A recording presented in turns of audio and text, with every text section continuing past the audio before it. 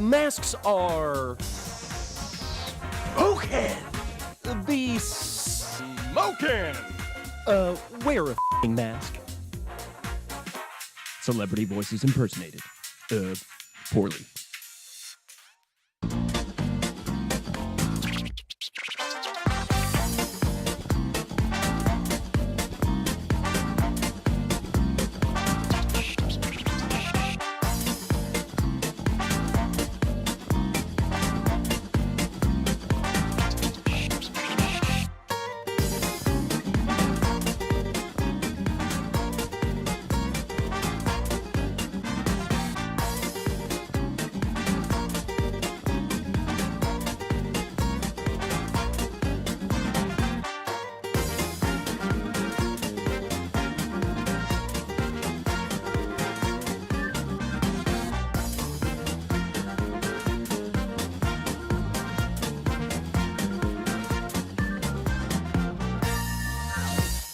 It's Eddie Robinson from WehoTV News. As we embrace technology to help us communicate better during the coronavirus pandemic, we're also discovering how it can help us better ourselves every day, not only physically with an exercise app, but also mentally.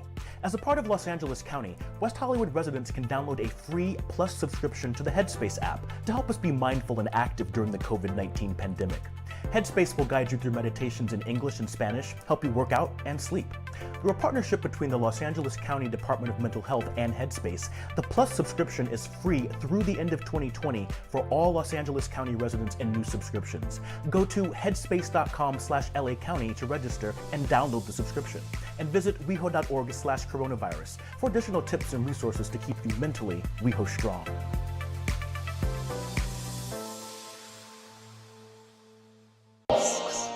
Are tasty.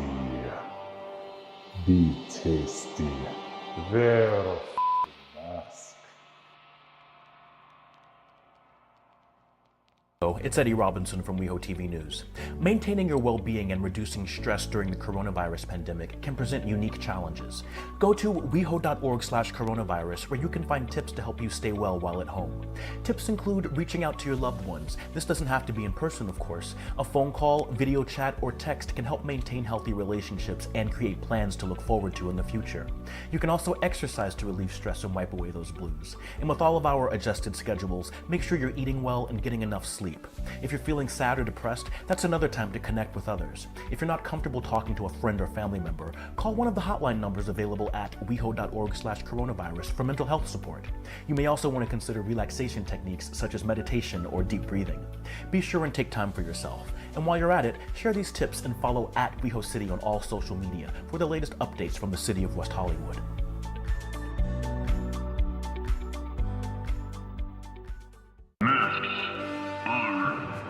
The way. This is the way. Wear a f***ing mask.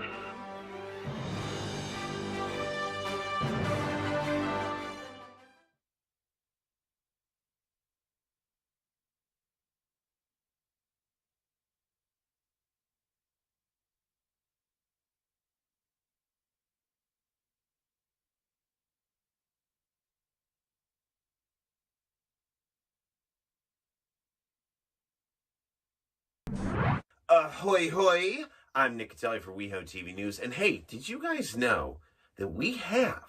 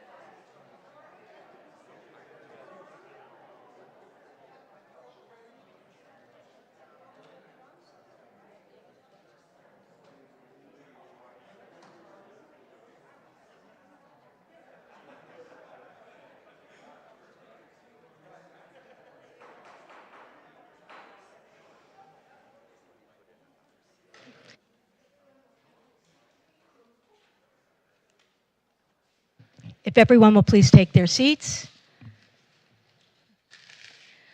We would like to begin by acknowledging that the land on which we gather and that is currently known as the City of West Hollywood is the occupied, unceded, ceased territory of the Gabrieleño Tongva and Gabrieleño Kizh peoples. This meeting is now called to order. This is our regular meeting. It's 6:02, and it is April 4th. And I guess we will begin with the Pledge of Allegiance. Ted Green, will you please lead us in the Pledge of Allegiance? Yeah, where is it?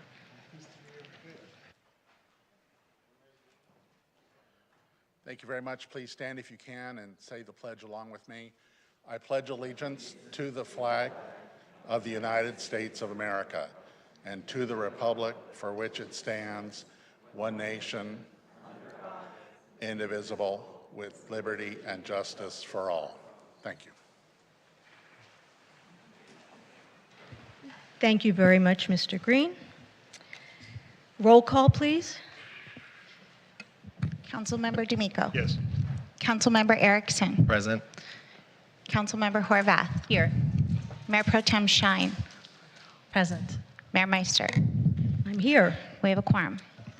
Wonderful. Okay, and approval of the agenda.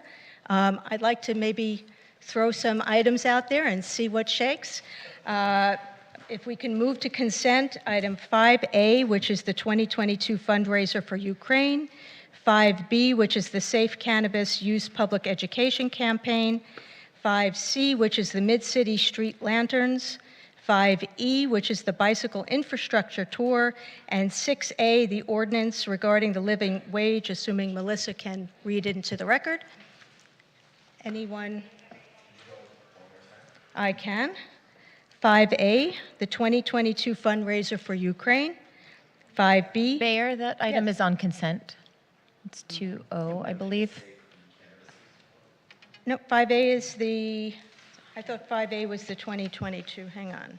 5A was moved to consent on a revised agenda last week. Originally, there was a fiscal impact, and we realized there wasn't, so it was moved to consent and revised. Okay. Well, then there you go. That was easy. So I assume 5A then is the Safe Cannabis Use Public Education Campaign? Correct, yeah. Okay. Everyone okay with that? Yes. All right. 5B, Mid-City Lanterns. Sorry for the confusion. You know me, I start early. Okay. 5D, the Bicycle Infrastructure Tour. We're good with that? And is 6A still 6A? It is. Okay. Ordinance regarding the living wage. Okay. Do we have any other changes? Yes, Councilmember Erickson? Thank you so much, Mayor. Could we move 4A, the discussion regarding resuming in-person commission, advisory board, and task force meetings? I'd actually like to talk about that. Whatever you want. Okay. Anybody else? Mayor? Yes. Item 2G, staff is requesting that it be tabled. Okay, 2G is? 2G is the arts grants item. Okay.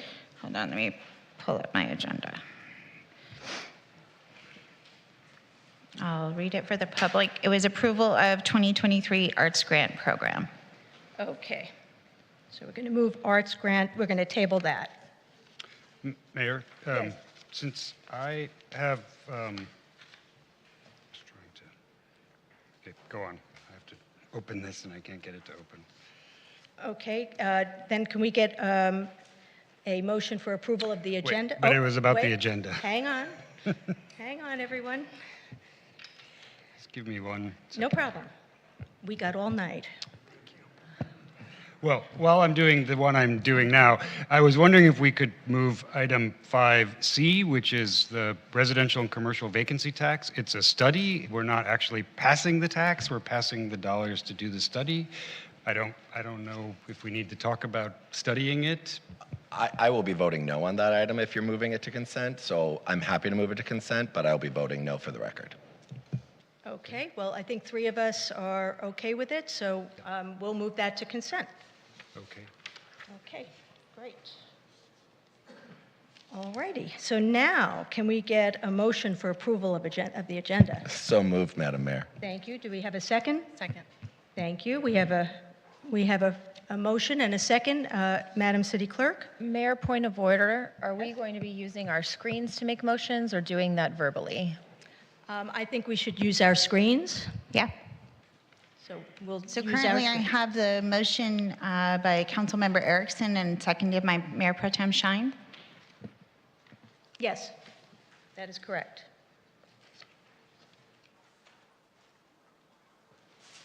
Okay. Okay, roll call. Did it show on your screen? Yes, it did. Well, it did for a minute. Okay, so I'll do a roll call vote. Councilmember D'Amico. Yes. Councilmember Erickson. Yes. Councilmember Horvath. Mayor Pro Tem Shine. Yes. Mayor Meister. Yes, Motion passes. thank you. And you noted my no vote, City Clerk? Noting the no vote of Councilmember Erickson on item 5C. I'm also voting no on 5C, but I think we'll clarify that in comments on recommendation 1, and the remainder of the recommendations I'll be abstaining on that Okay. item. Okay. Okay, now we're going to move to adjournment motions. Does anyone have an adjournment motion? I have an adjournment motion. Okay. I'd like to adjourn in memory of Estelle Harris. Estelle Harris made TV history as George Costanza's mother on Seinfeld. After Seinfeld ended, she would go on to voice Mrs. Potato Head in the Toy Story franchise and played the recurring character Muriel in the Disney Channel sitcom The Sweet Life of Zach and Cody. Estelle and her husband Cy were longtime West Hollywood residents until recently. Estelle died at the age of 93, and our condolences go to her entire family. Thank you. Now we have presentations. We'll start with Councilmember Horvath. Oh, I'm sorry. I didn't see. Okay. Mayor Pro Tem. Thank you. I'd like to do the first adjournment regarding that early Sunday morning, 6 people were killed and 12 others injured as a result of a mass shooting in downtown Sacramento, which is an act of domestic terrorism. The names of the victims that were killed are Jontea Alexandra, Melinda Davis, Sergio Harris, Joshua Hope Lucchesi, Yamil Martinez Andrade, and Devazia Turner. I would also like to adjourn in the memory of all those who have been killed as of our last meeting, resulting from Putin's criminal war in Ukraine. Thank you, Mayor Pro Tem. Councilmember Horvath. Thank you, Mayor. I first would like to adjourn in memory of Lynn Schatz, who is the former general manager of the Andaz Hotel in West Hollywood. During his time at the Andaz, he also served as chair for the board of directors for Visit West Hollywood and participated in the board of directors for the West Hollywood Chamber of Commerce. We extend our condolences to his family and family of choice. I'd also like to adjourn in memory of former LA County Fire Captain in West Hollywood, Herbert Lombardi. Our thoughts and condolences go out to his entire family and his colleagues.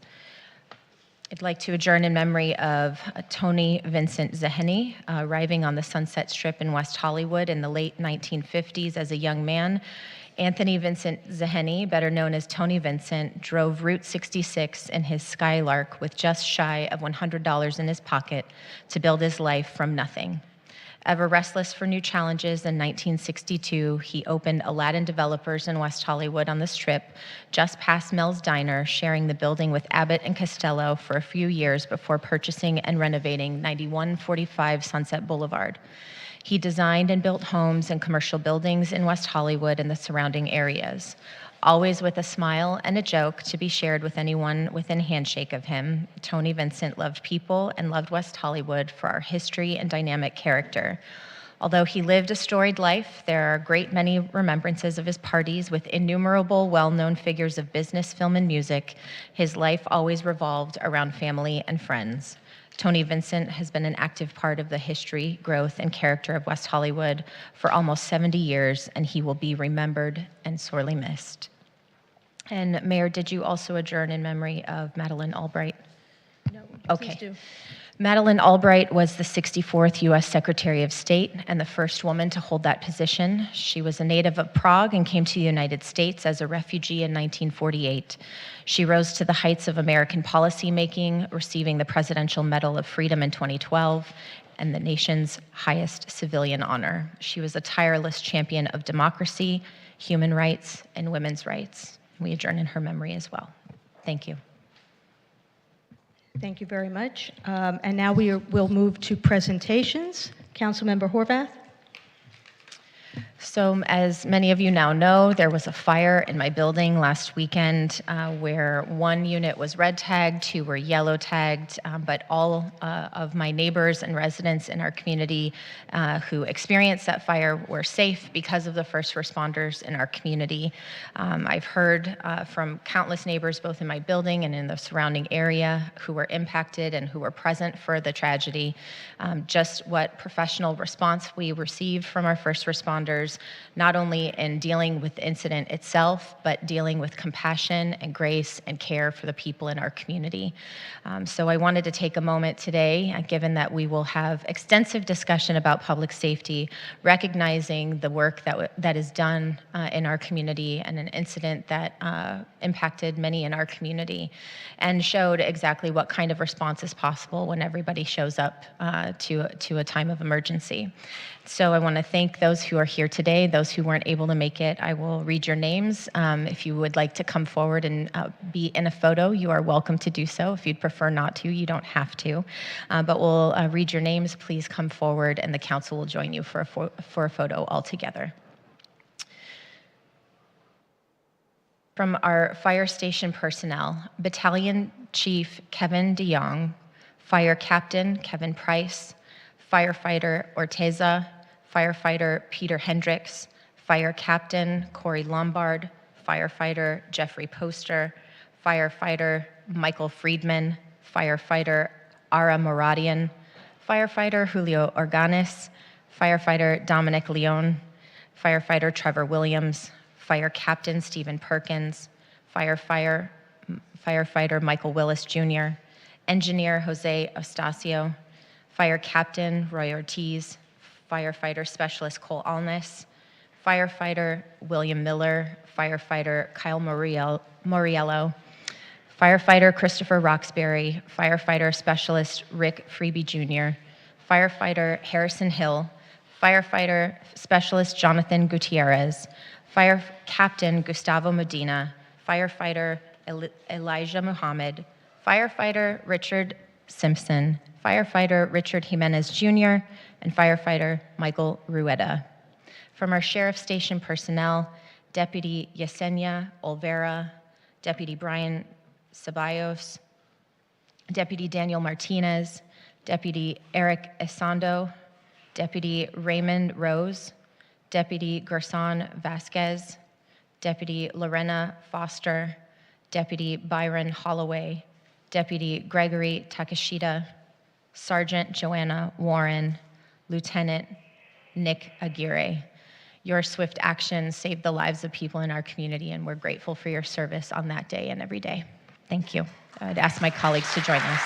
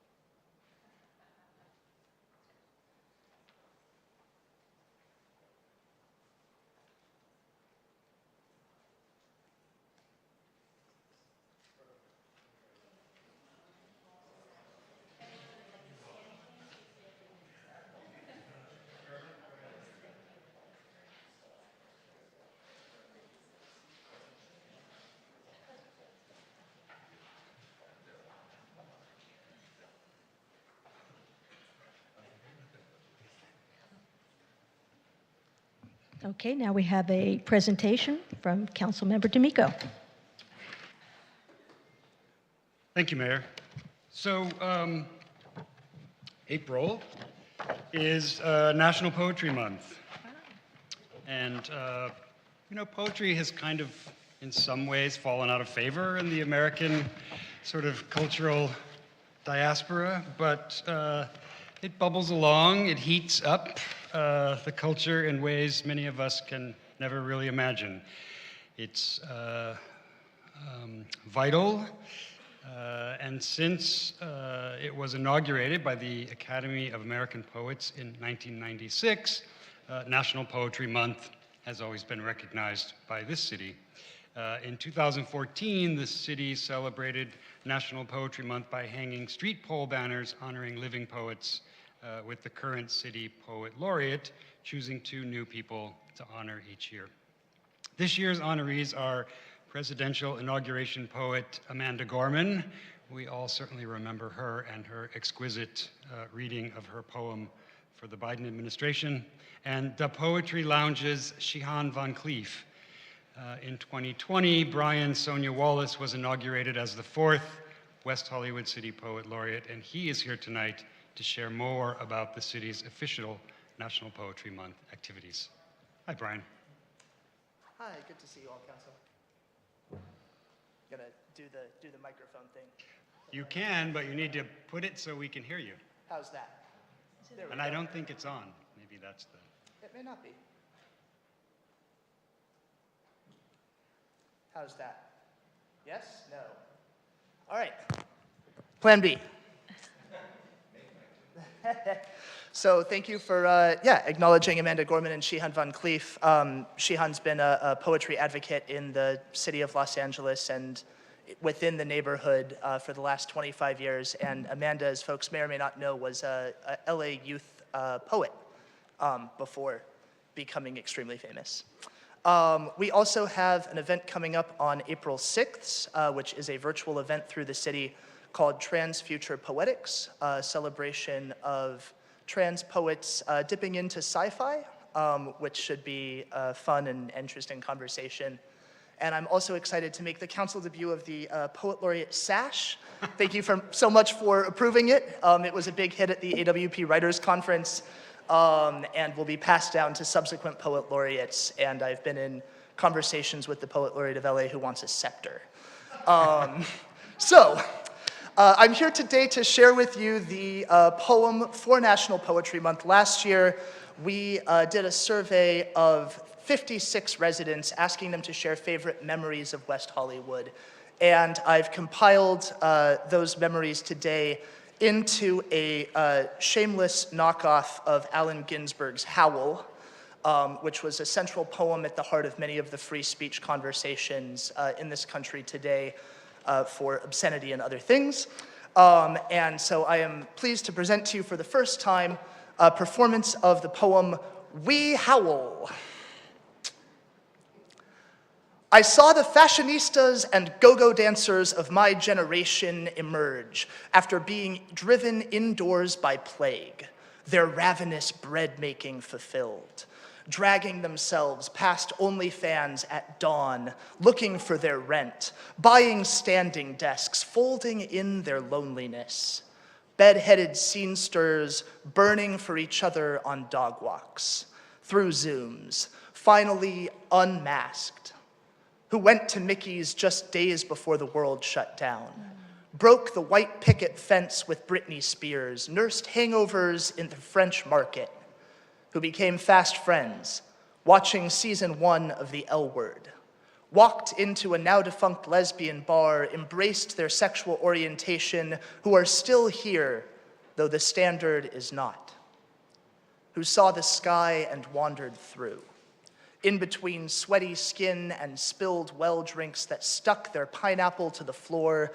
like lips that don't quite let go, who met a boy in a Jeep while driving down Santa Monica Boulevard, who greedily assented, who discovered rent control and were able to stay, who floated under the still starlight at the Hollywood Riviera, who had way too much tequila on Halloween at Merrick's where the waiter was dressed like Liza Minnelli, who walked before dusk, cars flying by on Santa Monica, dipping into Barney's for quick coffee and eggs, who saw Iman and Bowie at the checkout line at Gelson's, who lived inside history, who roller skated down Crescent Heights just after Fountain, where everything just got so fast, who couldn't stop and rolled and flew all the way down where the street curves and crashed, who got cleaned up by the elderly Russian ladies who raced out of their stores to help,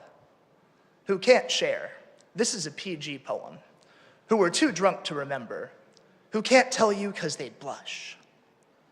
Hank, I am with you in West Hollywood, where clear skies echo rhythm and harmony. I am with you in West Hollywood, where you reignited the creativity you'd placed on the back burner.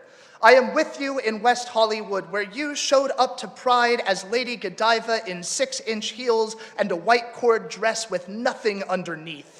I am with you in West Hollywood, near where Aldous Huxley had a house on Kings Road. Andy Warhol showed his soup cans on La Cienega, and silent movie technicians filled the bungalows along what's now the Norma Triangle at the birth of film. I am with you in West Hollywood and down the road after, in the back booth at Cantor's, waiting for our orders while staring at the ceiling. 3 a.m. I am with you in West Hollywood, where you get an accidental gig in a coffee shop, the kind of regular gig that lasts 10 years. Oh, rooftop pool. Oh, man with the free hug sign. Oh, Oscar party. Oh, resplendent shades of yellows, golds, and white. I am with you in West Hollywood, where the streets fill with dancing, where Kuntz Hardware feels like home, where you sing off Laurel as you bring in oranges from your trees in the backyard. I am with you in West Hollywood. In my dreams, you wander sunset, from sunset to sunrise. Thank you.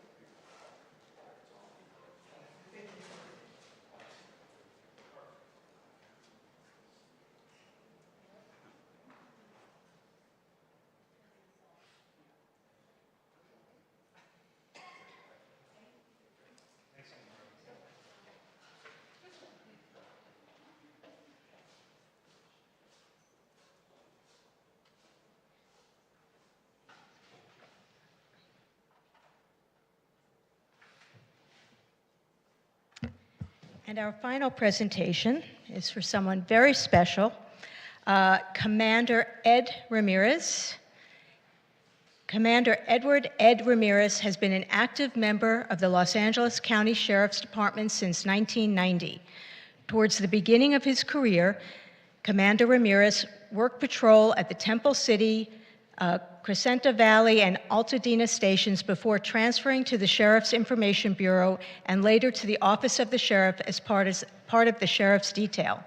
On March 1st, 2015, after serving as a lieutenant at several other bureaus, Commander Ramirez transferred to the West Hollywood Sheriff's Station.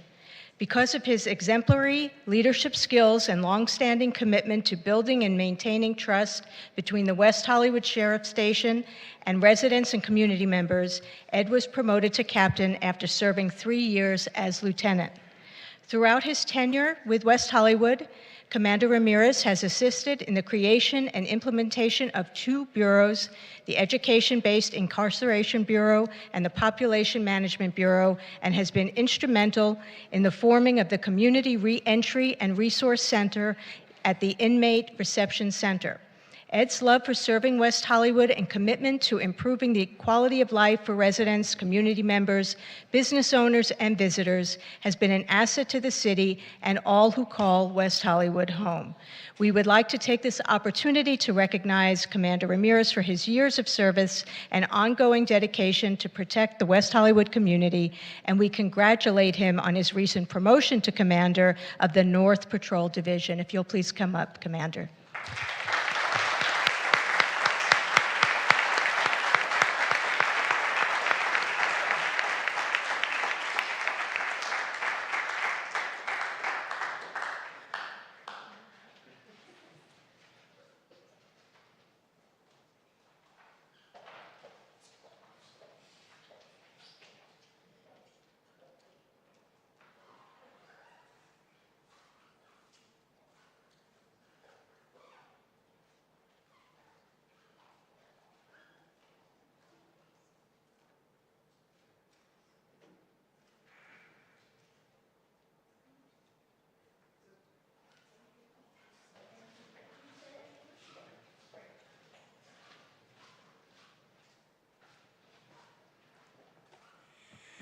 Yeah, Council, thank you so much for this recognition. You know, somebody once told me, Ed, you are doing yourself a disservice by being on the Los Angeles County Sheriff's Department and not spending any time in the city of West Hollywood. You come out here, it's gonna be a hoot, and they were absolutely right. I've had a fantastic time, 2 years as your watch commander, 2 years as your service area lieutenant, and 3 years as your captain. I am grateful for this promotion, and like I tell my team, this wouldn't have happened without them. They were the ones who did the hard work. They were a direct reflection. I wish I could bring everybody with me. Unfortunately, I can't. Please know that you guys are gonna be in very good hands with a person you guys recognize and know very well, in Lieutenant Bill Mulder, until a process is vetted and the next captain is determined. But I will like to say thank you, all of you up here, for being good partners, for doing the hard work, and many of you, thank you for your friendship. I'm surely gonna miss this place, but I believe I will be the commander for City of West Hollywood, Los Hills, Malibu, and the city of Santa Clarita. So you will be seeing me around a little bit, and then I'll be ensuring that Acting Captain Mulder and whoever the next captain is has the proper resources so we continue to provide quality service to the residents of the city of West Hollywood. Thank you very much. Thank you so much, Commander. We will now move on to public comment. The City Council values your comments. However, pursuant to the Brown Act, Council cannot act on items not listed on the posted agenda. The public comment period is limited to 20 minutes, with 2 minutes allotted for each speaker. This public comment period is to address the City Council on consent calendar items, other agenda items if the member of the public cannot be present at the time the item is considered, or items of general interest within the jurisdiction of the City of West Hollywood. And this City Council. Another period is also reserved for the general comment later in the meeting for those who cannot be heard at this time. Public hearing, well, we have no public hearings today, so I don't need to read that. Yes, Thank you, Madam Mayor. City Clerk. Thank you, Mayor. Our first speaker this evening is Karen Swift. Oops, I skipped over Karen and went right to Jared. So we're gonna put Karen back up. Karen, you will have 2 minutes to provide comment. Thank you. Good evening, everyone. My name is Karen Swift. I'm Associate Director of Government and Industry Relations at Cedars-Sinai. It's great to be back in person. Thank you, Mayor Meister, and greetings to the council members from Cedars-Sinai. I'm joined tonight by my colleague to speak on consent agenda item 2M, the city's co-sponsorship of the LGBTQ+ Cancer Symposium with Cedars-Sinai, and I'm going to turn it over to my colleague Zul Sarani. Thank you, Karen. Good evening, Mayor Meister and honorable city council members. I'm Zul Sarani, Associate Director for Community Outreach and Engagement and the Cancer Research Center for Health Equity, and I serve as co-chair for the LGBTQ+ Cancer Symposium. This symposium is the first of its kind to center the science and voices of LGBTQ+ people on cancer care, community engagement, and policies that influence health disparities. The LGBTQ community is impacted by a unique cluster of risk factors that puts them at higher risk for cancer than other populations. And we recognize that by examining the intersection of sexual orientation, gender, and cancer and convening experts from all over the country to present the very latest research and information, we can better prevent, detect, and treat cancer and inform our programs and policies.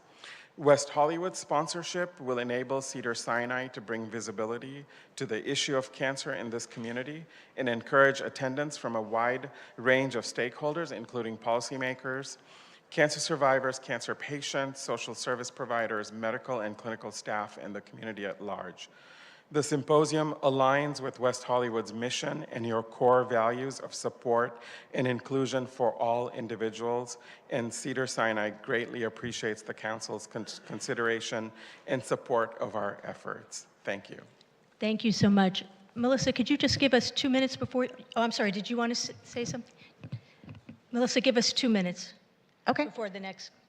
Okay.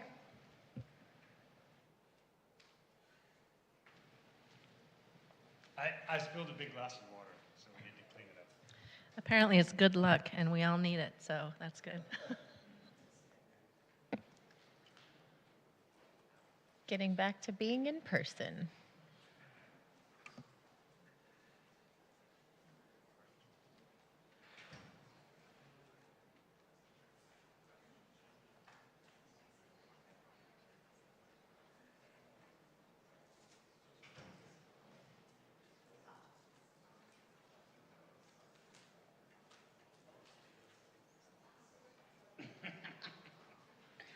Sorry, everyone. Sorry, Melissa, you may continue. Spills happen. Our next speaker is Scott Schmidt. Scott, come on up and you will have 2 minutes.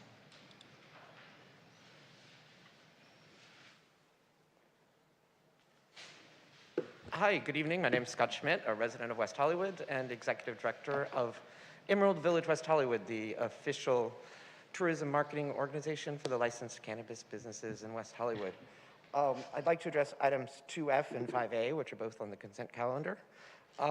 First, I want to say that we're glad to see that the 18 cannabis businesses have now gone through the licensing process, and clear up for anyone who thinks there's going to be 40 more. No, there's only 18. It's very exciting to see these new businesses opening. The studio lounge at the Artistry will be opening up probably next week, and the Woods is coming soon across from City Hall in the former Shoes Design Studio. As the council considers its special event policy, I want to encourage the city to work with us and the industry to craft a policy that respects West Hollywood, its residents, and our businesses so that we can work together. Regarding the safe and responsible use public education item, in Emerald Village, we want our guests to be able to enjoy themselves both safely and responsible. The last thing we want is for someone to have a really bad experience and spread around the bad buzz, right? So we realize that we're part of a wider community and that our guests need to be mindful of that as well. So here's the thing that we as an industry are already doing on this. We publish a responsible use guide on our website and are sharing those messages on social media. We're publishing a responsible use guide as part of our Emerald Village Cannabis Map.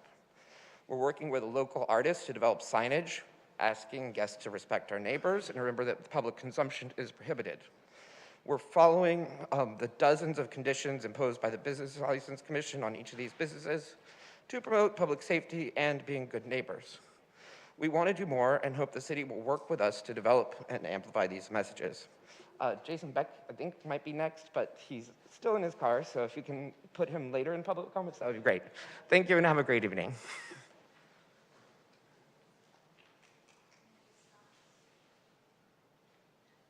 To get used to turning a mic on again.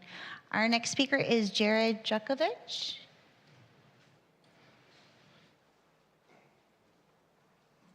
You'll have 2 minutes. Thank you. You're welcome. Hi, City Council. Thank you for having me here. I'm here to talk about agenda item 4C, specifically the reappropriation of police funding towards non-carceral, towards more patrols, more security patrols, and less police. I wasn't planning on being here. I was just planning on leaving a public comment online. but I actually got an email from someone who's in this room who I won't name because that wouldn't be appropriate, telling me that I should prove that I live in West Hollywood before I make comment. So I'm here, I ran here today to prove that I do in fact live in West Hollywood and do in fact support the agenda item and the reallocation of police funding. That's pretty much all I have to say. Thank you for the opportunity. Have a good evening. Google LASD gangs also, please. Thank you. Thank you. I think it would be appropriate to be clear you don't have to be a resident of the city to comment on any agenda item. That is correct. Or anything anywhere in the world or the universe you can talk about at the appropriate time. Yes. So thank you, Jared. I'm glad you're a resident, but even if you weren't, we'd be happy to host you. Yes, and additionally, the Brown Act doesn't require that you give us your name or where you live. So if you're anonymous, you're anonymous. Kevin Burton is not anonymous, and he's next, please. The first meeting back, and Melissa's got all the jokes. Got jokes over here.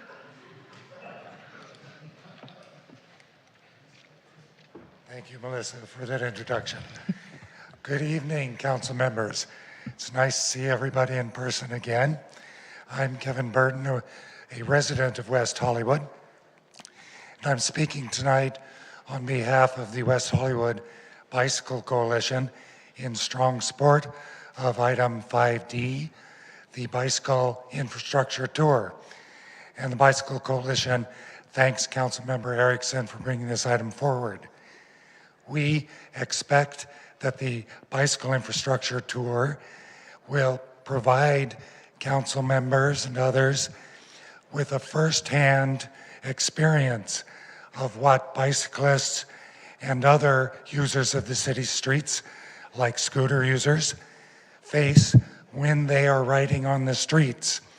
And the infrastructure tour will highlight existing infrastructure that has been implemented over the years by the city, and will also discuss planned infrastructure that, when it is implemented, will help improve the safety of all of the city's vulnerable users of its streets. And the West Hollywood Bicycle Coalition looks forward to participating in these tours, and we especially look forward to seeing all of your wonderful faces on bicycles on these tours. Thank you. Thank you, Kevin. Our next speaker this evening is Victor Omolchenko. You will have 2 minutes.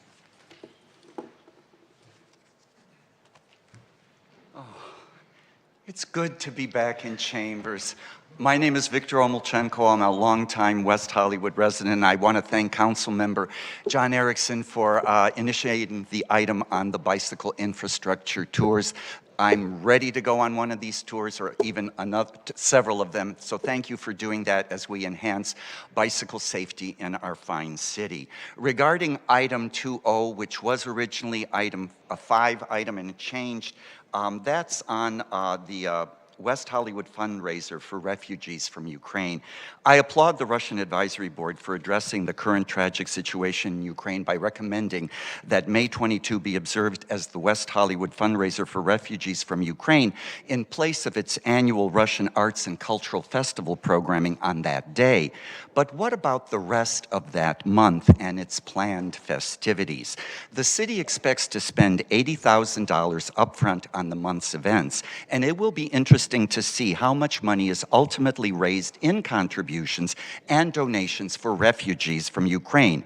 Who exactly will be in charge of dispersing these proceeds to those refugees? Such a detail should be included in the staff report. I want to thank Council Member Lindsay Horvath for her comments at the last council meeting. I too look forward to hearing the results of the city's review of its contracts to ensure that it does not do business with Russia and to possibly rename the Russian Advisory Board. Taking into account West Hollywood's history of inclusiveness, our efforts at anti-discrimination, and our not playing favorites, I suggest reformulating the current Russian Advisory Board into becoming a broader, more comprehensive, more inclusive, perhaps Eastern European Advisory Board. The times call for it. Thank you very much.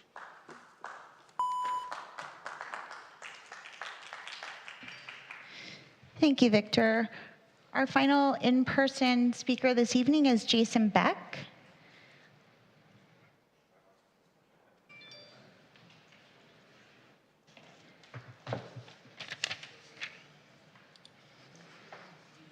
Good evening, City Council. Thank you. I'm Jason Beck. I'm a resident of West Hollywood and the president of the board of the West Hollywood Tourism Marketing Fund, also known as the Emerald Village. The cannabis marketing organization established by the City Council as part of the 2020 settlement agreement. I'm speaking here on item 2F. The Cannabis Ordinance Implementation Update. I want to specifically address the special events policy in the staff report and ask you to direct staff to work closely with industry groups like ours to ensure that we get this done right.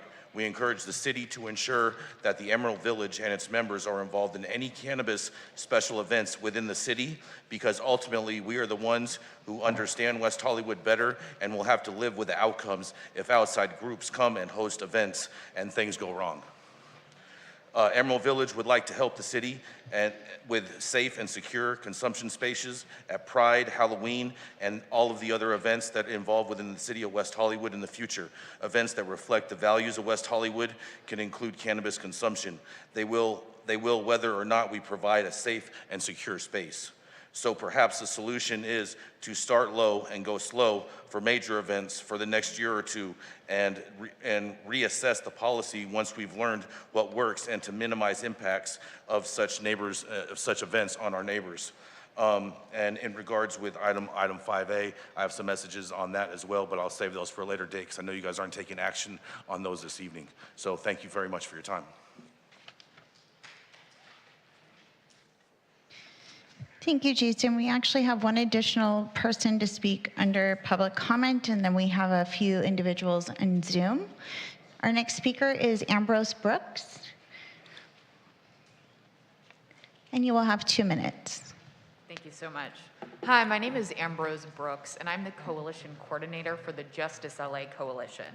Justice LA Coalition is a partnership of grassroots organizations, advocates, directly impacted communities, and stakeholders to reduce the footprint of incarceration by stopping jail expansion and reclaiming and reinvesting in our community. West Hollywood is currently faced with the opportunity to choose care over policing. Justice LA wants to express support for the Public Safety Commission's proposal to reallocate $3.2 million of the city's $20 million LASD contract to social services. Tonight is a pivotal moment. West Hollywood has the opportunity to choose care over policing and harm. If this city chooses the right path, you all will set the tone for other contract cities to truly interrogate their contracts with the Sheriff's Department. As of 2013, only 43% of residents in West Hollywood felt very safe. A robust law enforcement presence was the solution offered. 5 years later, in 2018, even fewer felt very safe, 26%. Around 20% of the time West Hollywood contracts for was spent on homelessness and mental health services provided by the Sheriff's Department. If this was instead invested in social services, it would represent over a 60% increase of the total $5 million the city spends. Interrogating the contract and ultimately reallocating the $3.2 million will not result in a loss of services. In fact, should WeHo make the choice to choose care over harm, this money can be utilized for actual services. The Sheriff's Department does not provide robust wraparound services to houseless communities and individuals experiencing mental health crises. Justifying an expensive contract on the false assumption that the Sheriff's Department is providing these robust services actually takes funding away, potentially takes funding away from service providers who are doing the work. What we see is that deputies pass out pamphlets and engage in conversation. They're not providing the referrals needed for mental health services. They're not actually referring individuals to permanent supportive housing. Thank you. Thank you.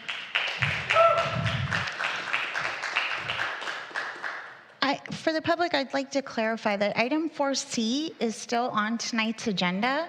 So this public comment period is for consent calendar items and general public comment, because we only allow 20 minutes for this period. So if you signed up to speak for public comment, but you really want to speak on item 4C, we will be hearing that item later. Our next speaker is Wes Siegmiller. All right. Hi, everyone. Thank you so much for ending the vaccine passports for businesses in West Hollywood at the last meeting, and for getting rid of the mandates, the vaccine mandates for public officials and elected officials. From my perspective, and from many other principled people's perspective, vaccine mandates for public officials are political purges. So it's really important that that never happens again.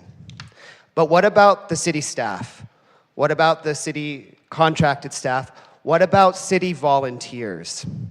We're still required to be whatever it is this day.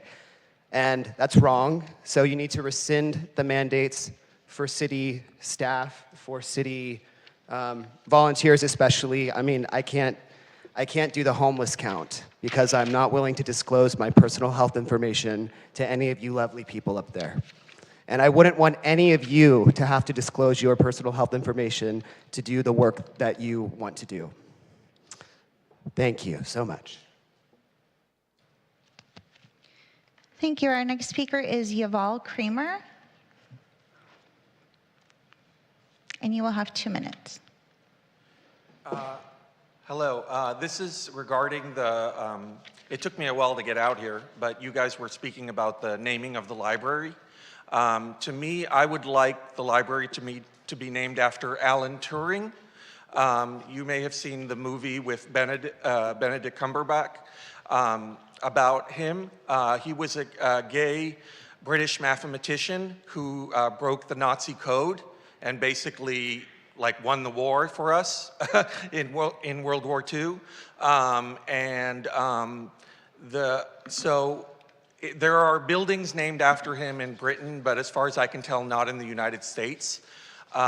He designed and built a computer to break that code. So he's also, some people consider him the father of computers, father of artificial intelligence, a great man who died at the age of 41. He was, the way Britain thanked him, because being gay sex was not legal in Britain, they convicted him for that, and he went through chemical injections for a year. So he was convicted at the age of 39, and it appears he committed suicide at the age of 41 by cyanide poisoning. To me, it's a no-brainer if there's no buildings named in the United States after him, such a great person who won the war for us by breaking the Nazi code, who had so much influence in computer science and artificial intelligence, to name a building in West Hollywood after him. So I would encourage you guys to consider Alan Turing for the naming of the West Hollywood Library. Thank you. Thank you, Yuval. Larry Block.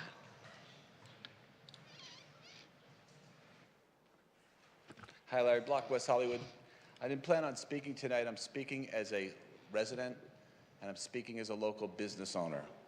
I didn't plan on speaking, but the person who was talking about the police, I'm not speaking on that item, or defunding the police, don't really realize how dangerous the streets are. And, you know, 2 weeks ago, a very dangerous thing happened in front of the store. It wasn't on the pages of WehoVille or anywhere, but it was enough to make me write all 5 council members, the city manager, to remove the out zone outside. I want to thank Lauren Meister for getting back to me. I want to thank John D'Amico for getting back to me. I want to thank Seppi Shine for getting back to me. And I do not know why John Erickson and Lindsay Horvath are not doing their jobs on such an urgent public safety issue. But the out zone in front of Mickey's and Block Party is going to be removed so people can have a flow on the street. And I hope the city moves expeditiously in that manner, because it's just a cluster of dangerous people at 2 o'clock doing drug dealing. And if you can't patrol that, and you cut sheriffs, and you don't have anybody on the street, we're going to have an incident like Westwood. I moved here, I started off in Westwood, and I remember when Westwood just had a shooting, and no one went to Westwood anymore. The whole city died. And I fear for my staff every single night, and every single day. The crime before COVID was so much. I, put a sign on my window, crime is out of control, the homeless are all over our streets, mad as hell, are not going to take it anymore. And truthfully, now COVID's coming out, and it's really bad. So we really need people on the street. I don't know how much money we could spend on mental health services when people deny mental health services, but we really do need boots on the ground on those corners at night, to patrol and make sure the employees who work in the city are able to get to their cars safely. Thank you, Larry. Before we move to public comment on Zoom, Chad Bluen did put in a citizen position slip in support of item 2J. So now we'll move to Zoom.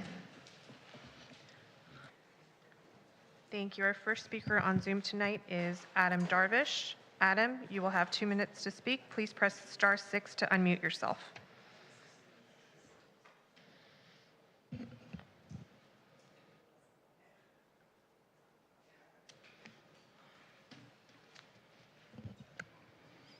Adam, please press *6 and you will have 2 minutes.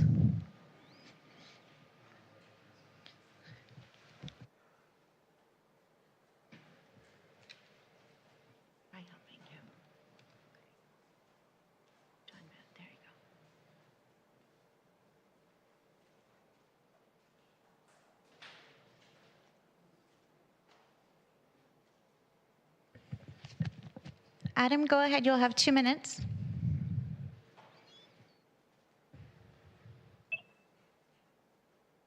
Hi, can you hear me? Yes.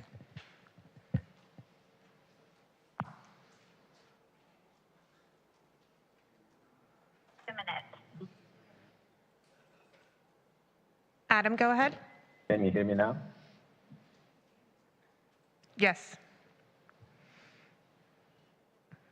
Can you hear me, Melissa? Yes, we can hear you.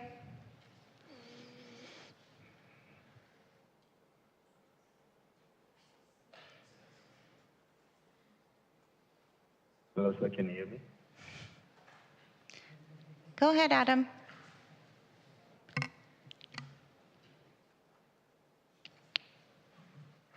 Hello, can you hear me? We haven't gotten to 4C yet, Laura. Yes, my name is Laura. Right, you're signed up to speak for item Yes, we have 4C. a connection issue here. This is Adam Darvish, calling to make a public comment.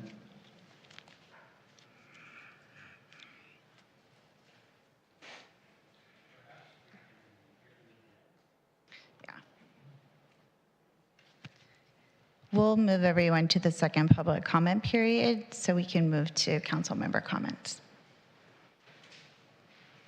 Okay, we're going to move to council member comments. Who would like to begin? Council member Horvath? I'm happy to start. Thank you, Mayor.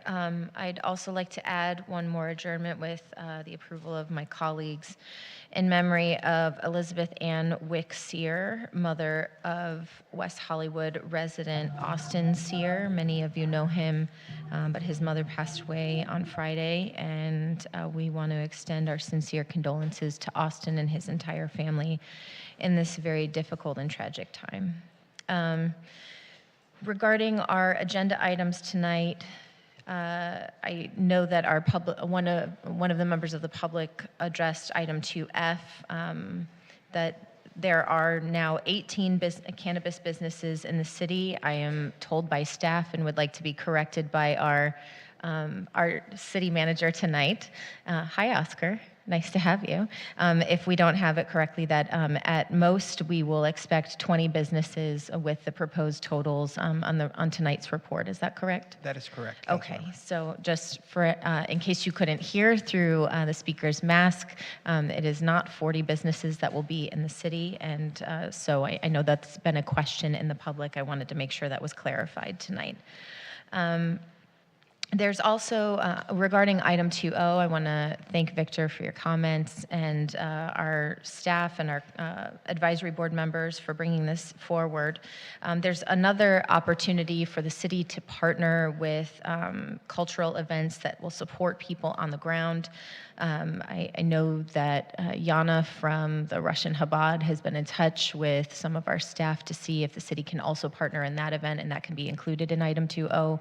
If any additional direction is required, I hope staff will bring it back to us at our next council meeting so we can partner if it turns out to be an appropriate opportunity for the city. Regarding items 2H, 2L, and 2I, I'm glad to see further investment in domestic violence response in partnership with the LA LGBT Center, as well as an uplifting of mental health safety in items 2I and 2L. I want to register my no vote on item 5C, which is the vacancy tax item that was moved to consent. I think that item could bring unintended consequences of actually increasing the cost of rental, both residential and commercial, in the city, which would create the opposite effect I think we're trying to achieve in our community right now. So I want to register my no vote on recommendation 1 and my abstention on the other recommendations in that item tonight. I had opportunity to meet with members of the Chamber of Commerce, and we're going to be continuing our conversation in anticipation of an item that I understand will be coming forward at an agenda item later this month. Many members of our business community have questions with regard to our minimum wage ordinance. And during our discussion of the ordinance, I had asked that we consider possibly eliminating or delaying the step that is proposed for July 1st. So I just wanted to express that there are questions and concerns that I think need to be appropriately addressed for our businesses, whether that's addressed at our next meeting or at another time. I just wanted to offer that as a possibility so our staff and businesses have the opportunity to clarify and answer any questions that are outstanding with regard to the ordinance. Since our last council meeting, I represented the city as chair of Ledge and Regulatory Committee for the Clean Power Alliance. I participated with the students from the Center for Early Education in their day of service at Kings Road Park, which was really wonderful, and I want to thank our staff who made that possible. It was nice to see our young people out and learning and engaged in our parks. I'm excited to share that there will be a next-gen in-person event this summer. I want to thank Jasmine and all of our staff who are helping to prepare that event later this month so we can continue the activities of the next-gen efforts that were initiated before COVID. It will be nice to see that resume and bring community together for our next generation here in West Hollywood. And finally, I'd like to say that the only person in West Hollywood who gets a scepter is Jimmy Palmieri, and I know that he's probably listening at home, so I hope that gave you a good laugh, Jimmy. Thank you very much. Thank you. Councilmember D'Amico? Thank you, Mayor. I just have a couple quick comments. Item numbers notwithstanding, I wanted to talk about the 2 cannabis items on our agenda. The first is regarding the cannabis update, and I wanted to say that thank our staff for the years of dedication as this sort of newly invented category of business has moved along, and we have, I would say, quite successfully monetized through the tax item that we passed, and regulated through our fairly complicated and sophisticated application process that identified a long but I think very responsible list of cannabis businesses and business owners. And I think it's time for us, as the report says, to move into special events. And as perhaps one of the fathers, I don't know if it makes sense to say that, of the cannabis ordinance, I thought I would sort of weigh in as the staff is working on this, but I think We do need, when we have special events, to have sale and consumption. I think it needs to be limited to businesses that are part of the Emerald Village group of businesses, and I don't believe that we should ever allow the Emerald Village group of businesses to have honorary members, even for special events. I think that perhaps a good place to start is one every quarter or 4 per year. They can be located as appropriate with appropriate buffers, and I think certainly they can be held on public property, especially given the kind of oversight our staff would have were they to happen in one of our parks or one of our public spaces. With all of that said, I also wanted to turn to the item regarding the Safe Cannabis and Public Education campaign, which thank you to my colleagues to my right and left. But I guess the main point of this is that it seems like this $10,000 of education should be funded by the Emerald Village. That's why we have that association, to monitor, to move forward, to carefully watch how the businesses in our city are growing, to watch how legislation is changing up north, and safe cannabis use, I would suggest, is right in the wheelhouse of Emerald Village. So I'm certainly not in charge of them, but were they to offer to pick up this cost, I think it would certainly make sense, and I'm just putting that out there. I believe the chair of the board and one of their employees is here, or were, and if not, I'm sure they'll hear about it. Toot sweet. With that said, I'm just happy to be back in person with all of you, taking your time to sit with all of us. So thank you very much, and those are my comments. Thank you, Mayor. Thank you. Councilmember Erickson. Thank you so much, Madam Mayor. In terms of meetings attended between this meeting and last, I was at the Contract Cities Ledge Committee meeting. I was able to give welcoming remarks to my colleagues at our housing symposium. You can go to WehoTV and watch that. That was quite an impressive and eclectic group, so I want to thank the mayor for doing that item with me and helping get the word out about all the statewide housing items that come down that impact us here locally, that our residents care deeply about. I also was able to meet with the Climate Action Subcommittee group of Beverly Hills, who wants to do their own version of our trolley, which I thought was very encouraging. And then I said, well, if you want to join in and have ours go down the road a little bit more, you know, we can figure that out. But I offered that service up as a joke. But it was really great to see the success of the WeHo pickup, as well as all the other transportation services that the city offers for our seniors and our residents and everywhere. And it was great to see that our city, just to the west, is taking notice to address those issues as well. I attended the Suarez Dance Theater event yesterday in Plummer Park. I don't know if many of you were there. It was quite the amazing event where individuals gathered, children were dancing in and around the dancers, and it was quite fun. I didn't know what to expect, but it was great to see everything so alive in our park, as well as in hearing the popping of the pickleballs right afterwards, probably much to the chagrin of everyone else who hates pickleball.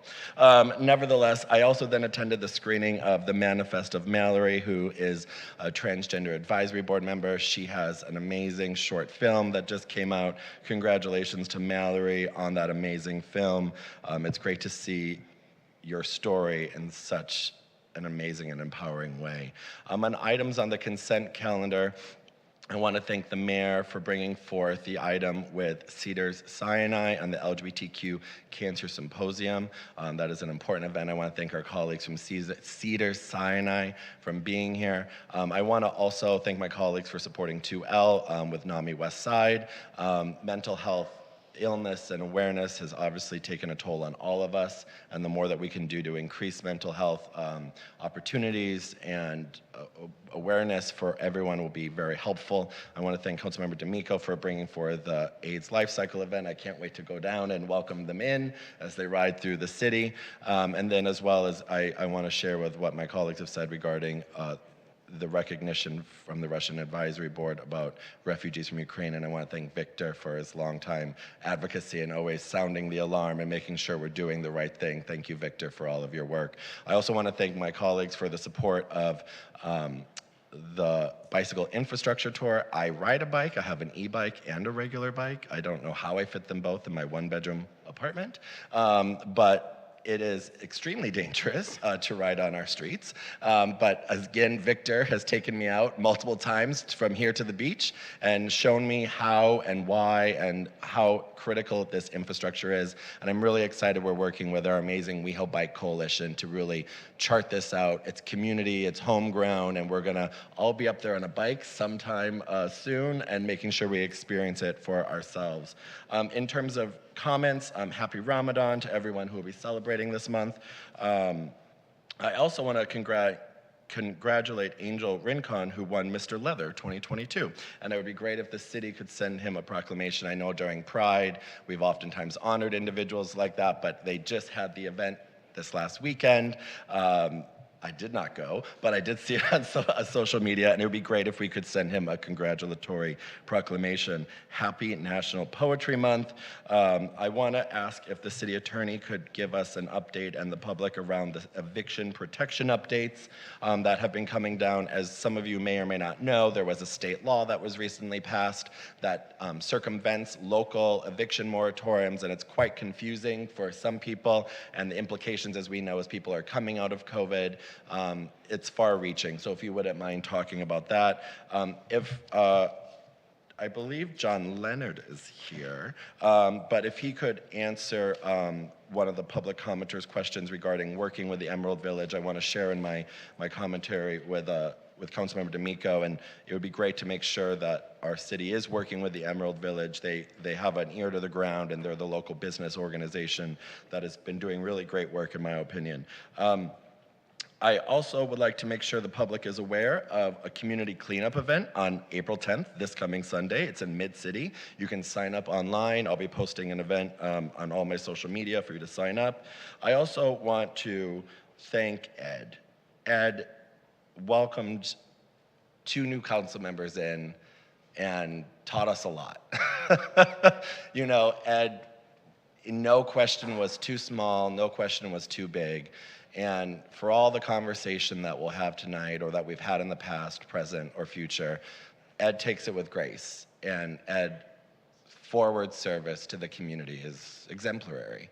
And we will miss you. But we know Mulder will live in your stead. And we know who to call at whether that's 11 o'clock at night, 7 in the morning. Mulder always seems to answer and is always saying, hello, how are you, before he gets into the business of it. So congratulations, Ed, on your promotion. It's much deserved. And thank you for your service to the city of West Hollywood.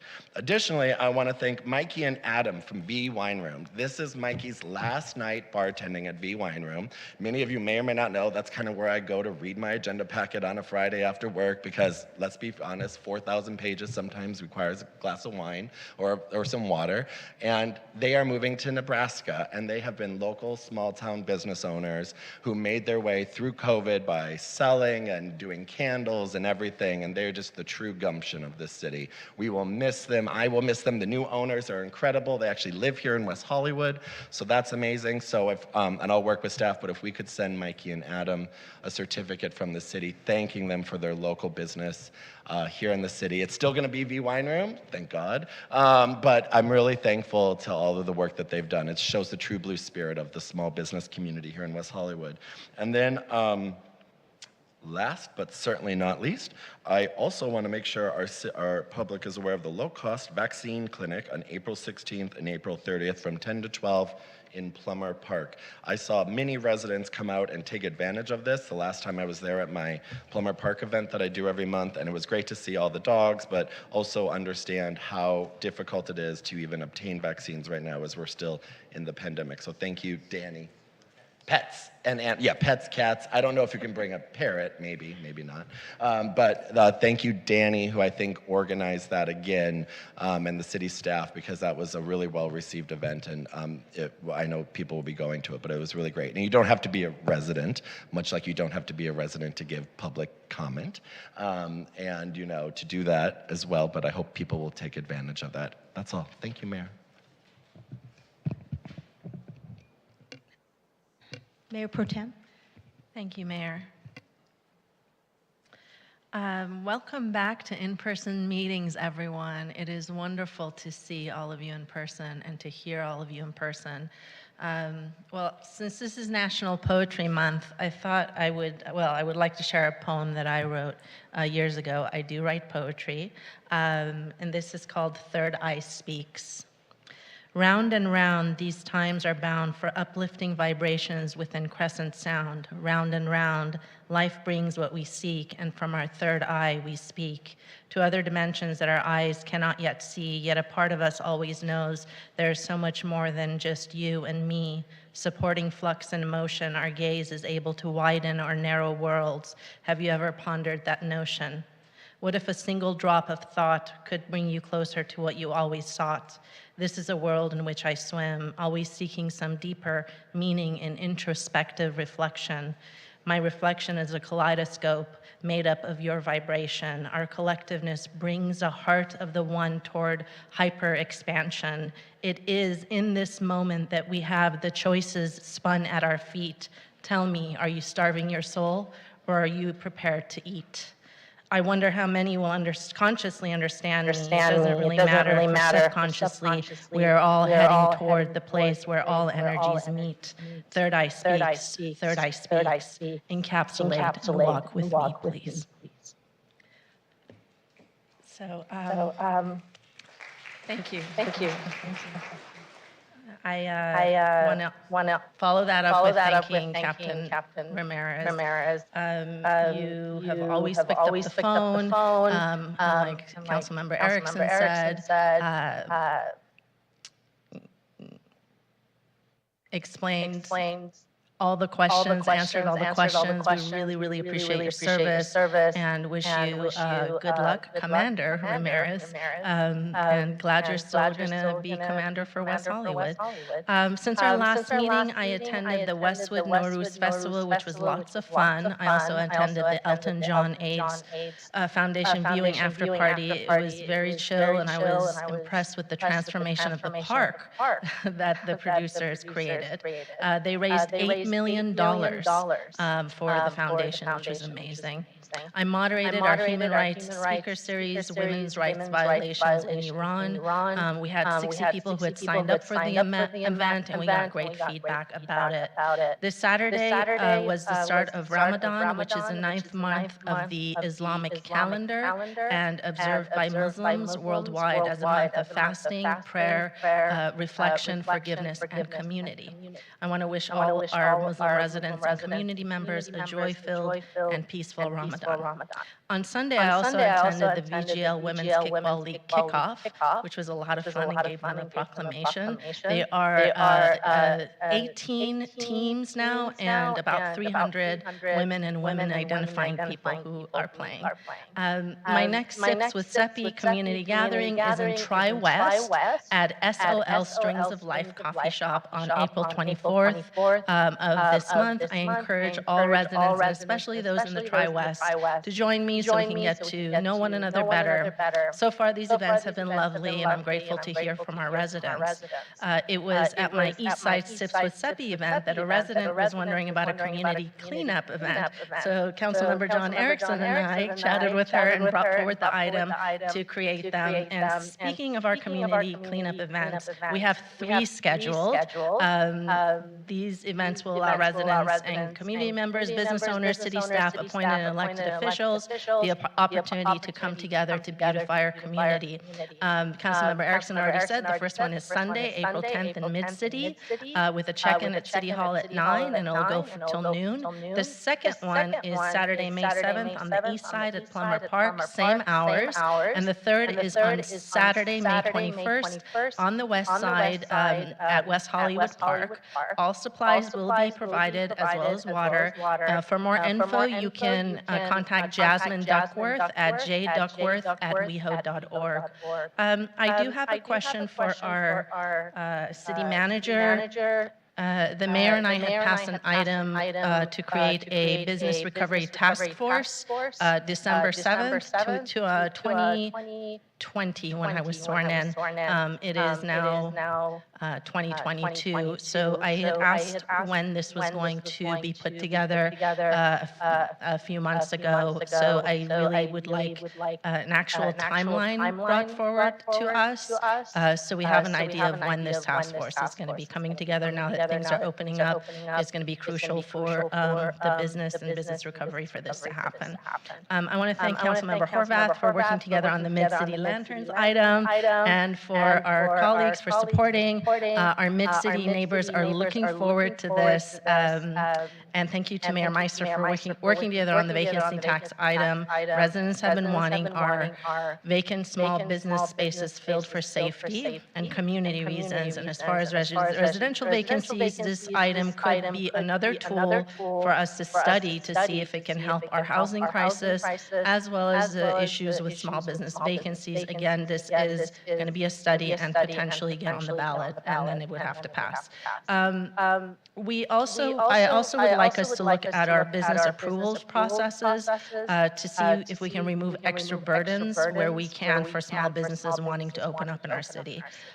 Also, I just want to say, I threw out my back yesterday. I had an awful spasm. So I'm moving slowly, and I will ask for grace from all of you. I may need to get up at some points. It doesn't mean that I don't care. I just may need to go and stretch and come back. So thank you. Thank you, Mayor Pro Tem. Since our last meeting, I represented District 4 on the Sanitation Personnel Committee meeting board. I attended West Hollywood Chamber's hospitality meeting and the Day of Service for the Center for Early Childhood Education. I also attended the Housing Legislation Symposium and even got to Zoom bomb at the end of the event, which I'm sure just terrified Hernan Molina. I visited the Wall Space Gallery, which right now has an exhibition of artwork from our transgender community, and it's really amazing. So I encourage you all to go visit. Regarding the consent calendar, on item 2F, the cannabis ordinance implementation update, I really like Councilmember D'Amico's idea of having the Emerald Village contribute in some way towards that program. Also, I just want to make sure, and maybe our acting city manager can let me know, that we will have community outreach regarding events, special events, to make sure that the community is not, that they know what's going on and they can give their input regarding special events. On announcements, on Thursday, the Acting Commissioner of Social Security announced that the Social Security Administration will offer people the choice to self-select their gender on the Social Security number record. They anticipate this option will be available in the fall of 2022. They stated that the department is committed to reducing barriers and ensuring the fair treatment of the LGBTQ+ community by updating their procedures for Social Security number records, and that this policy change will allow people to self-select their gender in their records without needing to provide documentation of their gender designation. So let's hear it for the Social Security Administration getting into the 21st century. Okay. April is Earth Month. Every year on April 22nd, Earth Day marks the anniversary of the birth of the modern environmental movement in 1970. The theme for Earth Day 2022 is Invest in Our Planet, which focuses on accelerating solutions to combat climate change and to activate everyone, including governments, citizens, and businesses, to do their part. In the weeks leading up to Earth Day and throughout the month of April, many organizations and individuals take the opportunity to plan events and actions to recognize our collective responsibility and focus on the urgent need for environmental justice, sustainable development, and climate solutions. So for more information on Earth Day and this year's theme, please visit earthday.org. And now I'm going to hand it over to our city manager for the city manager's report. Good evening, Mayor, members of the City Council. Before we start, I wanted to give a WeHo Pride update. So on cue, we have Cleo and Megan, who will provide a quick update, and Jeff is also available, and they'll be here to answer any questions you may have.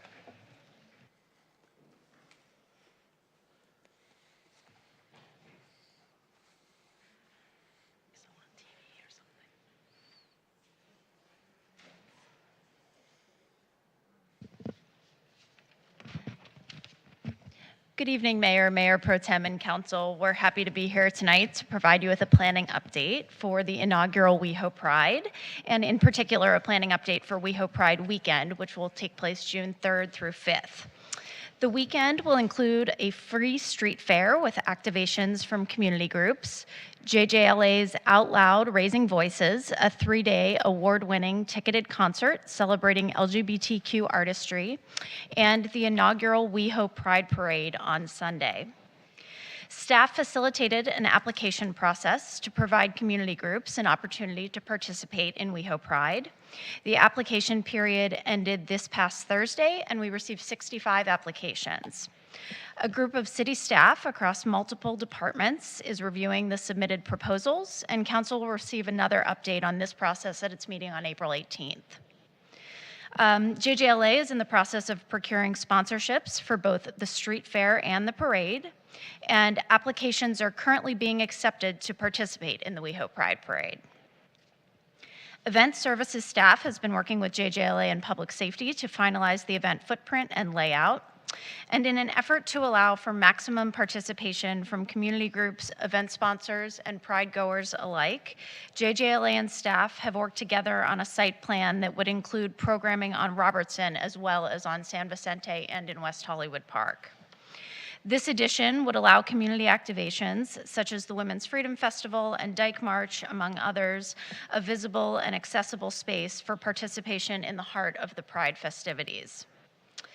The city's communications department has been working with event staff, art staff, and JJLA to promote WeHo Pride, including the LGBTQ Arts Festival, across all of its platforms, and will continue to do so as the event nears. And up-to-date information related to programming, event hours, and opportunities to participate and street closures will be available on weho.org/pride, and that will be regularly updated. If you have any questions, staff or the city's WeHo Pride production partner, Jeff Consoletti of JJLA, are happy to answer them. Are there any questions? Thank you for doing this. I think it's great that we're going to do this for 5 or 6 minutes till we have a 4-day event. That adds up, right? 25 minutes to something like $2 million party. But I guess I just wanted to know if there are any sticky items, anything you need us to weigh in on, any decisions that could go right, could go left, and you just need for either the subcommittee to hear and then bring to the council, or all of us, understanding that this is not an agendized item, so maybe we can't do that now, but I think we just want to, I would like it if we were clear we're all working together, the 1, 2, 3, 6, 9 of us and everyone else, to really make sure this is a huge success after the weekend is over in the 1st of June. Thank you, Councilmember D'Amico. Not from staff standpoint. We'll have a more formal, substantive item on the 418 agenda. But from staff standpoint, I think we're in a good spot. Yeah, I mean, I agree. I think we're still, we can use, which I think you've all been doing, we're an awareness campaign, making sure that everyone knows June 3, 4, 5, we're kicking off Pride worldwide right here in West Hollywood. We could certainly use more participation from the business community, particularly for the parade. I know the business community was particularly raising their voices, pun intended, to return a parade to West Hollywood. So we're looking for those applications, and certainly everyone on my team is here to make that process as easy and simple as we can. So if there's questions, anyone in the business community in particular, really anyone, can feel free to reach out to parade@jj-la.com, and we're happy to help there. But I would assume that I think a lot of those applicants were fervently finishing up their community group applications this past week, because you do have until the end of April to get involved with the parade. But yeah, we're really excited. I think we have an amazing lineup that I think many of the community probably saw this past weekend. Tickets are selling very quickly for Out Loud, which we're very excited about, and I think we can expect what we've seen come to West Hollywood in previous years in a bigger and exciting way this June. So I feel like we're on the right track. Mayor Pro Tem. Yes, hi, Jeff, thank you for the update, and thank you, Cleo and Megan, for your work and the update as well. What has been the outreach to the businesses? Mostly through city channels and social media. I am admittedly playing phone tag with the WeHo Chamber of Commerce, so we will reach out to them. We also are going back just in our own database of those businesses that have worked with us in previous years, particularly around Pride. In addition to that, we have, really when I say businesses, I mean those businesses that are anchored in the east side of West Hollywood and Mid-City. We do have a street team and a team of co-promoters that are helping to raise awareness, particularly here in the Rainbow District. And those bars and restaurants are very excited, and we're updating signage and bar cards on almost a weekly basis. We just have to do, and this is on our side as well, just tie in with the chamber and the Lesbian Gay Chamber of Commerce and some of those business organizations, just to make sure that everyone in the city knows that they can participate in the Pride Parade in particular. Great. Perhaps staff can help facilitate a connection to Genevieve and Marquita at those chambers to get to the east side and mid-city businesses as well. Cool. Thank you. Thank you so much. And thank you, Jeff. I won't give you congratulations until the day after, because I am superstitious. But I will say that the announcement came out with quite the bang. And, you know, it's wonderful to see the community react to WeHo Pride in such an amazing way. And, you know, as we all set up here or on the computer screen, we trusted you implicitly because we know you know how to do your job. It would be great, Oscar, if Paulo or someone in our city manager's department could maybe work at the all-chamber business meeting once a month or somewhere and go and call our businesses, especially along this area, help Jeff out to make that strategic outreach so they're aware of it. Most of the time people don't find out until the day before, or usually in our case, the day after, and then we're begging staff to make the change, as I know there was a confusion with the date and people didn't know what was going on, but it was the right date on the website, thank God. But maybe our city staff can help out that to make those individual calls along with Genevieve and Marquita to ensure full participation. I'm told that the chamber is pushing it out to the businesses, so Yeah, just the know that chamber's they been are. doing a great job. Yeah. I just have to give Genevieve more information than I have, and Jen, I know you're listening, or you're probably here. We have to watching. Connect. Is there any update on a potential broadcasting partner? There is. I'm pleased to say that KTLA is confirmed to be the official West Hollywood Pride Parade broadcast. So it will be more of a parade special, but they will be broadcasting live from West Hollywood on Sunday, June 5th. They're putting together their broadcast team. We are working with the event team and public safety on their placement, wanting it to look and feel different than broadcasts that have potentially been in the city in years prior, but they're very excited. They will also help just with ongoing stories and coverage in the lead up to that event. Marcus Smith is, I think, a West Hollywood resident and was a big proponent of that. Wendy Birch is my best friend now. So cheers to everyone at KTLA. The LA Blade has also stepped up and is producing the inaugural WeHo Pride Guide, and will be offering a ton of coverage and just event support in the lead up to the event. So of course, Troy and his entire team have been very gracious with their time and efforts thus far. So we are appreciative of that. And we are working in hand with Cleo and Meg and David Wilson on just a pretty robust list of sponsors and brands that are interested in activating at the event in an interesting way, or being a part of the parade and more than just marching with a sign for their company. So yeah, it feels like we're on the right track, and people are, getting their rainbow confetti ready. Great. Any other questions? Then back to our city manager, Oscar Delgado. Thank you, Cleo. Thank you, Megan. Thank you, Jeff. Thank you. I'd like to, at this moment, I'd like to turn it over to our city attorney, Lauren Langer, who can give an update on the moratorium. Hi, good evening. As Councilmember Erickson noted, there's been more developments in the state eviction protections that were adopted just last week, AB 2179. So before that, state law said that a landlord could not evict a residential tenant for non-payment of rent if they had a pending application for rent relief, but that protection was in place through the end of March.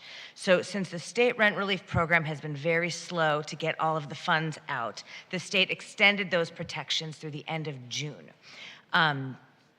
Because those protections are still in place through the end of June, the new bill doesn't let local jurisdictions enact eviction protections for non-payment of rent due to COVID-19 until July 1st.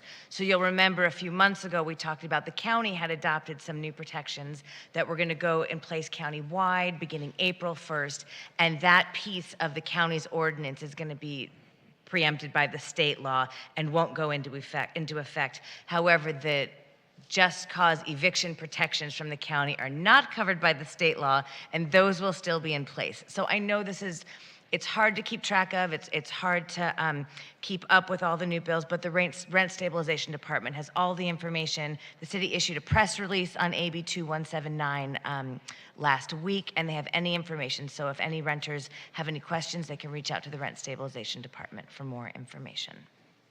And is it on the website as well? City's website, as far It as you know? should be, and if I'm getting a nod from John Holub, I think, so yes, it is. Thank you very much. So if there's nothing more, I believe that we have a few more public comments on our consent calendar before we approve the consent calendar. Yes, we have a couple Zoom individuals who wish to speak on consent items. First speaker is Genevieve Morrill. Genevieve, please press star 6 to unmute yourself. You'll have 2 minutes.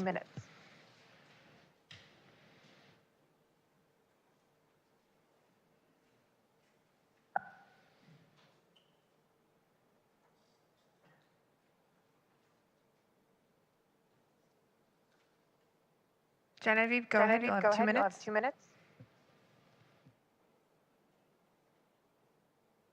Because this isn't in real time, I don't know what I'm speaking on.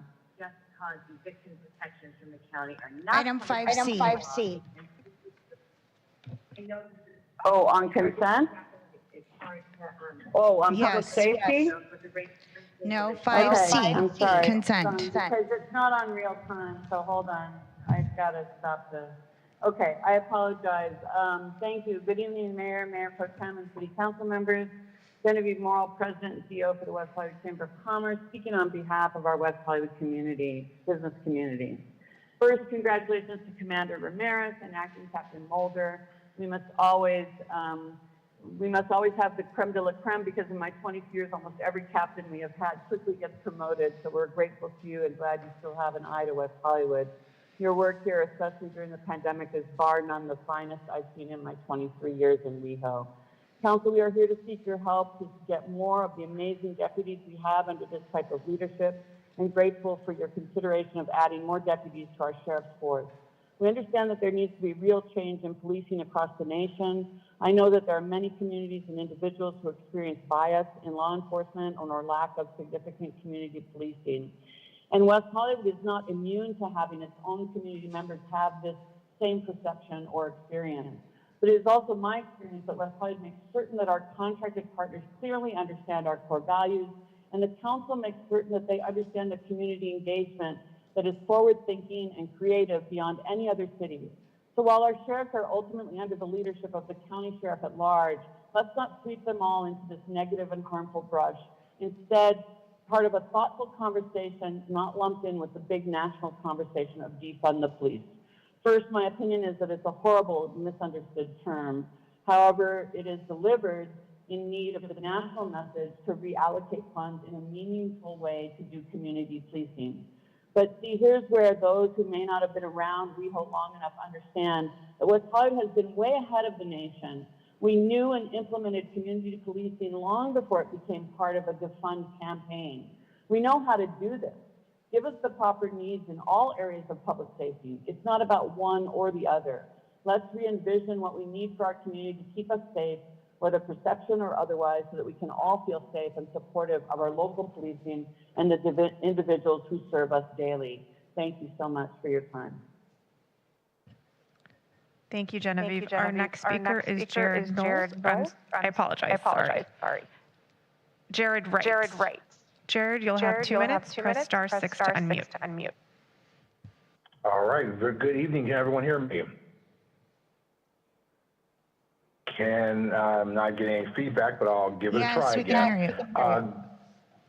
Okay, wonderful. My name is Gerard Wright, the Government Affairs Director with the Greater LA Realtors. We're a 13,000 realtor member real estate trade organization that spreads throughout Los Angeles, Beverly Hills, Culver City, Santa Monica, and the great city of West Hollywood.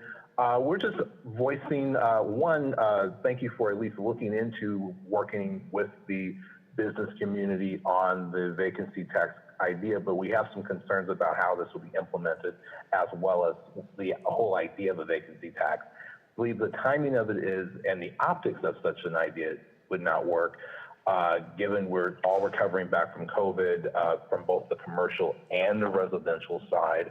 But again, we can provide that feedback and allow for the communication to take place.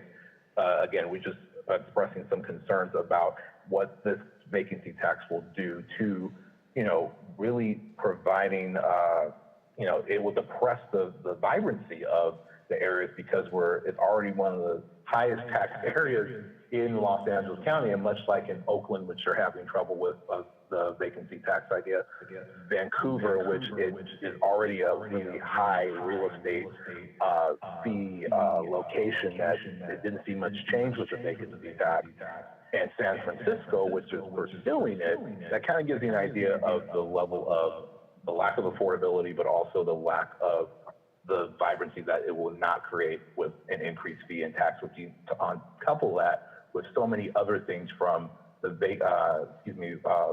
tenant protections and coming out of COVID from both the commercial and residential side, this is the timing of it is probably not be the right time to look at such an idea. But again, we look forward to working with the City of West Hollywood, working with staff on hearing this idea out and working with stakeholders. So thank you so very much for your time and attention. Thank you, Gerard. Our next speaker is Adam Darvish. Adam, please press star 6 to unmute, and you'll have 2 minutes.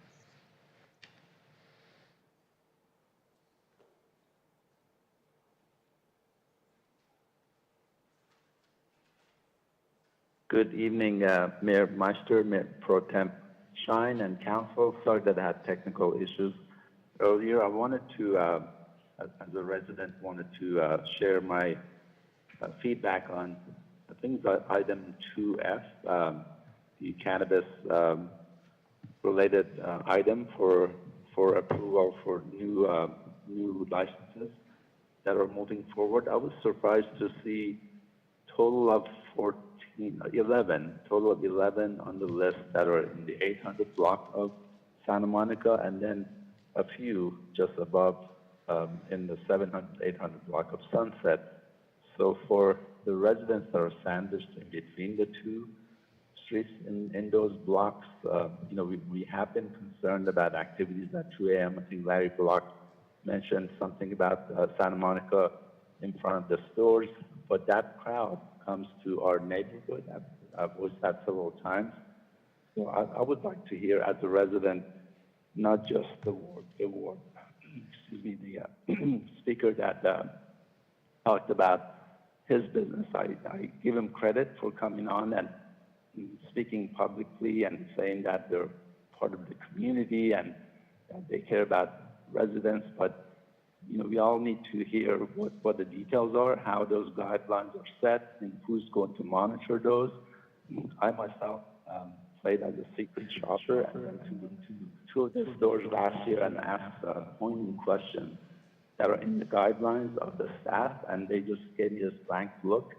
So again, it's trust, but verify. But all of us residents need to know if our city is moving in that direction to be sort of a cannabis haven in the globe, maybe internationally, and what is going to be done for residents and our safety and our quality of life. So thank you so much. Thank you, Adam. Thank you, Adam. Is that it? Yes, Mayor, that's our last speaker. on the Okay, speaker. and Oscar has a couple more things. Thank you, Mayor. Just some additional quick updates. There's been some mention of the community cleanup events. There's 3 of them. There's the Mid-City one, April 10th from 9 to 12 at City Hall. There is the East Side, Saturday, May 7th at Plummer Park from 9 a.m. to 12. And then there's one on the West Side, Saturday, May 21st at West Hollywood Park from 9 a.m. to 12 p.m. To volunteer or for any additional information, please contact Jasmine Duckworth at jduckworth@weho.org or visit www.weho.org/volunteer. And while we're excited that the Mid-City Lanterns are part of today's agenda, the East Side Lanterns, I'm happy to report, construction began today, and they should be completed within 2 weeks. The lighting will be from Santa Monica Boulevard between Vista and La Brea. More good news. In-road warning lights, our engineering team will be installing 4 locations starting on Hayworth. They'll also do Lapeer, Greenacre, and Poinsettia Place. So those little paddles that you see on Santa Monica will be gone. Installation will start on Monday, April 11th, with a completion slated for early May. We have 9 new parking spaces at the loading zone adjacent to West Hollywood Park. On San Vicente, there is a pay station there. The spaces are from 6 a.m. to midnight, 1 hour parking. And Code wanted everybody to, a quick reminder on the bystander intervention training program. It launched last month. So far, 1,200 employees have completed the training. There's 2 sessions that will be offered this week. For more information, please contact Code Compliance at 323-848-6516 or code@weho.org. And Human Resources wants to once again remind everybody about the Eviction Protection and Defense Program. ZEDEX program provides legal interventions and court representation to any WeHo resident who is at risk of losing their housing. Services are free. Please call 323-549-5841 to schedule an appointment. With respect to the outreach or special events and cannabis, yes, we're going to be meeting with all the businesses, including the Emerald Village and residents, and there is a special event item that's going to be on the next agenda. With respect to the task force, as soon as staff wraps up the minimum wage, they say 90 days from that. So that minimum wage is getting wrapped up, so 90 days from that time. And then the out zone in front of Block Party and Mickey's, they've met with the businesses, staff has met with the businesses, and that particular out zone will be removed on the week of May 16th. No, Mickey's. And EDD reported that they're already working with the chamber on WeHo Pride. And that officially concludes my report. Okay, you can use your mic when you tell us. Oh, I'm those sorry. things.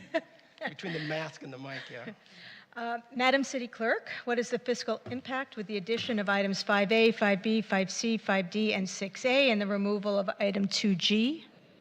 Thank you, Mayor. And prior to reading the fiscal impact into the record, because 6A is introducing an ordinance on first reading, the title of that ordinance is an ordinance of the City Council of the City of West Hollywood, California, amending Chapter 3.20 regarding living wage requirements for service contracts. So the fiscal impact on tonight's consent calendar, as indicated by the mayor, is $152,851 in expenditures, $2,347 in revenue, $11,440 in waived fees. And now, can we get a motion to approve? I pressed my button. So you're motioning to approve? Yes. Okay, do we have a second?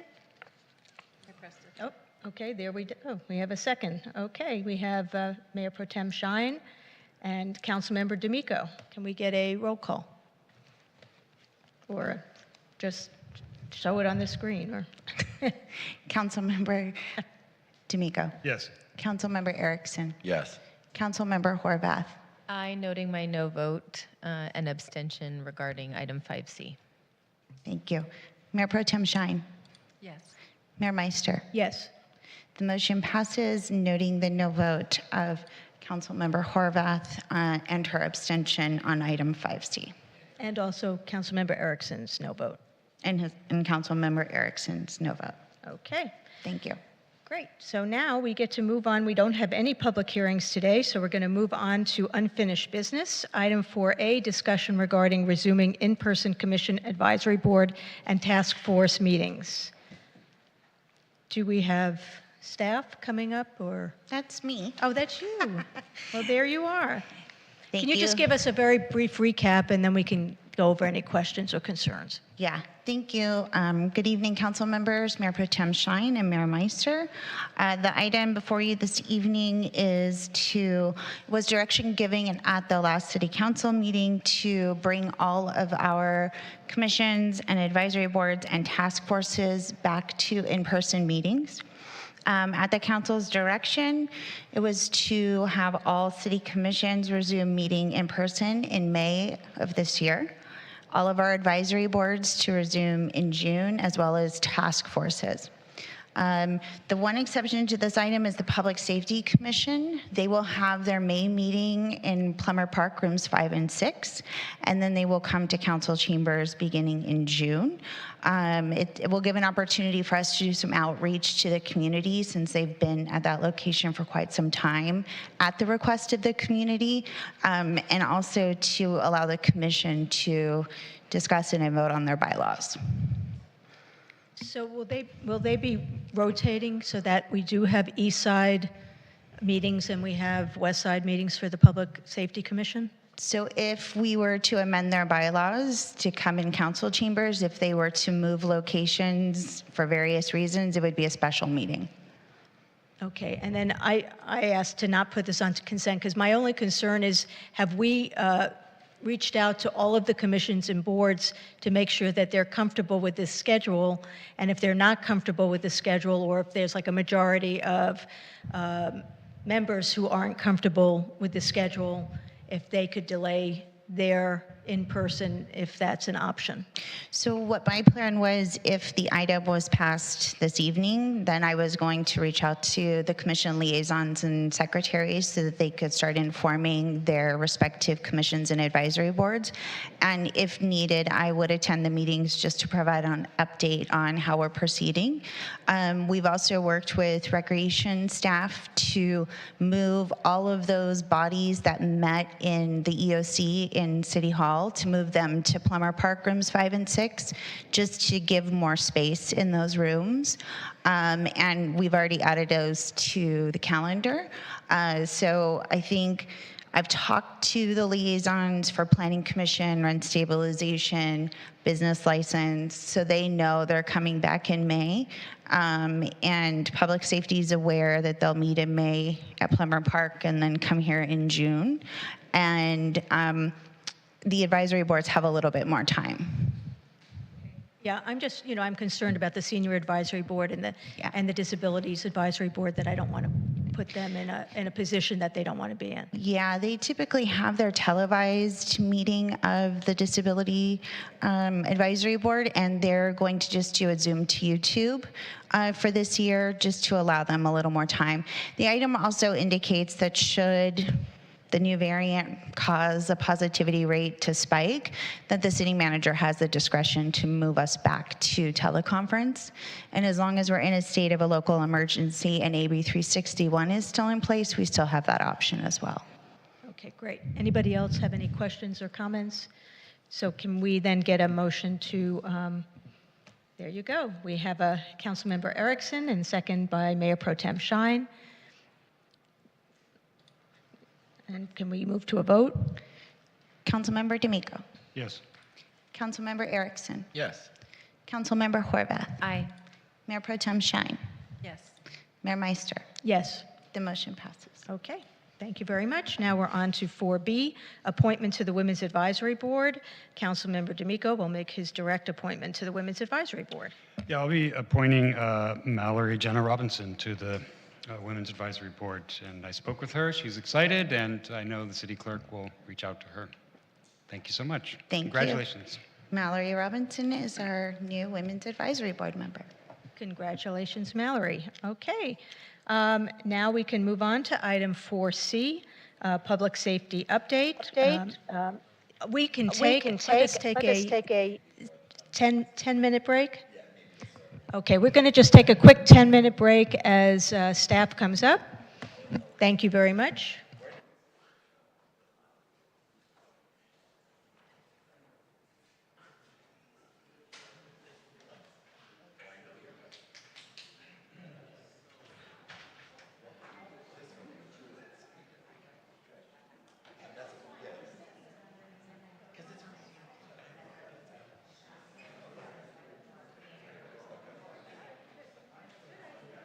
Right?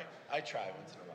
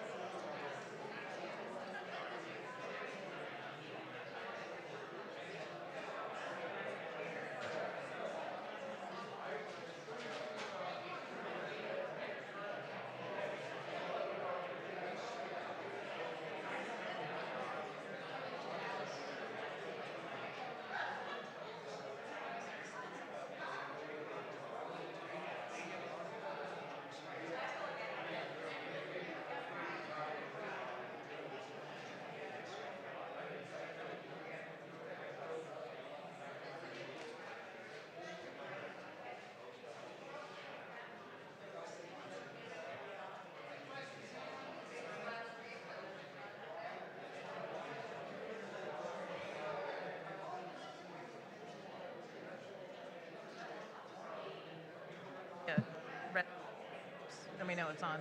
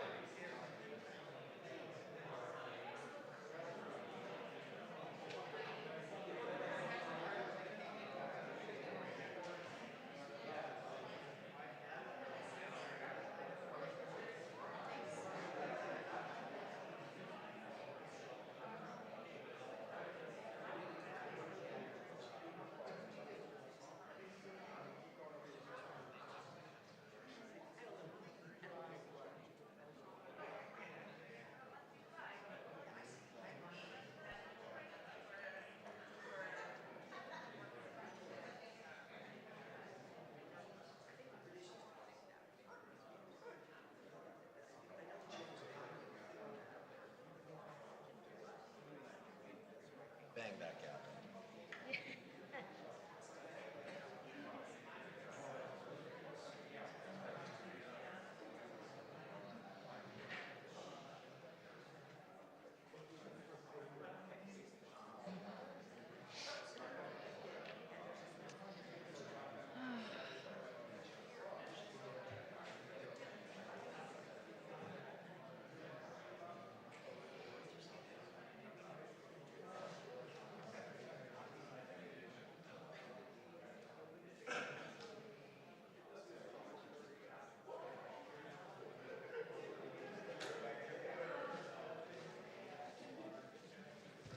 Okay, everyone, if you'll please take your seats.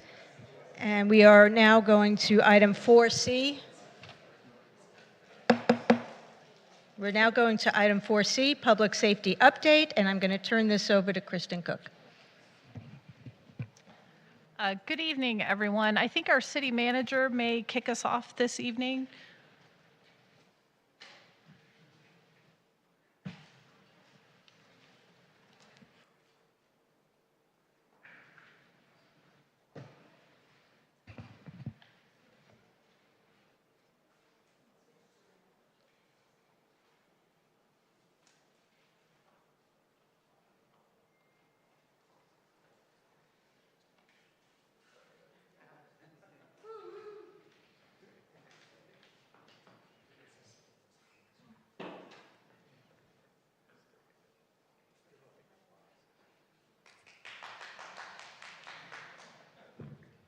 Can you all hear me? Yes. Yes. We can hear you. Okay, thank you. Well, I'm glad the technology's kind of working this evening.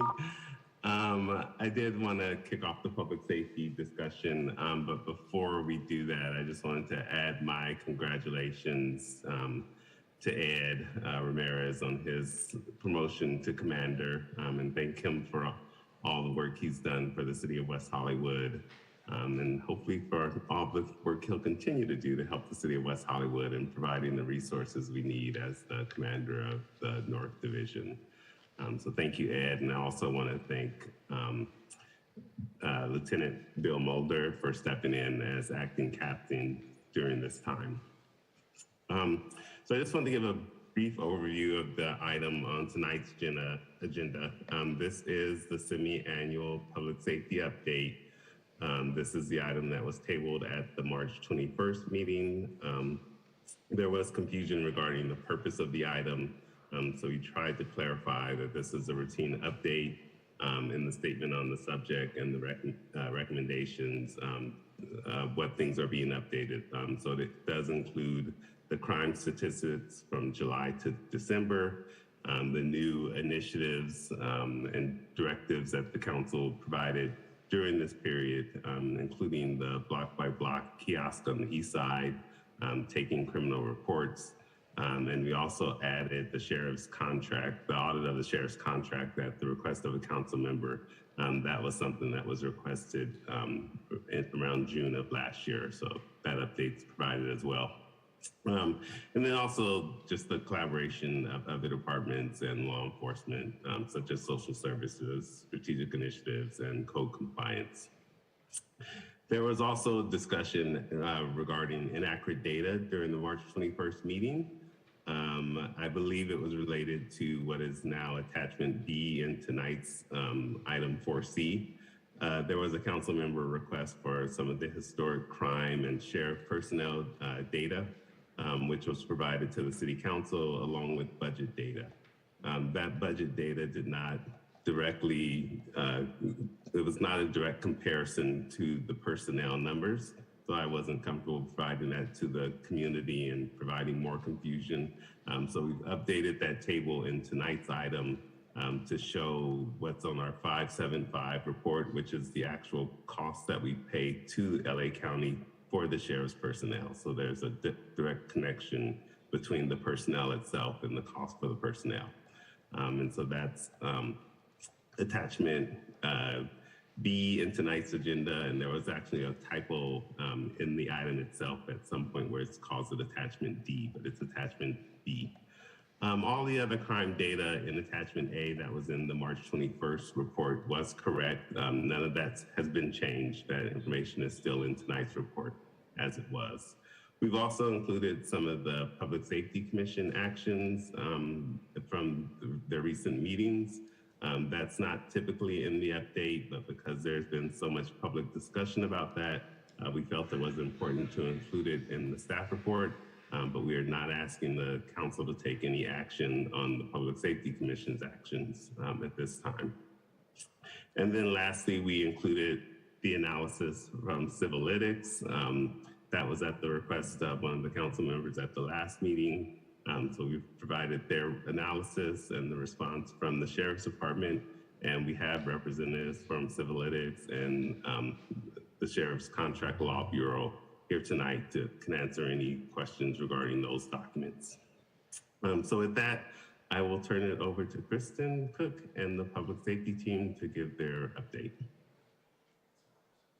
Thank you, David, and good evening, everyone. Kristen Cook, Public Safety Director with the City of West Hollywood. With me here at the table this evening are Commander Ed Ramirez. I can say that with a big grin on my face. Thank you, Ed, and also Captain Sergio Escobedo from the Contract Law Enforcement Bureau, and Lieutenant Brian Aguilera, also from Contract Law. We also have Acting Captain Bill Mulder with us, and I believe Chief Neer is here with us as well. Our fellow City Hall teammates who are here this evening in case some questions come up, Corey Plank, David Juni, and Danny Rivas, who contributed substantially to our report, so thank you for that. Since I know we have a lot to get through tonight and we want to leave plenty of time for questions, I'm going to turn it right over to Commander Ramirez at this time.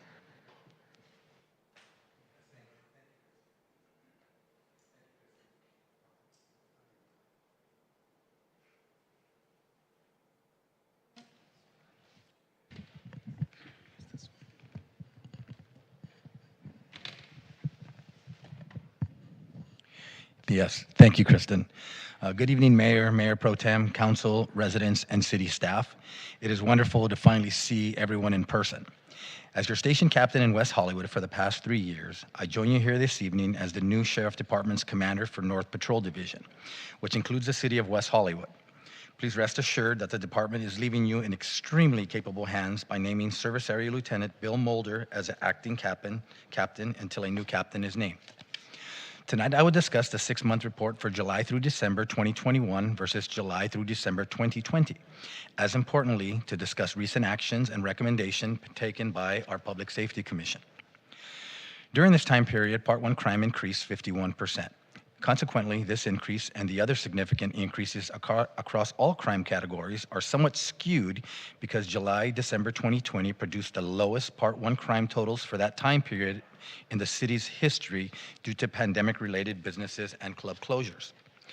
In fact, Part 1 crime numbers for July to December 2021 are very close to pre-pandemic numbers. Armed robbery, aggravated assaults, grand theft, and other burglaries do have increases above normal levels, and due to their serious nature, they deserve further explanation. Armed robbery with 36 incidents increased significantly as West Hollywood, Beverly Hills, and the Hollywood area of Los Angeles were targeted by organized robbery crews targeting victims wearing high-end watches and handbags. Dubbed follow-home robberies because the victims were spotted at nice clubs and restaurants and then followed home by the suspects, these robberies remain a top priority for station personnel. Aggravated assaults, of which there were 86 incidents, were really impacted by an unusually high number of assaults involving homeless persons with 24 incidents. The sharp increase in grand thefts, which was approximately 232, is a result of cell phones and wallets being pickpocketed from nightclub patrons in 115 incidents. Cell phones have gotten more expensive, and most of them surpass the $950 grand theft threshold. The other burglary category, which is comprised primarily of commercial burglaries and burglaries to apartment complex, subterranean parking garages, and mailrooms, increased due to multiple serial mail thieves repeatedly hitting vulnerable apartment complexes with unsecured mailrooms. Even with the most recent increases in those serious crimes, it must be pointed out that West Hollywood's crime numbers are primarily driven by grand theft, petty theft, and vehicle burglary. These three categories account for 57% of all Part 1 crimes in West Hollywood. In the West District, there was a 99% increase in Part 1 crimes. There are large increases in every category. Grand thefts were up, and aggravated assaults both increased significantly as bars and restaurants opened. The West District, with 594 Part 1 crimes, accounted for 56% of all Part 1 crimes in the city. The city center saw no change in overall Part 1 crimes, although the overall numbers remained static. There were substantial increases in other burglaries and armed robberies. The other burglary increase is related to repeated mailroom burglaries at large apartment condominium complexes targeting unsecured packages in mailrooms. With 237 Part 1 crimes, the city center accounted for 23% of all Part 1 crimes in the city. In the East District, Part 1 crime increased a modest 10% when compared to the same time period in 2020. Aggravated assaults and grand theft auto saw the most serious increases. In terms of overall citywide crime, the East District accounts for 21% of all Part 1 crime. From July through December 2021, 122 homeless persons were arrested. These figures refer only to individuals and do not consider the many transients who were arrested multiple times during this time frame. Homeless persons also accounted for 28% of all aggravated assaults and 43% of all arsons. With the lifting of COVID restrictions, West Hollywood Station stands committed to community engagement and ensuring West Hollywood is a safe place. Building trust with the community is fundamental to effective policing, and West Hollywood Station is dedicated to building that trust and working with our community. We are devoted to providing the highest quality law enforcement services and keeping an open dialogue with the community we serve. Although addressing crime is a top priority for the station, we are also committed to creating effective and humane strategies to address quality of life issues. The implementation of the day shift footbeat program has greatly improved law enforcement presence in the East District, where several quality of life concerns have been voiced. These efforts have also improved our ability to contact and provide homeless services to our unhoused population who suffer from a variety of mental illness. On July 1st, 2018, a station mental evaluation team was formed with one deputy and a clinician from the Department of Mental Health. They have been a valuable resource to the station and the community. In addition, LASD personnel and West Hollywood City staff have formed relationships with members of private organizations that are focused on providing necessary resources for our growing homeless population. On a day-to-day basis, the station's ability to quickly respond to and handle the myriad of quality of life issues is greatly enhanced through our efforts of this partnership. Compared to the regional serving county-operated MET units, average response time of 18 minutes, the West Hollywood MET unit averaged a response time of only 8 minutes. Additionally, when the Met Team unit arrived on scene and patrol deputies had rendered the situation safe, the Met unit relieved an average of 3 deputies and 1 sergeant who could then return to the field and be available to respond to other incidents in West Hollywood. The local availability and rapid response led to measurable positive impacts for the community. The contracted West Hollywood Met Team responded to 156 calls for service during through December 2021 and evaluated 74 people experiencing a mental health crisis. Of these individuals, 74 of them, 32 were adults, were voluntarily hospitalized by Met to receive a mental health treatment, while 42 individuals did not meet acute psychiatric hospitalization criteria. The Met unit prevented the use of force in 14 interactions between sheriff's deputy and community members. Met's interventions prevented civilian and deputy injuries in which each incident could have led to trauma, civil claims, lawsuits, disability, leave, and loss of administrative time. Met referred 2 consumers to a specialized county-funded intensive case management program to meet their underlying mental health needs and reduce reoccurrence of chronic calls for use of 911 level services. Met referred 13 consumers to the Department of Mental Health, initiated outpatient outreach treatment program for linkages to mental health services. Met referred 2 consumers each to Tarzana Treatment Center and the Jewish Family Services, respectively. In as much as I mentioned that Part 1 crime stats being skewed from July through December 2021 versus July through December 2022, there is cause for concern with our current numbers for the first 3 months of this year. As of March 31st, 2022, our Part 1 crime rate citywide is up almost 95% to the same time period last year when we were still down 4%. Additionally, during the same time frame and over a 5-year period, Part 1 crime is up 59% overall. Consequently, over this 5-year period, our station staffing was reduced between 5 to 7 deputy sheriff items. The crime increase is largely due to grand thefts, aggravated assaults, and vehicle burglaries. Unfortunately, crime is up for a variety of reasons in the County of Los Angeles, and the City of West Hollywood has undoubtedly felt the sting. International organized crime groups and Los Angeles and Oakland-based street gangs have infiltrated our city and are largely responsible for a large portion of our grand thefts, street robberies, aggravated assaults, and vehicle burglaries. To combat this, our COPS team, EPT teams, and Department's Major Crimes Bureau team have conducted numerous plainclothes operations to locate and arrest individuals responsible for committing these crimes. Additionally, our field deputies have also been actively patrolling the city, especially during the evening hours when many of these crimes are being committed. That said, numerous Colombian nationals have been arrested for grand theft, and numerous Los Angeles-based street gangs have been arrested as well. Furthermore, we will be utilizing the same enforcement tactics we used 2 years ago when these same Northern California street gangs infiltrated our city and committed thousands of vehicle burglaries. To combat home and business burglaries, West Hollywood Station implemented a whole community approach, which included the following. We increased our engagement with businesses and provided them with effective strategies to protect their businesses from burglaries. We posted burglary tips on our social media platforms and encouraged the community to report suspicious behavior. West Hollywood deputies conducted high visibility patrol during peak times when criminals targeted businesses and homes, and West Hollywood Station Detective Bureau created burglary bulletins, attended briefings, and ensured patrol deputies were aware of trends and possible suspects. Additionally, we have discussed thefts from our clubs and bars with business owners and their security teams.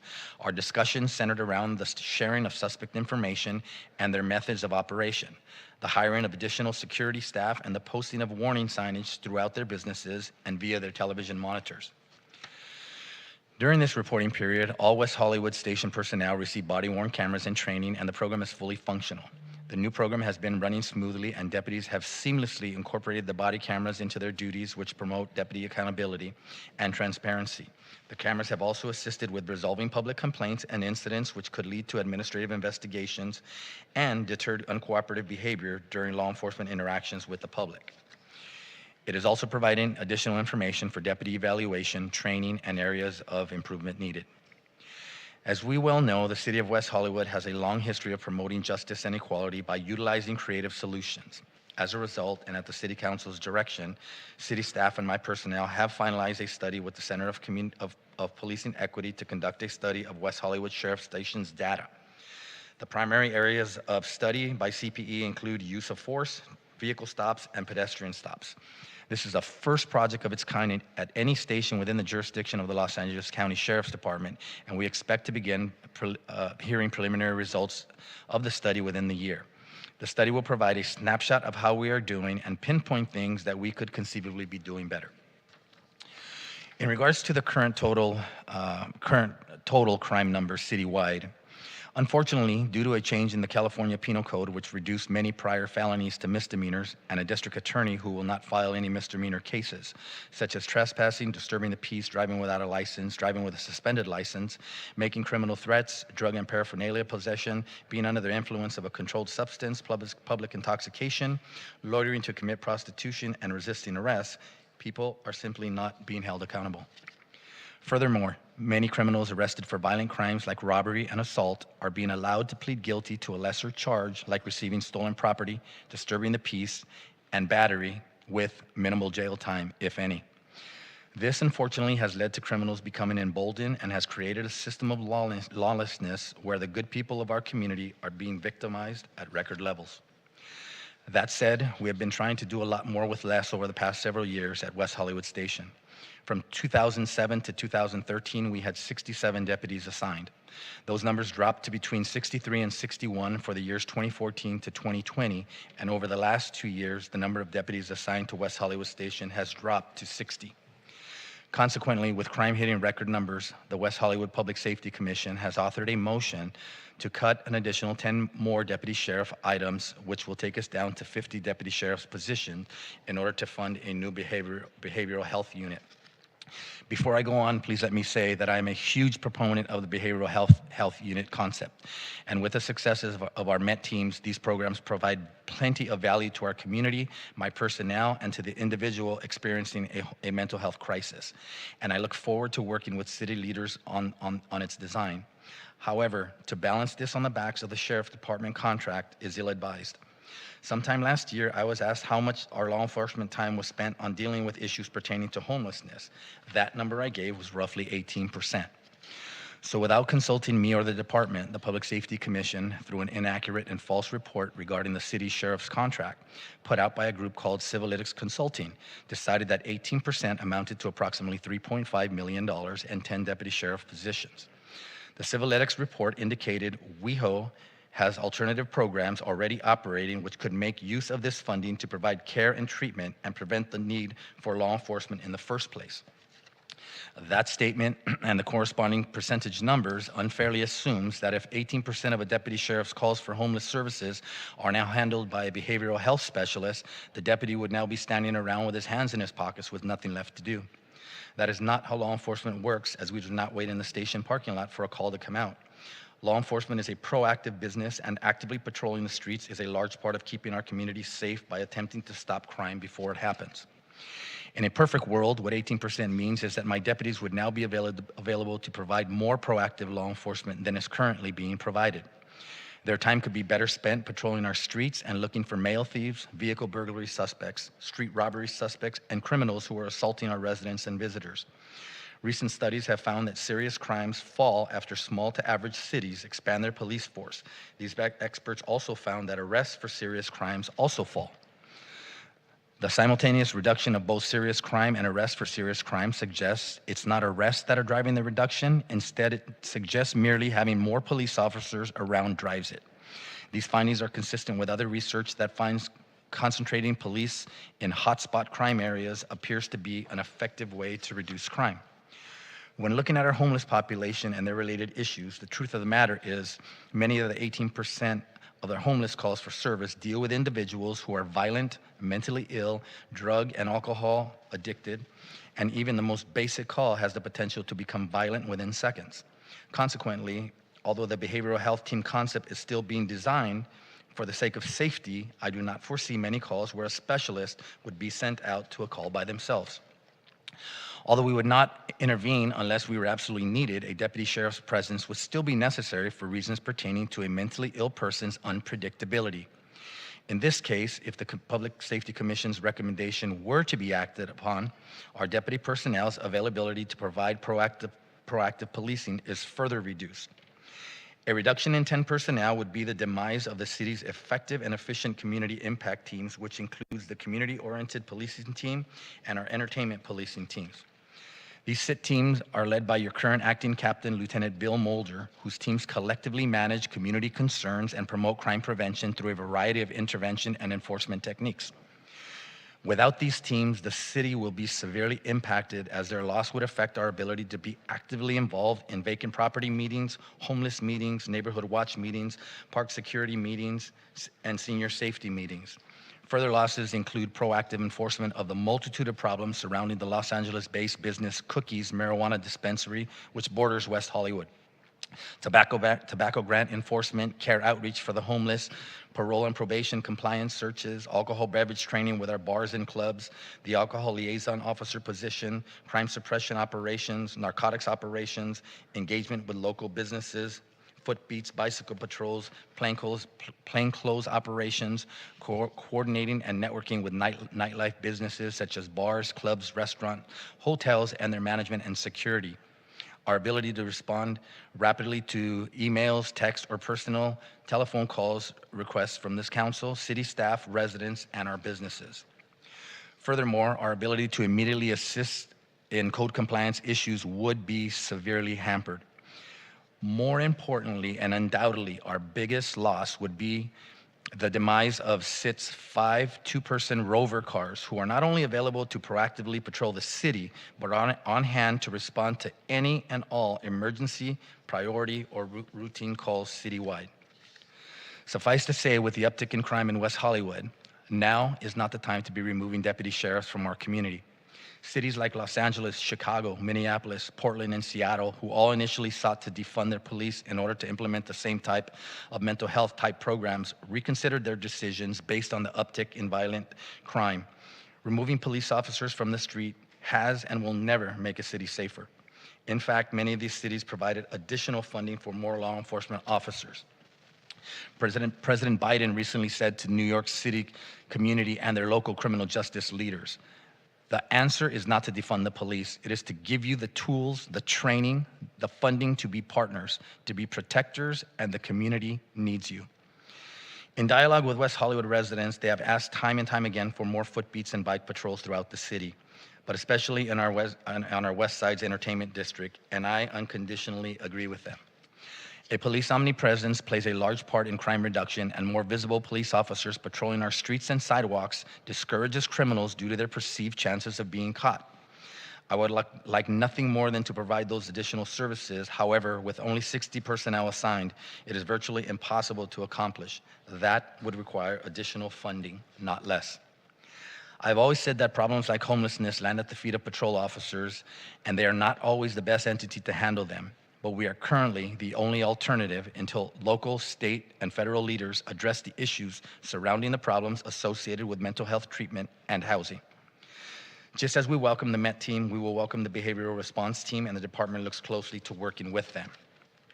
In closing, I would like to add that there are, in fact, some real problem solvers on the Public Safety Commission who are genuinely concerned with the safety of our community. And I wholeheartedly feel that had they been armed with the information of what a $3.5 million cut to the Sheriff Department contract in West Hollywood would entail, they would not have voted in favor of this ill-advised and illogical motion, and there would be no need to be having this conversation. The partnership between mental health experts and law enforcement officers is important and vital. However, it should not be an either-or concept. Furthermore, the department would have welcomed the chance to have provided input on the matter. However, we were never asked.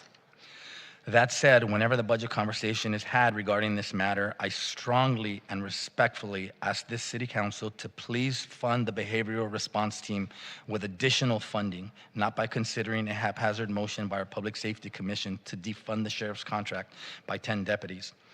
I've received many phone calls, emails, and texts from business owners and residents who are utterly appalled and anger that this Public Safety Commission motion was ever brought to the table or was even remotely considered based on our current crime trends. In all candidness, to go from a one-time high of 67 deputies to a low of 50 could have severe safety and perhaps even dreadful consequences for those who live and visit our city. Please do not let this poorly conceived Public Safety Commission motion make a bad situation even worse. I thank you for your time and attention. I will now take any questions you may have.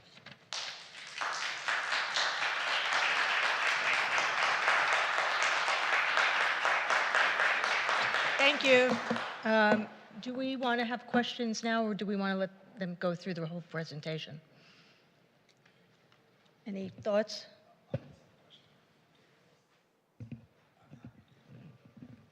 Are we hearing from fire or code or anyone else as part of this report? That's what I'm asking Krista. So Battalion Chief Leland Delady had to go back in service this evening, so I apologize, and Chief Smith is out of town. So fire is not here, but if you do have specific questions for fire, I'll take it back to the chiefs if it's something that we can't answer from the table. We do have Lieutenant Aguilera here from Contract Law Enforcement with a couple slides if you think helpful, or we could move toward questions, Mayor. I think that's fine. Why don't you go ahead? Okay. And then we can maybe have Danny Rivas. Do we want to hear from Code Compliance?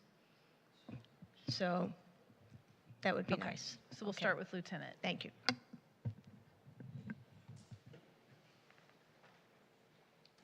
Good evening, Mayor, Mayor Pro Tem, council members. Again, my name is Brian Aguilar. I'm a lieutenant with the Los Angeles County Sheriff's Contract Law Enforcement Bureau. And I'm going to quickly go through these slides as quickly as I can, giving you some information regarding the foundation for your contract with the Sheriff's Department. I do ask to please interrupt me at any point if you'd like me to go slower, faster, spend more time on a specific slide or idea, and I'll get through this as quickly as I can. Yes, sir. Sure. How's that? Thank you. Okay, first, a quick little history. We've been doing this for a long time, since 1954. The city of Lakewood was incorporated. They chose to work with the Sheriff's Department to incorporate and have us provide their law enforcement services. Fortunately, at the time for them, it was just in our rates and fees were just in exchange for the fines and forfeitures that occurred in the city. The rate structure for our model has changed many times. Again, it first started in the late 50s and the rate changed and adjusted annually starting in the early 60s. So every year, the rates were updated, and we're still in that process now. In 1971, the first study to create overheads as part of the model was done. It's called the Booz, Allen, and Hamilton study, and it did increase the rate significantly.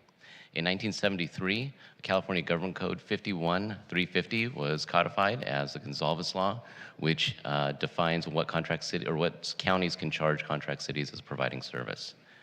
The LA County Board of Supervisors did an overhead review in 2006, which changed a little bit of the overheads that they created as part of the rate. And in 2013, the county was exceptionally jealous of the service and the model that the Sheriff's Department provided to contract cities. So they asked the Sheriff's Department, or ordered the Sheriff's Department, to provide the same model to them for the unincorporated areas of the county. And that began in 2013. Next, we'll run through a few of the benefits. 42 of the 88 cities in LA County contract with the Sheriff's Department for services. There are cost savings with economies of scale, and we'll get to that a little bit later. However, it's important to note in that first bullet there, the black bullet, saying that municipal contracting study, which is the last major one done by an delegate in 2011, indicated that California contract cities pay on average at 39% less per capita for law enforcement service versus a city with its own police department. We'll discuss some of those things. Obviously, you understand and you know about the local control you have with Commander Ramirez here and Acting Captain Mulder and their availability to you and all of your city staff.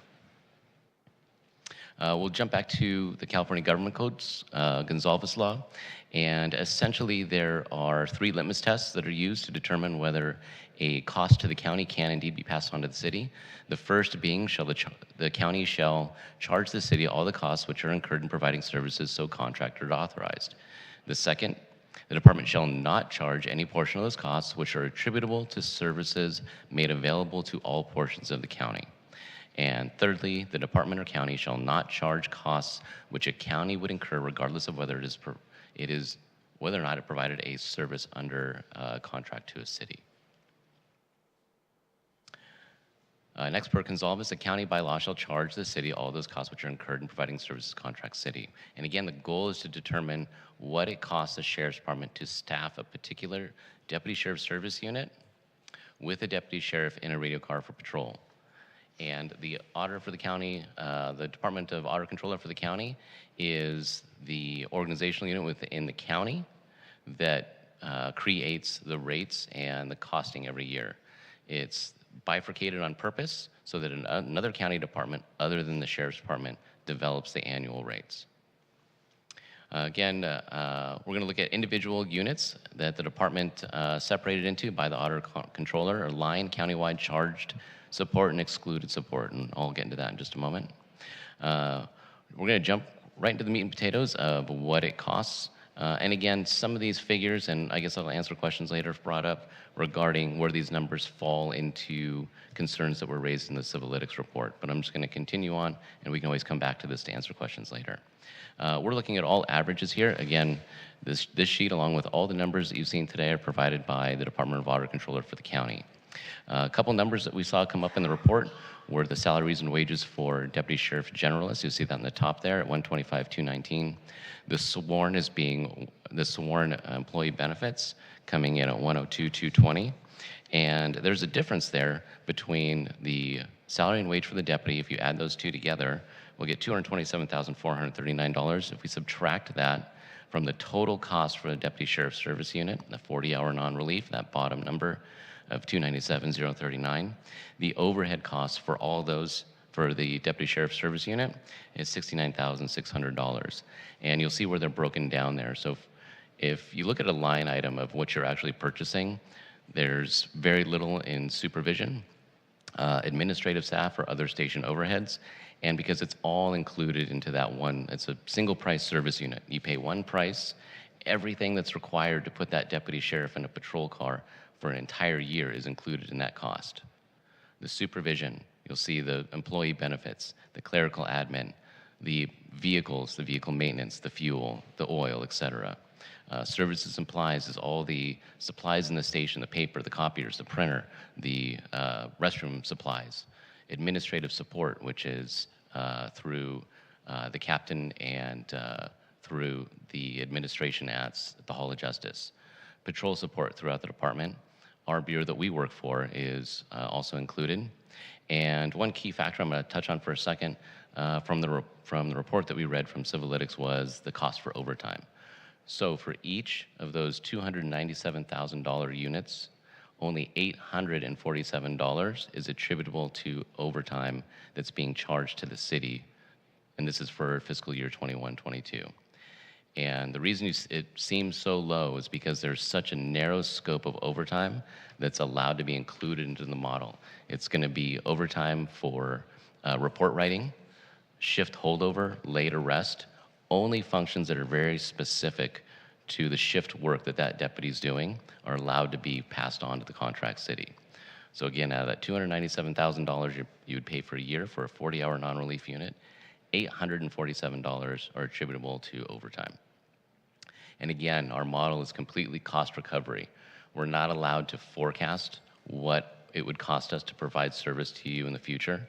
So these rates are from 1920. So we have to look at the last full completed fiscal year for current fiscal year. So we have to look at what it cost us to put a deputy sheriff in that car for a year, last year, the last completed fiscal year, and then we're just recouping our costs.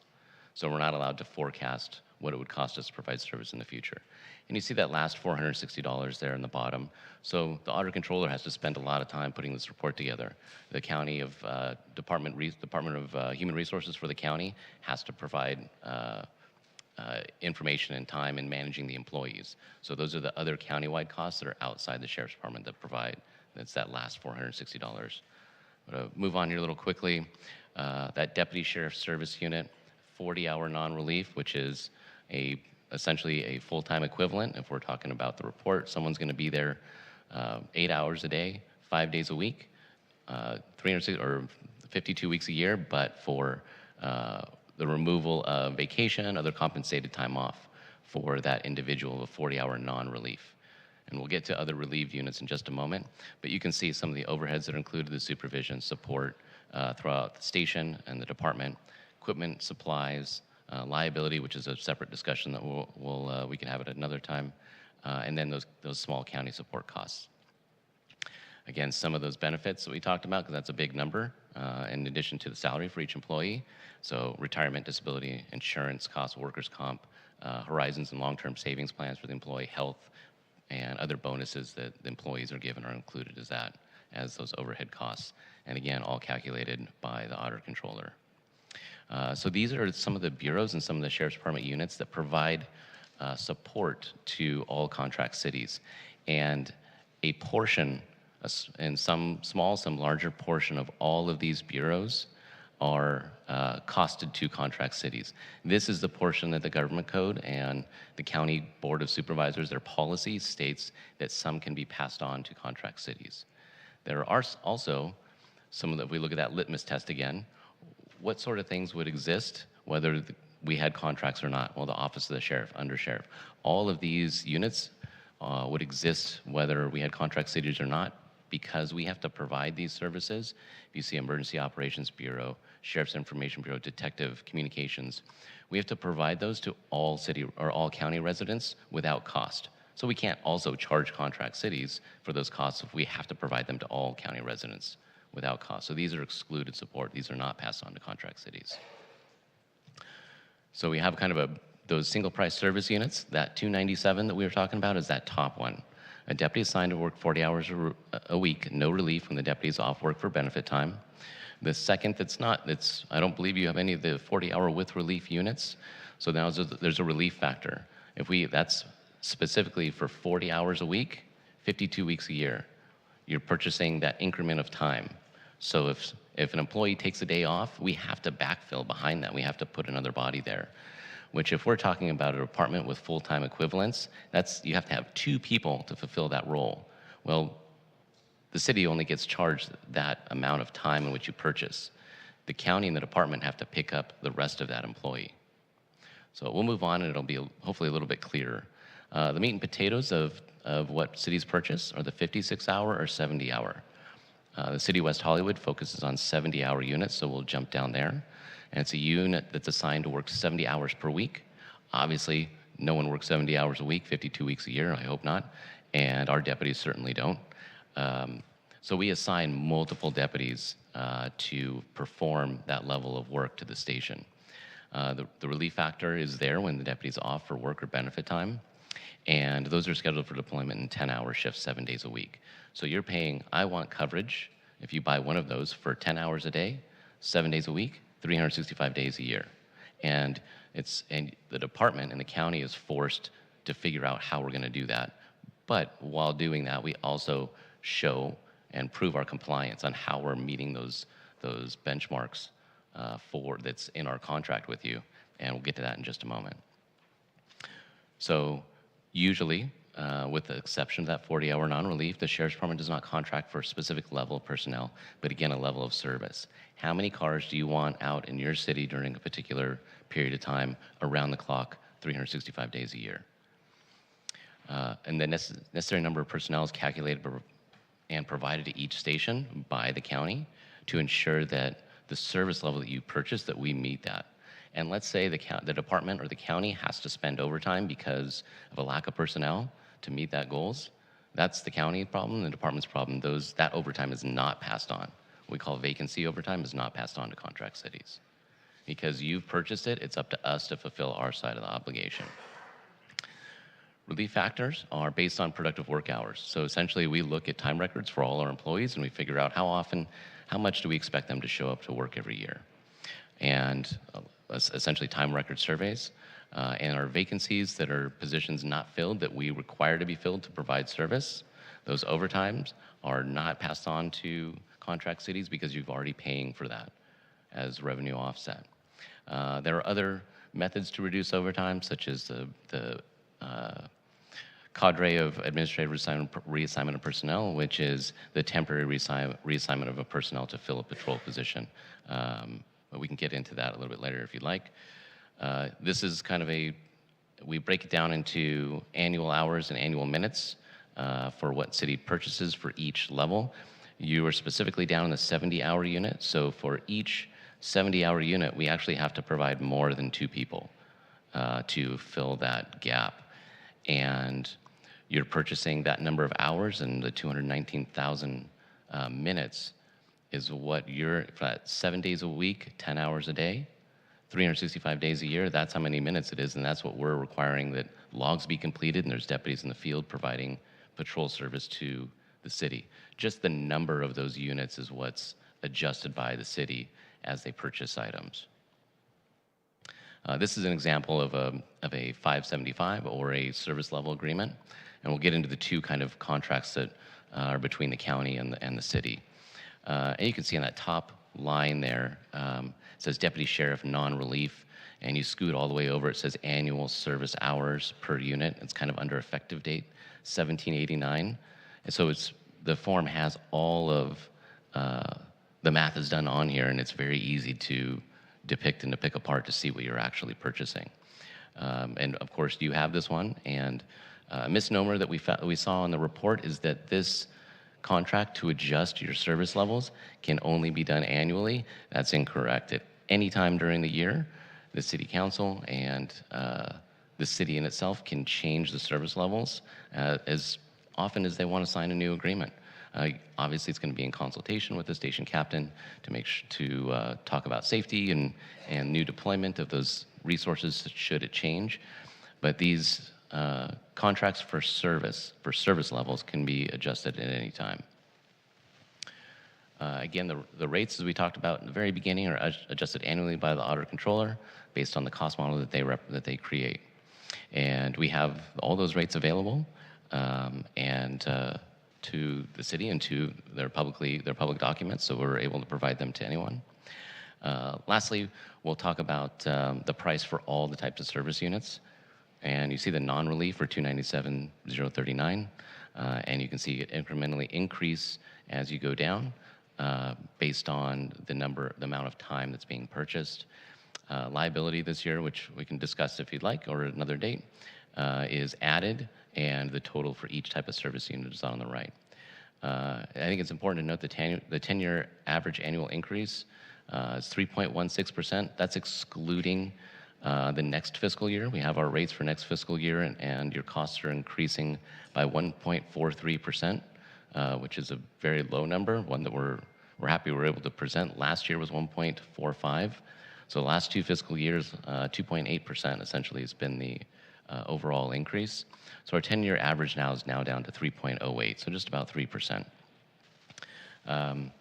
If a city was to choose to increase services and they want to add new units, then the county allows them to do that at a reduced cost for the first year. Or if the city wants to use grant funding in order to fund a particular unit, that can be done in perpetuity as long as the city is able to prove that they're using grant funds to purchase those particular units, but they are at a lower cost that the county allows us to do. There's our average rates over the past 10 years. Again, if you were to see a 22-23, you'd see a 1.43% increase, which would take it to a 3.08% increase over the past 10 years on average. So real quick, there was some discussion in the report regarding the Municipal Law Enforcement Services Agreement and the 575.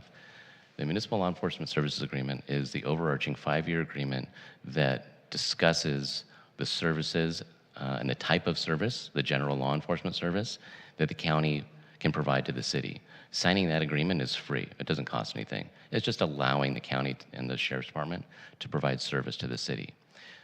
The latter agreement, however, the SHAD 575, that service level authorization, that's the one that depicts all the levels of service you'd be purchasing. The one that can be signed, needs to be signed annually because it's going to change based on a rate increase, but it can be signed at any time during the year should there be a request or a desire to change the levels, increase or decrease levels of service. And that one that's legally binding, that does cost money because that's telling the department that you want to purchase levels of service. So a few quick notes, and I'm just finishing up here from the report. Talked about, we mentioned there was an 8.3% increase on average over the past 10 years was the actual increase for the city of West Hollywood. And I'm just going to show you this number real quick. There's a bunch of different ways to calculate it, but this is the easiest. The full amount that the city paid in 21-22, if you look down at West Hollywood at the top, if you look straight down, it'll say estimated cost for service units. The total is $17,411,257 and change. Without liability, because these are sheriff costs, not insurance costs, essentially, to provide service, that's the amount that the city paid for sheriff's costs for fiscal year 21-22. I'm going to quickly jump down to fiscal year 12-13, and we'll look at that number for 12-13. And here it is. I know it's very hard to see, but if that center column again under West Hollywood all the way down, estimated cost for service units without liability comes in at 14,707,000 and change. And the big difference between those two to find the average and the increase over those past 10 years is essentially $2,703,608, or 18.3% increase in the amount of money the city of West Hollywood spent for sheriff services from 2012-2013 fiscal year to 21-22 fiscal year. And I've got a few other here slides, but these kind of break down the cost. If you see that cost matrix on the left-hand side, this is the official document from the Auditor Controller. There's a few more from previous fiscal years. This is 12-13, because there was a cost analysis in the report saying that current costs are $300,000. 10 years ago was $170,000. So this is the 12-13 cost matrix. If you look down to where it says total cost to the right in that deputy sheriff column, that's a 40-hour non-relief unit equivalent to the current one that's $297,000. It's $222,000, which is not double. 297,000 is not double 222. It's an increase of 72,000 and change. And that's going to give us an increase of 33.46% of that deputy sheriff service unit over 10 years, just to clarify.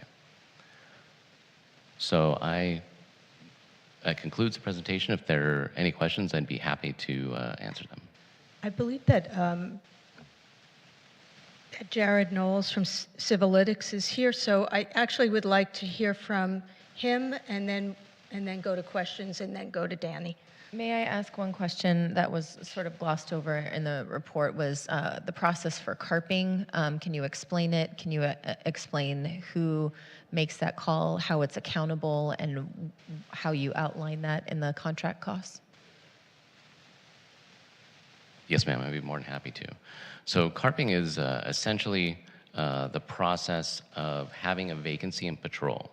So there is a shift that, per our contract, we say we're going to fill, let's say tomorrow morning from 6 a.m. to 4 p.m. And we don't have a patrol assigned personnel to fill that vacancy. So we'll go into the cadre of other folks that are at the station that can fill that role, let's say a detective.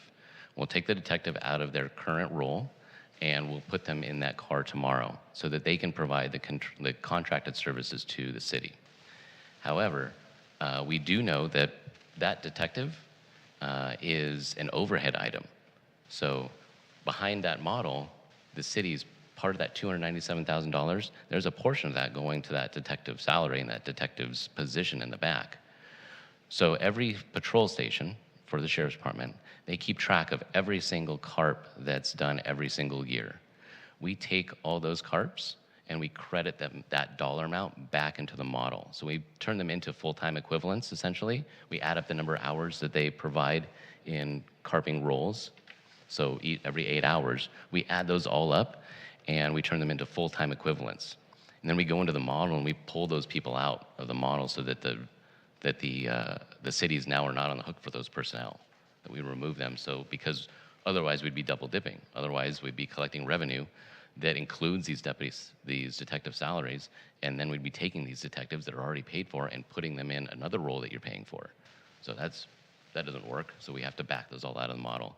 And the administration of that practice is done station by station by generally the captain or unit commander and his designated or her designated personnel in order to fill those vacancies in patrol. And of course, every one of our stations has a little bit different staffing, different needs, and different pools to pull from. So it's a unique situation for each patrol station. And are those ever audited? Yes. By Yeah. whom? By the department and the auditor controller. And there have been a couple outside auditors that the county has hired over the past few years that have looked into that process as well, amongst other things. But our model is that's a great point. Our model is regularly audited. We just had finished 2 audits with the county. One is referenced in this report, and it's every few years the county will send an auditor our way. We'll audit the entire model to make sure that the county thinks that they're recovering their costs. Right, so the cities want to make sure that they're getting what they're paying for, or the county wants to make sure they're recovering their costs as well.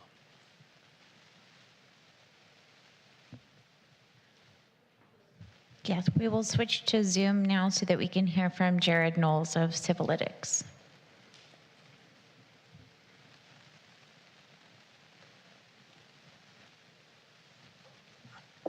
Hello, good evening. Hi, Jared, go ahead.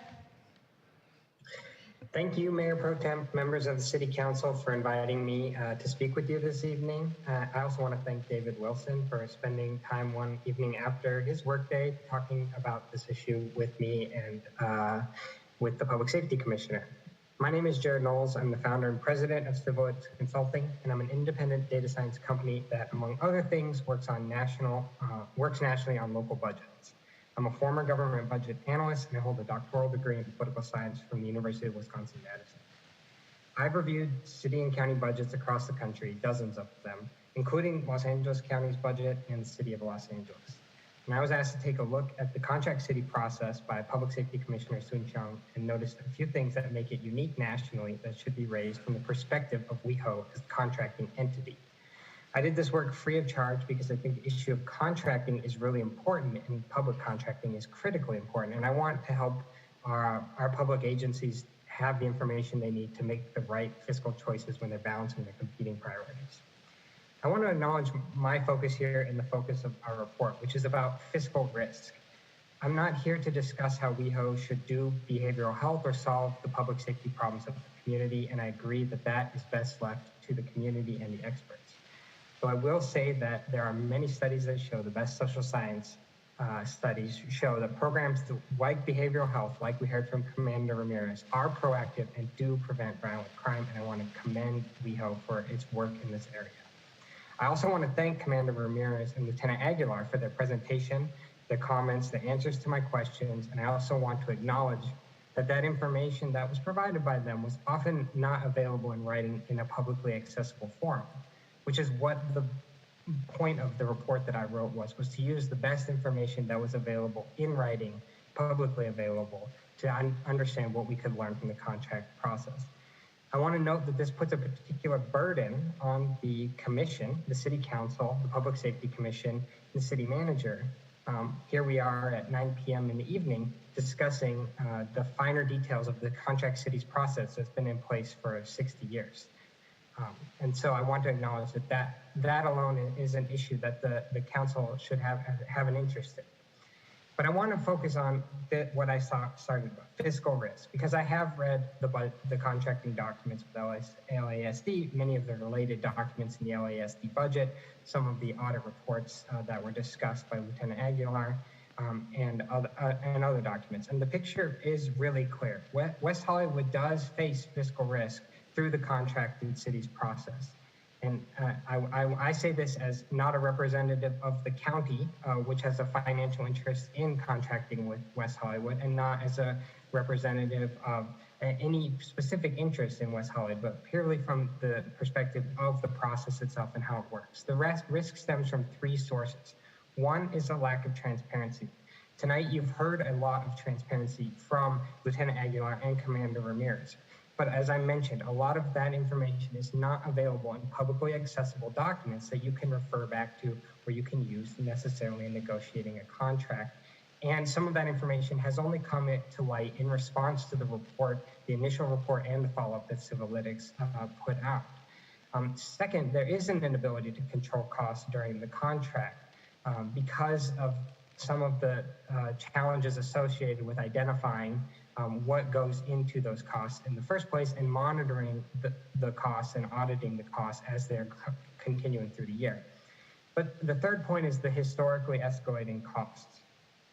And so there's a lot of information between Commander Ramirez and Lieutenant Aguilar. I was not able to see the slides, so I definitely encourage and I'm appreciative of that information. But I want to note one thing, which is that when Lieutenant Aguilar presented the increase in cost estimates for you for West Hollywood, the information was presented from comparing 12-13 fiscal year 12-13 and roughly now. But the fiscal year 12-13 was when West Hollywood was receiving 67 deputies of service, which, remember, Commander Ramirez mentioned was the high point of the time period we're talking about, and that he felt that that was a good staffing level that was providing the needs, and that the staffing level has gone down. Now West Hollywood is only able, for an increased amount of costs, to afford 60 deputies.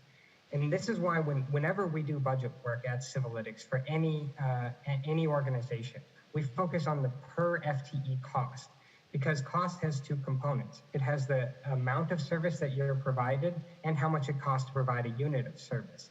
And so you have to always talk about both of those things. And the per FTE cost in the LASD contract is going up much faster than inflation. And so the commitment to continue to invest in the contract cities is the commitment to take and to have deputies through the contract cities process is a commitment to incur a cost that's going to exceed inflation and also likely exceed the increased revenue that the city of West Hollywood is going to generate in the future.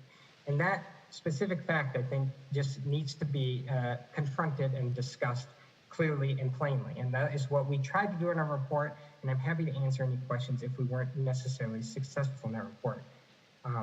And I encourage you now, I did review some of the agenda documents, and I encourage you to look at the attachment B. I think there was the one that there was it B or C. It shows you the crime statistics, the number of deputies, and the cost from 2000 through 2021. So I did not have access to that document when writing the report, but I would encourage you to look at that document and do the calculations in different ways, including looking at the per FTE cost over time, and also looking at the variability in the crime statistics over time. To have a fact-based conversation that is based on the best information available, which I appreciate being publicly put out. And I think it is a testimony to the commitment to really considering public safety from all sides and the openness of the participants, including Commander Ramirez, City Manager David Wilson, and Lieutenant Aguilar, to put a lot of that information on the table now. And that is really valuable. And now that information can be used to have this discussion. But I want to close by just mentioning one other item, which is that the OT cost is something that we did focus on in our report, because it was very unclear how OT is given out or assigned to each contract city. And Lieutenant Aguilar has cleared that up in the presentation this evening, which is fantastic news. I think that's going to be very helpful, because OT is a considerable cost component when it comes to providing public safety through policing. But I also want to note, which was not mentioned, is that OT is being considered in the auditor's report that is before the Board of Supervisors as one of the as an item to consider re-envisioning or redoing how the county recovers its costs. So this isn't anything to do with the Sheriff's Department. As Lieutenant Aguilar said, that decision lies with the county itself. But the county could and is considering choosing to change the way overtime is assigned to contract cities. And I think that is a useful way to look at the point that the report is trying to make, which is that if that decision is made, it's unclear how the information about how the model is being constructed is going to be communicated back to West Hollywood, what West Hollywood can do at that time to manage its costs and the fiscal risk that might pose to the community, and what the ability of West Hollywood is to invest time and energy into understanding that new model and then redeciding how it's going to allocate its limited resources toward public safety. So I say that as a way to think about to close that I'm an entity that contracts with communities, with public entities all the time. And when I do that, I know that I have to hold myself to a service level that's committed to them. I have to hold to a cost that is fixed. And I have to be as transparent with the community as possible so that they are able to audit the service that's provided and ensure that they got the value for their dollar.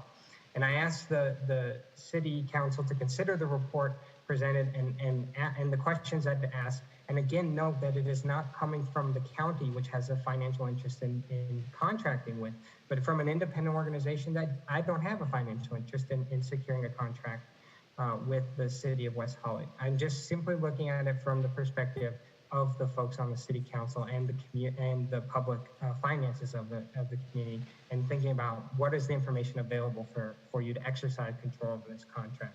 And I think many important questions have been answered, but I would close by saying I think there are many important questions that still have not been answered, and some of the information provided tonight will hopefully help get those answers in the future. Thank you. Thank you, Councilmember Horvath. Thank you, Mayor. Jared, you acknowledged that there was information presented here tonight that you did not have available when you provided the analysis that was included in our report and provided to Public Safety Commission and staff. Based on the information that's been presented here tonight, do you think that your recommendations or analysis would substantively change? I do not think it would substantively change. I tried, but I couldn't quite do it to my standards to calculate the per FTE cost over time using the new information in attachment B. So I don't want to say for sure, but I don't think it substantively changes on that regard. And it would be very easy for someone to verify that. I think also it underlines and underscores the point about the difficulty of getting clear, committed, and fixed information about these things in advance before entering into a contracting process. These numbers have changed quite a bit since the beginning, and I think that means we're getting closer to the truth, which is great, but I also think in a contracting process we want to begin with one another at the truth so that we can make a contract that's in everybody's mutual best interest. Dr. Knowles, thank you very much for your presentation. I had a couple of questions. First of all, did you do any comparisons with other cities or other counties' police forces? No, that was not in the scope. There was information in one of the documents that I received that showed a comparison to cities in the county that do have their own police forces. So in our initial draft of our report, we did do a little bit of looking at that, but it quickly became clear that I couldn't verify a lot of the numbers in that, and that I wasn't confident having a discussion about that until I knew a lot more about those communities and what they were doing. So we did not look into that further. Okay, because I asked because, you know, there might be some context. You brought up that inflation, that the increases are much higher than inflation, but isn't it possible there are other factors besides inflation, like, for example, a shortage of personnel, a shortage of people applying to be deputies? I mean, I know in any other business that will affect salaries and rates. The number one factor that drives the costs of police agencies across the country, and this includes, as I mentioned, I've looked in depth at the LA County budget itself, and that includes the LASD, is the contract between the unions that are cover the workers who work in the LASD and LASD itself, and the negotiation decisions that are made between the County Board of Supervisors and those unions, which include things like benefit rates and healthcare costs and insurance costs. And admittedly, it is those components, not salary, that is one of the elements that is hyperinflationary in the case of personnel costs for the county sheriff's office in Los Angeles in particular. Mm-hmm. And you mentioned that you're a nonprofit. You didn't charge for this report, but somebody must pay you. Who pays you? I mean, who funds your organization? I work. I'm an honest blue collar worker. I would do contracts with organizations that want information, and then sometimes I do work where I don't. I volunteer that work in the case where there isn't a need and there isn't a capability to enter into a contract, or where I think the problem is really important. in advancing the way we talk about public finances and the way we talk about community input into public finances across the country. And I think the contract cities case in Los Angeles County, because of how big the county is, the uniqueness of the arrangement, and the fact that it's a contract between two public entities, is a really important case for us to work out some of our I think, national and completely universal problems about how we transparently talk about the way we spend money in our communities. Okay, and did you happen to include the liability costs? Because I remember when I first became a council member, I think it was probably in 2011 or 2012, the liability costs really went up. So I'm just wondering if you're including that, if you included that or I don't know if not. you can see me, but I'm nodding my head vigorously that I did, and that I'm glad you brought that up, because the liability costs are part of the cost. You can't purchase services from the LASD without paying the costs. And so I think it's really important to again, think about per FTE costs. And when I talk about per FTE costs, I'm never talking about the cost that's going to an individual deputy. They may be underpaid.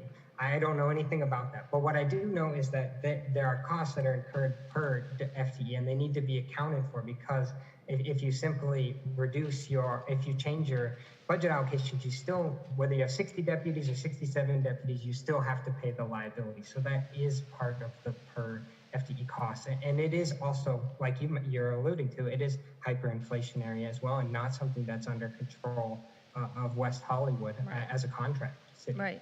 Councilmember Erickson? Thank you, Mayor. Jared, just to follow up on the mayor's question regarding looking at different cities, would you have probably faced the same difficulties because of the lack of transparency and data that was made available here? I'm sure if you look at some other contracted cities, they're not getting attachments B and C and other things to you when you're looking at this. So the issue of transparency being available when it's, at the last hour probably doesn't help when you're trying to do your data, correct? So you would probably face the same opposition there to compare cities to what we have here, right? Quickly, I didn't realize I was speaking with the mayor, so thank you, Mayor, for your questions. I can't see you, but I wanted to acknowledge that. Thank you. Yeah, I'm so glad you asked that question. Yes, there are two separate issues when it comes to transparency, which your question very astutely touched on. The first one is, can we get the information at all? And we've proven here tonight that we can, so that's great. But two, can we agree on the information with enough time in advance, both sides of the contract, so that our discussion about it isn't about, did Civilytics calculate this percentage correctly, or did the LASD contract law office calculate this percentage this way? Are we talking about this rate of inflation or that? We can get all that out of the way and say, facts, these are the facts that we're going to agree on, and now let's have a conversation about that calculation. I think the same problem is definitely going to occur with other contract cities, but I do believe that it seems like, I don't know about their commanders, but the Lieutenant Aguilar's presentation would be helpful in all of those contract cities as well, and I think they would really benefit from them, but I'm not sure whether it would be necessarily given unless it was requested. And I think it could be packaged with the 575, and that would, I think, go a long way to covering some of the transparency issues there. Thank you, Jared. Any other questions for Dr. Knowles before we let him go? Okay. I don't have questions for him now, but I will later. Okay. But I actually have a question, and I'm sorry, sir, I don't remember your name. Brian Aguilera, sir.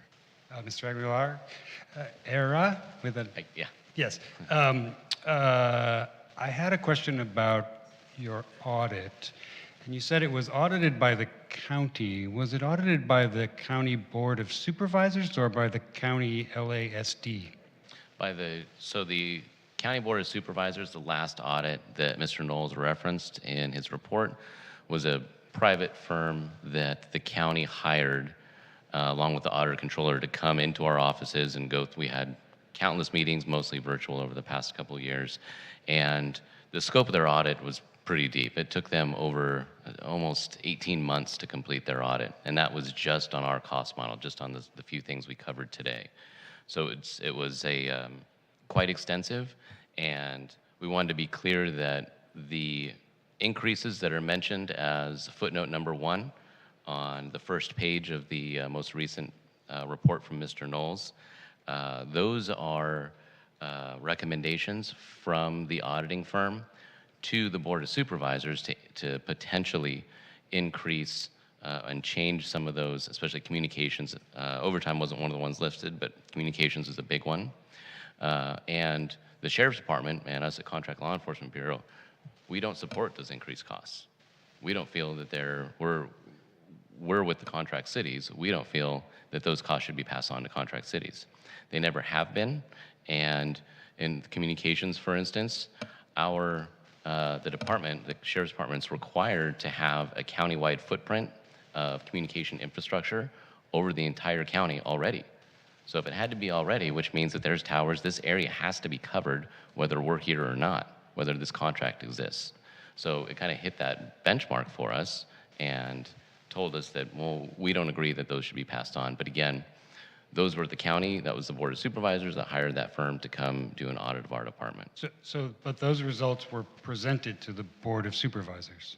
That's correct. And we have a supervisor who represents this district, Sheila Kuehl. Did she have any concerns about the funding or the billing rates or the costs or what it's covered or what it doesn't cover? Did Sheila Kuehl mention anything that we should take notice of? Unfortunately, I don't recall her stance during the meeting when BCA did their presentation. I don't recall what she said in response to the audit. And overall, did the Board of Supervisors as a body have any response other than to raise the rates on communications? Right, so what they did essentially through a motion was tell the auditor controller, I believe, in the Sheriff's Department to work together to look at how much would these increase costs and to report back to the board.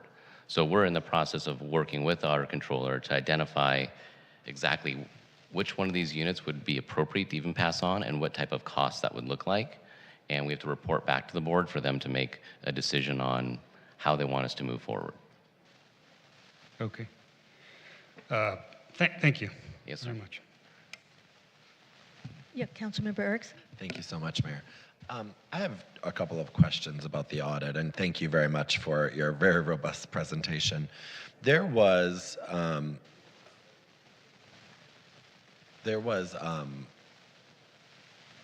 two audits. Well, correct me if I'm wrong. We received a report or a letter from the Auditor General in response to the LA Times whistleblower, OT, whatever you want to call it, claims, alleged claims, and the ongoing struggles that Auditor General had with the Sheriff's Department. And the letter, and I don't have it in front of me, from the Auditor General essentially said, good luck, it's your problem now, because Sheriff Villanueva refused to comply with public records law requests, basic things that you think a public entity that gets public money should be accountable for. So we get this letter, and then Sheriff Villanueva responds with gregarious words and, egregious claims and everything saying it's not true, blah, blah, blah, blah, blah. And then in this report, time passes on, and then we ask as a council to work with you all, and you agree to do an audit, and we see those results on the staff report, right? My question to you is, who is to be believed?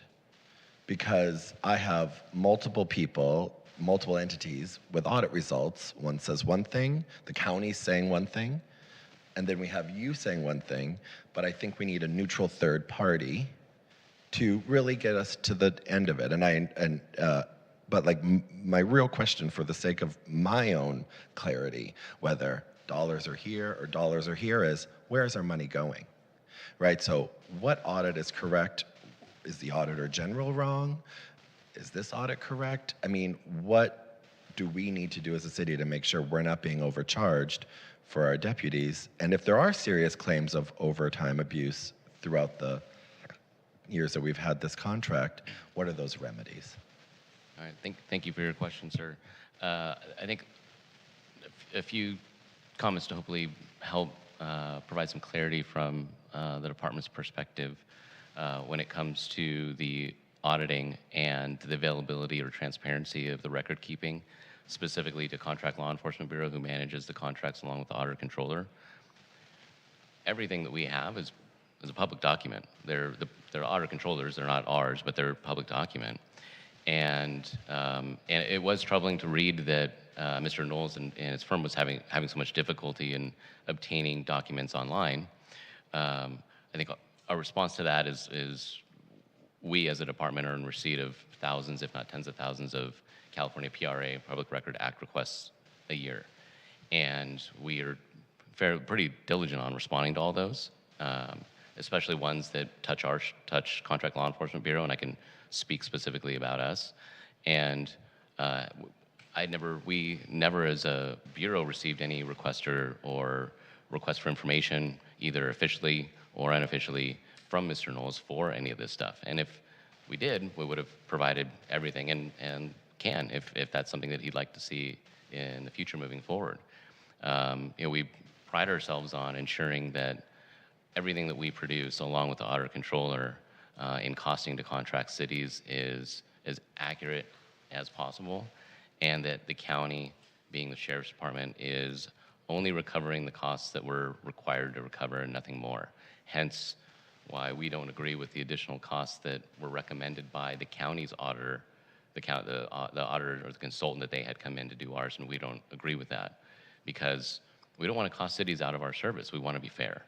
And we strive to be on the side of contract cities. That's kind of our job, is to be members of the sheriff's department, to understand, but also champion for services and for contract cities. Hence, we're sitting here tonight. We'll sit here tomorrow night and the night after if you ask us to.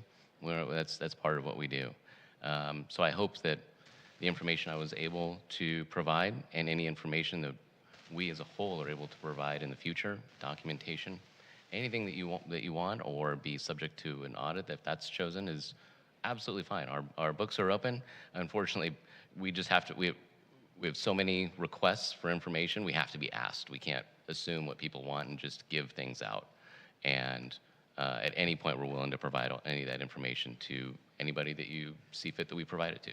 So here and now, you're saying that if the city of Hollywood, outside of what you've provided already with this audit in here, if we request to do a third-party audit that's independent of your books or our books, and it's an independent auditor that would come back to us regarding these serious claims and issues that we've talked about, you would be willing to do that? We'd be, as a bureau and department, we're willing to do that. There are channels to ask the county to do it, but it's been done in the past, and we're absolutely fine with that. Yes, sir. Mayor Pro Tem? Yes, I am glad to hear that because actually Councilmember Horvath and I requested that the records be audited by the contract cities and in cooperation with the Board of Supervisors, but Sheriff Villanueva refused to do that. So again, contract law enforcement, it says, has audited this. Contract Law Enforcement Bureau, can you, for the record, just so residents are aware, state what the department is, who's in charge of the department? I just want to make sure people are understanding all the words we're using. Yes, ma'am. So the official name is Contract Law Enforcement Bureau.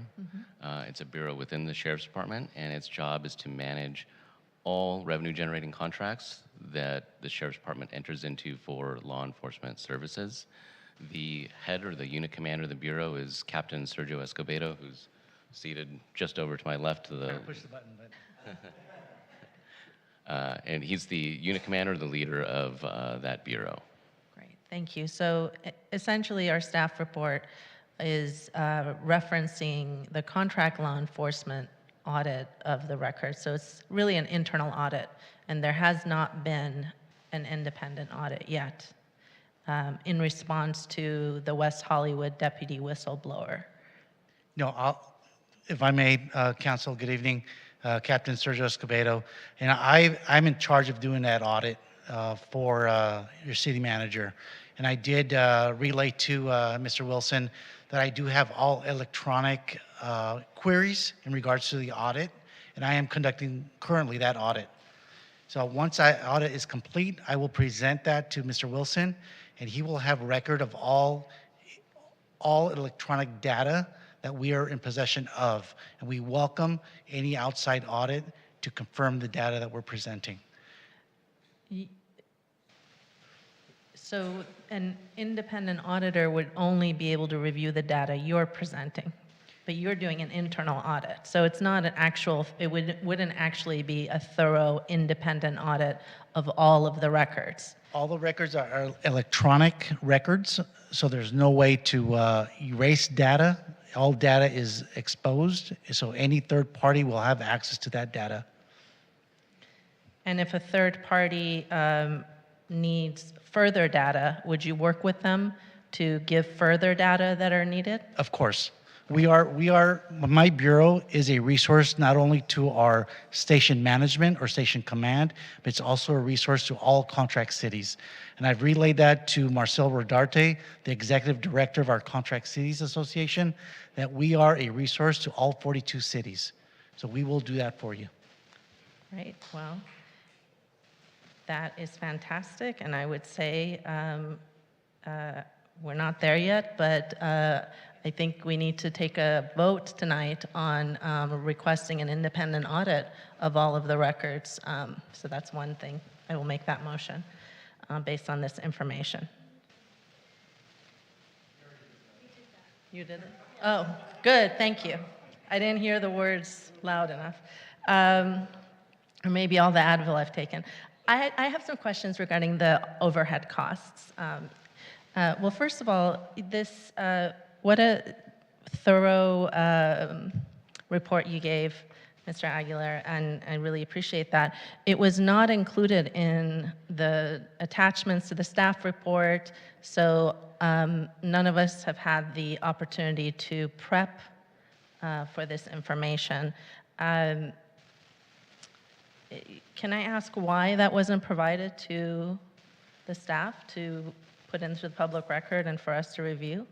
Mayor Pro Tem, I can jump in on that. We brought contract law here tonight as an extra resource, and we can definitely share the lieutenant slides with all of you. And a lot of these slides are actually in a video that go to all contract cities that our commissioners have already reviewed as well.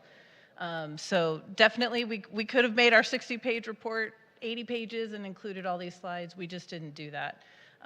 But we can certainly make all of that available to anyone who would like to do it, and then follow up with if people have additional questions at that point. Thank you. I think in the future, when a very controversial topic like this comes up, I encourage staff to provide as much information as possible, especially when we're speaking of issues of transparency.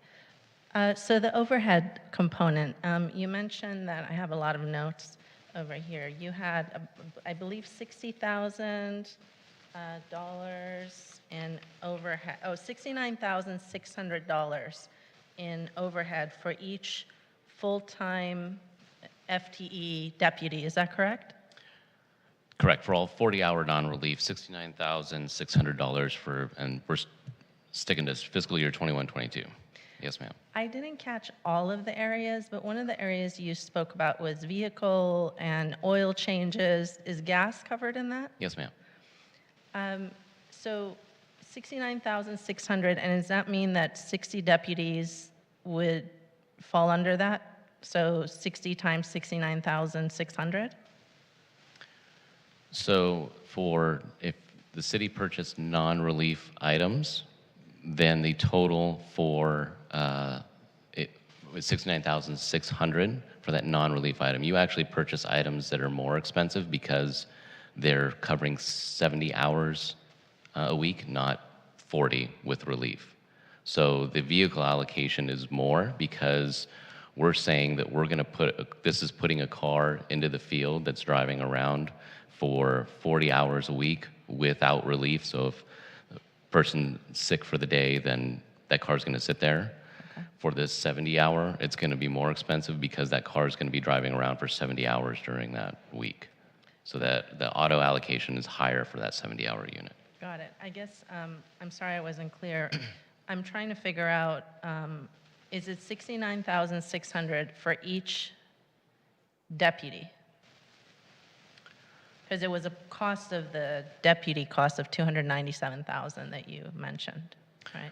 Correct. So for each non-relief deputy sheriff, again, we're selling that amount of time to you, not necessarily a human. But for that amount of time, that would equate to the average of how much time during a year one deputy shows up to work. That's 1,789 hours. For that level of service, then yes, the overheads, which include the sergeant, lieutenant, the captain, all those things, including the vehicle, for that particular one, total $69,600.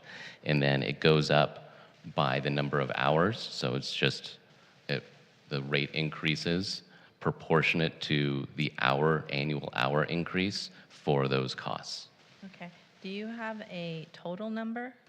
Because what I came up was 4.1 million, but I multiplied it times 60. Perhaps that's wrong, because we're talking minutes and trying to create humans, and 1.5 human or 1.4 human or whatever. Right. So you're purchasing 70-hour units, and the number of 70-hour units that you are purchasing or purchased this past fiscal year is 22.4, and then 9 of those non-relief items. So I can grab my laptop, I can do some calculations and figure this out for you to see exactly how much. It's probably in that neighborhood.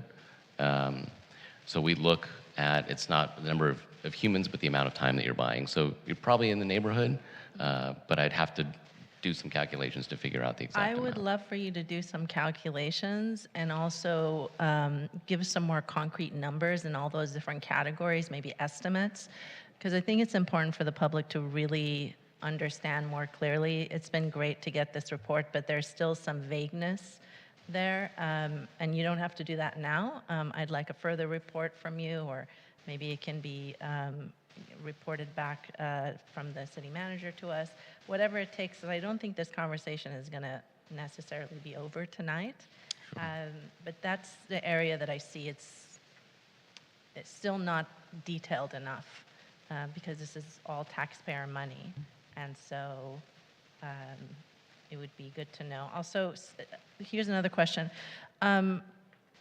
Do our patrol deputies do work outside of West Hollywood? Somebody was asking in the public why our deputies were doing some work in Hollywood, and then today I got an update from a sheriff's deputy saying they had made an arrest outside of the city. Maybe it started in the city, and I don't know what the details were, but it was like, we've arrested this person in this other city. How often, I want to know how often our deputies go outside the city to do work.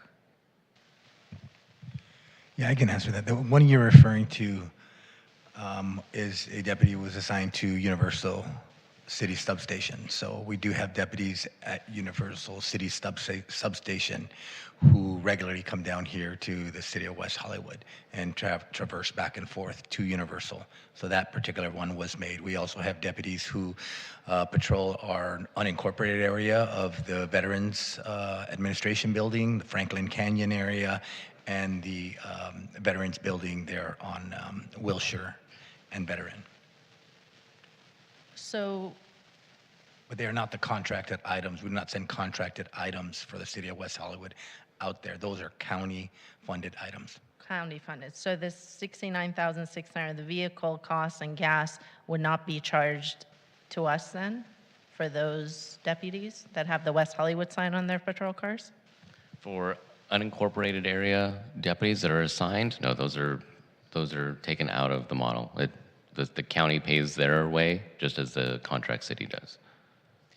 And I think where the confusion is why is there a West Hollywood stamp on a car that is traveling back and forth? Are they stationed here, but they also have another job over there? Yeah, everybody is assigned to West Hollywood Station. Everybody's assigned to West Hollywood Station. We put stickers on all of our cars. Even the county cars? We put stickers on every single car a West Hollywood sticker on any car. We don't give certain cars to Universal. We don't give certain cars to the city of West Hollywood. There are times when Universal will utilize our cars. Got it, because you're the commander now for the Northern Division, and all those cities are stationed in our station here in West Hollywood. I'm Yes, just all trying the to understand. unincorporated areas. Okay.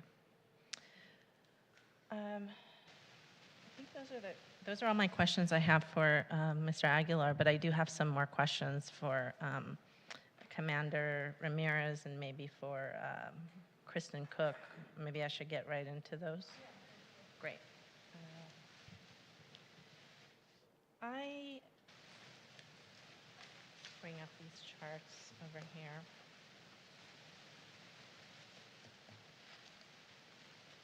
So let me go back to my other notes really quickly. Okay. This is actually going to be for Kristen Cook. Kristen, there was a Safe Cities report that was covered by a local blog here in West Hollywood. That Safe Cities report, I think it was called SafeWise. I would like you to address the validity of the SafeWise report, because apparently it put us in the bottom 200 of all the cities, and it's been really driving a lot of fears and misinformation. And so can you please thoroughly address who SafeWise is? Has there been any other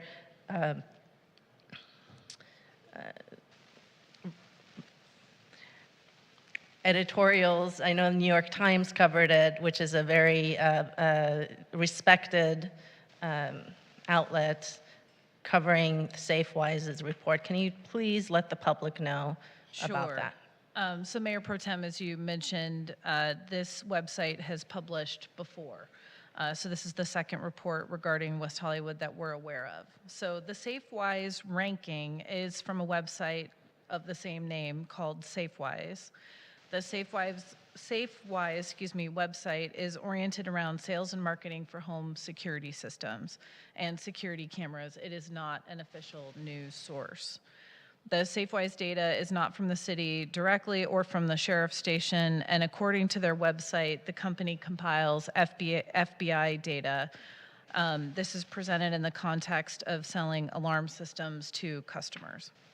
And is this information that the sheriff's department would recommend that they use in terms of their reporting? FBI data? No, we would recommend that our residents work with our station, come to our Public Safety Commission, get context with any data that we present, listen to reports like we're doing this evening. The city and the sheriff's station cannot substantiate such data, nor can we speak to their methodology. The website itself notes in its methodology section that data may be skewed by outlying factors. The city and the sheriff's station are referring reporters and inquirers to official data in the public safety update received by the city council this evening. In addition, we do post monthly data on the city's website that is shared with the Public Safety Commission at their regular meeting, and that goes back several years as well.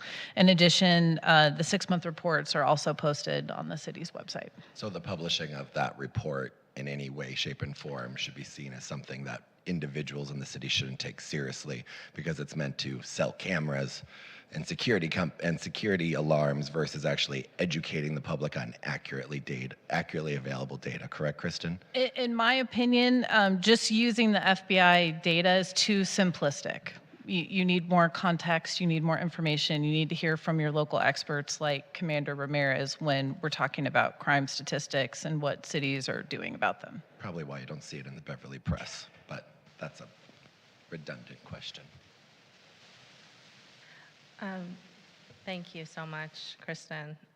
I think it's really important for the public to hear that and understand that this is a business that is looking at West Hollywood and knowing that we are a mostly affluent city, and there is a lot of cash to be made from customers that are going to be scared as a result of this report and making the call perhaps to them to buy alarm systems. So I want to actually go to attachment B now, Commander Ramirez. You discussed the crime stats, and it was clear that you were, and the staff report clearly discusses the fact that the 2022 numbers are going to likely be similar to 2019. So we're going to pre-pandemic levels. I'm looking over here at pandemic 2020. The total crime is part one crimes was 1,418 since there was a lockdown. And most of us were not going to bars. We were sitting in, watching as much Netflix as we could, and maybe some repeats because there was not much to do, right? And then at that time, there were 63 deputies in 2020. I'm looking at directly billed sworn FTEs. And then 2021, the numbers went up a bit to 1735, but it isn't. Do you think 2021 is an accurate reflection since we were kind of semi in lockdown, semi not? Yeah, I think more people were coming out. I think that people felt a little more brave. They changed some of the mandates, and more people were, not necessarily say going to work, but more people. We saw more traffic in the city. We saw more people out and about. We saw more people walking their dogs and the likes. We had Pride, sort of. We had a half Pride, WeHo Pride in 2021. And 2019, which was no pandemic, it was before the world shifted, we had 62 deputies, and it says the total crime was 2,201. I want to understand a little bit more about what you were saying about the increase that you're seeing in the first 3 months. And I have to be honest, I also only have data in attachment B that's speaking to January and February, but I think you were speaking to March. So again, I would, request that staff work with our sheriff's department to give us better numbers and updated numbers when we're having discussions like this. So the numbers I have are for January and February. Can you give an updated breakdown right now of the numbers to add to 2022 for March? No, I don't have those numbers with me right now. I just looked at what the crime increase was to date as of March 31st, but I don't have a breakdown. Okay. But I could certainly get that for you. And what is the crime increase percentage comparing it to? To the increase or to the crime for that same time period of 2021. That would be January 1st through March 31st of 2021. The number I spoke of in the increase in crime rate was for January 1st, 2022 to March 31st, 2022, which would be the first 3 months of this year. Okay. And can you, so that's the information I'll need, because it's hard to think of percentages, and that's why I was one of the council members who would ask for this breakdown to really understand, because when we're looking at part one crimes, there's some serious ones: aggravated assault, armed robbery, obviously homicide, rape, and then there's other things: petty theft, auto theft, vehicular burglary. These are things that people don't have a sense of fear as much about, unless maybe someone carjacks you. Maybe, does that go in auto theft? Where does the carjacking fall under? Theft, carjacking, yeah. Okay. So I would like that information too, by the way, just as a further update. I tried to break down from the staff report, it was talking about how grand thefts were the highest amount. And part of the reason was cell phones are more expensive now. And so the Apple phone, you know, maybe Samsung's more, I'm an Apple person. The phones went from $599, all of a sudden they shifted up to $1,000 in the past few years or more. And you have the grand theft numbers that went up because of that. I see here, you know, for the first 2 months, I don't have the third month number, and you don't have it either, 132. You said that you were doing some undercover ops? Yes, we have done a few undercover operations utilizing plainclothes officers in these in bars that had a high percentage of thefts occurring. When did you start those operations? Lieutenant Mulder.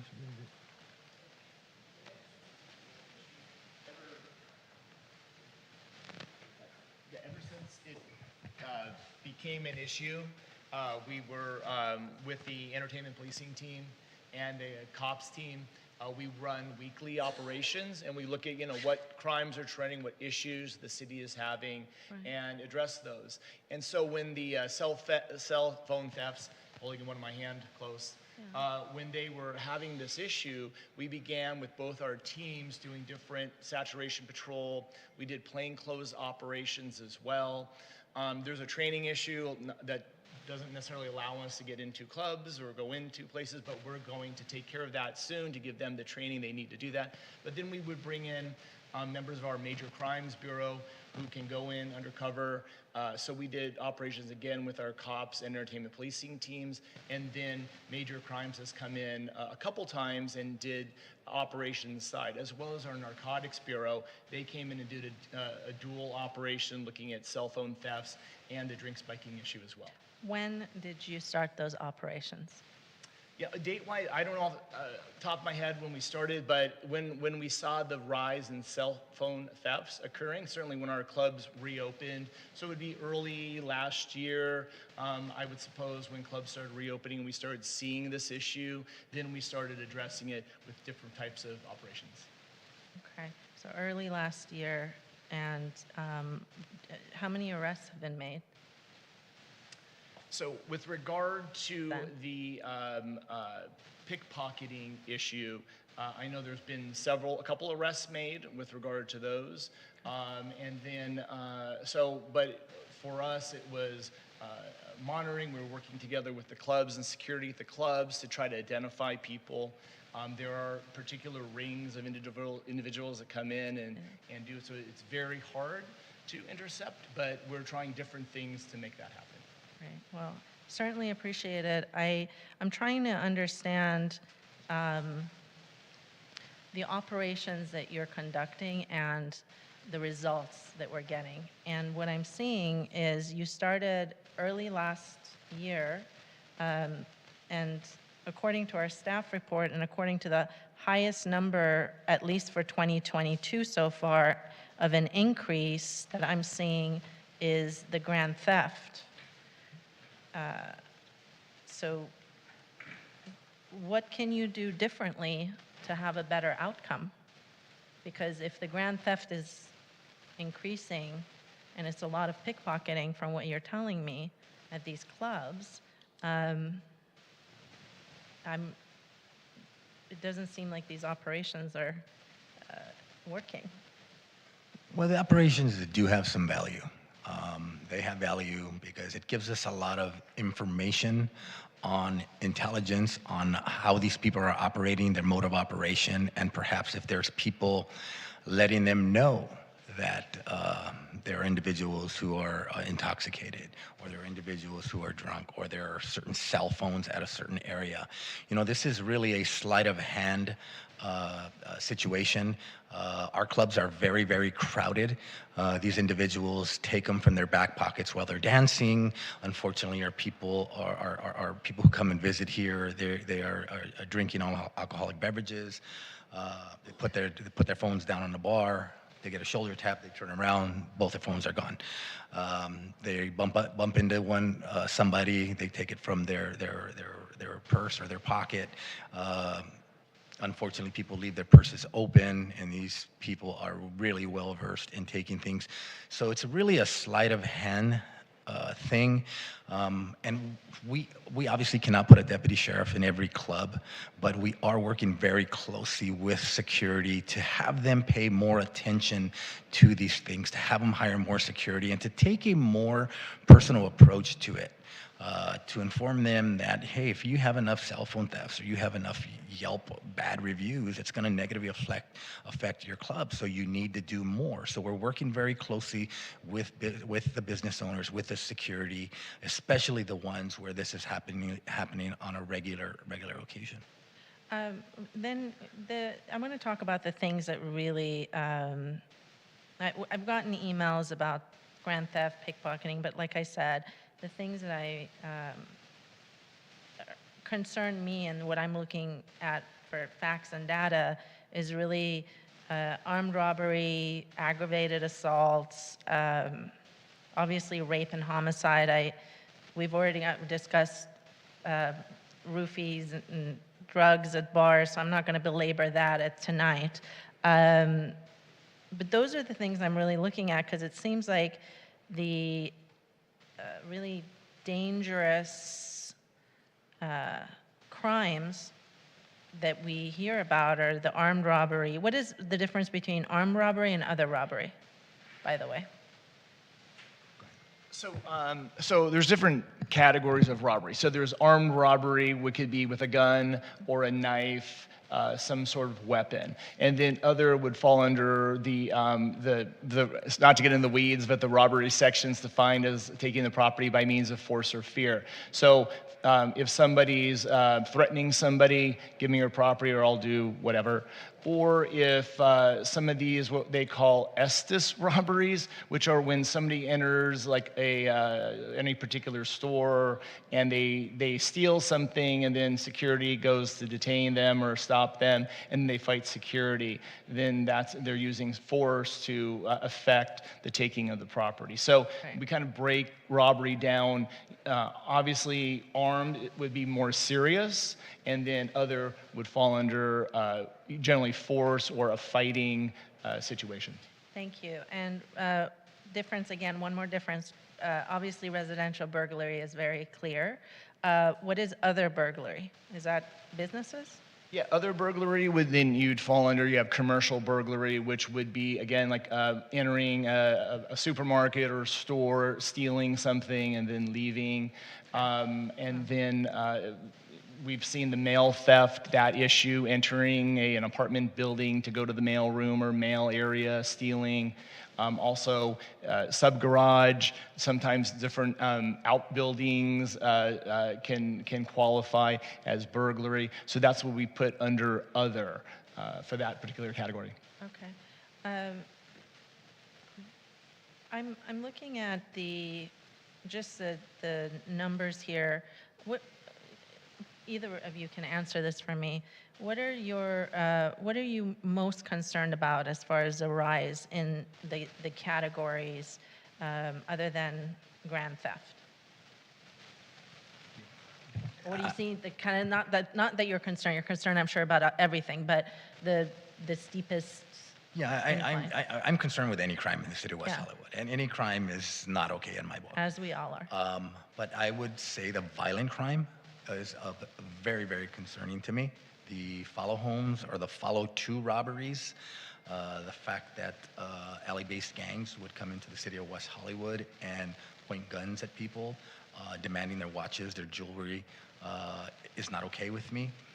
Individuals who come in here and pick fights with people who are either visiting, working, or residents here, and assault them is not okay in my book. Violent crime. Yeah. Violent crime. So aggravated assaults, armed robbery, other art robbery, obviously rape and homicide for sure. I think I have some more things to ask, but I think our mayor wants us to go to public comments because people are getting. Mayor Pro Tem, and I would like to add one more Yeah. thing, is Sure. we did discuss arrest rates, and I can tell you that the arrest rate across the country is right about 22%. Okay, here in the city of West Hollywood, our felony arrest rate, I just checked in on February, we were at 36%. And our misdemeanor arrest rate was 64%. And that is deputy sheriffs going out there and working hard, arresting people for quality of life offenses, knowing very well that they are not going to be prosecuted. But I've instructed my staff, I instructed my personnel that regardless of what happens in the court of law, regardless of what happens in the Superior Court building, we as deputy sheriffs still have a job to do. We are going to ensure the safety of our citizens of West Hollywood. So I still encourage them to make the misdemeanor arrest, and they are doing so. Yes. Do you have a conviction rate to go along with that? I'm sure I can get the conviction rate for you, but I'd love to see that and I'm happy that arrests are being made, but not all arrests are justified, or sometimes the wrong person gets arrested too. So I would love to see conviction rates as well. And okay, so I think Mayor wants us to go to public comment, and then I'll have some more questions for you. Thank you. Yeah, because the public might have some questions to add to ours. So, Madam City Clerk, please. Thank you. Our first speaker this evening is Alan Strasberg. And Alan will be followed by Robert Oliver. Hello. Thank you for having me. I have a few comments to make. Mostly it's confusion now. But I do want to start with thanking both Lieutenant Mulder and Commander Ramirez. I had a very personal experience with the MET team about 2 years ago, and the response was very warm-hearted, it was very humane, and I know Lauren Meister helped with that as well. But really my confusion is we're talking about a lot of really great numbers here, and this is really your job. Your job is to hold the Sheriff's Department to account for the contract.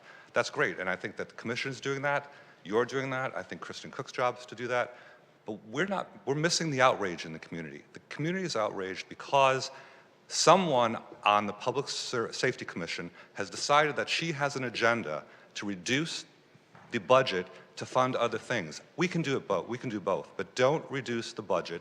Don't have a discussion about reducing the budget and conflate it with the numbers that is your job to do. Thank you.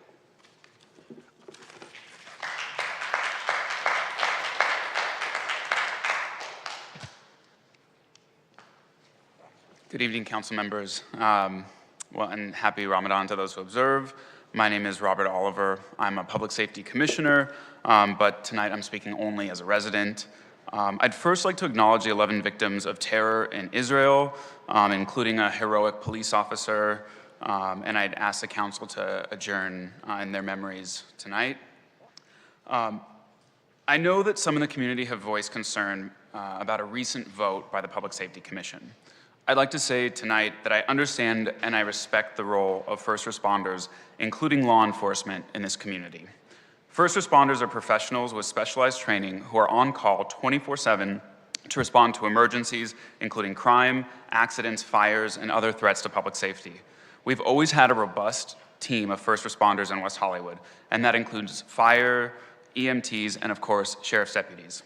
Over the past few years, the situation on the ground has changed. We now face a set of humanitarian crises that includes homelessness, mental health, and substance abuse, and many in the community do not feel as safe as they once did. Our public safety team must include adequate first responders to address these crises and keep WeHo safe. It is not efficient nor fair to ask our sheriff's deputies to act as social workers, psychiatrists, or counselors. It's also not fiscally responsible. Sheriff's deputies are uniquely trained to address crime and threats to public safety. And each sworn officer costs the city about $300,000 per year. Asking them to spend hours of their day doing the job of a social worker is not a good use of taxpayer money. The reality is defunding is the wrong conversation. What we need is a non-ideological discussion around public safety funding. We need to hold police accountable, but we need law enforcement to keep us safe.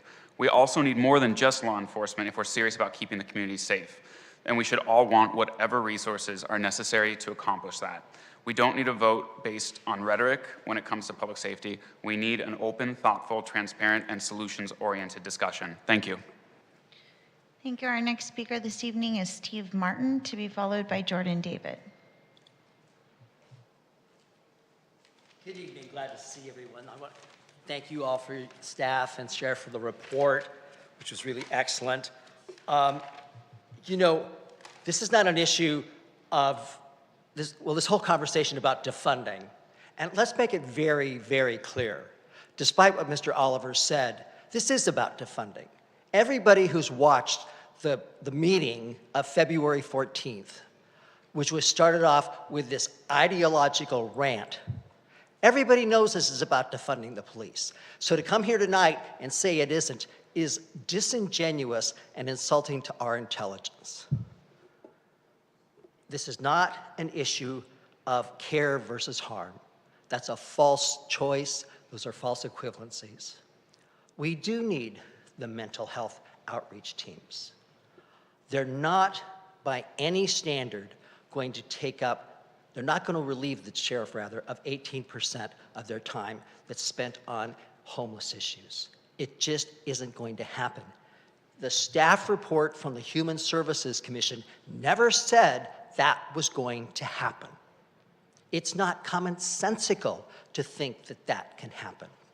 When a homeless person is camping out in your front yard or setting up a tent, a mental health worker isn't needed. It's just the sheriff to go move along.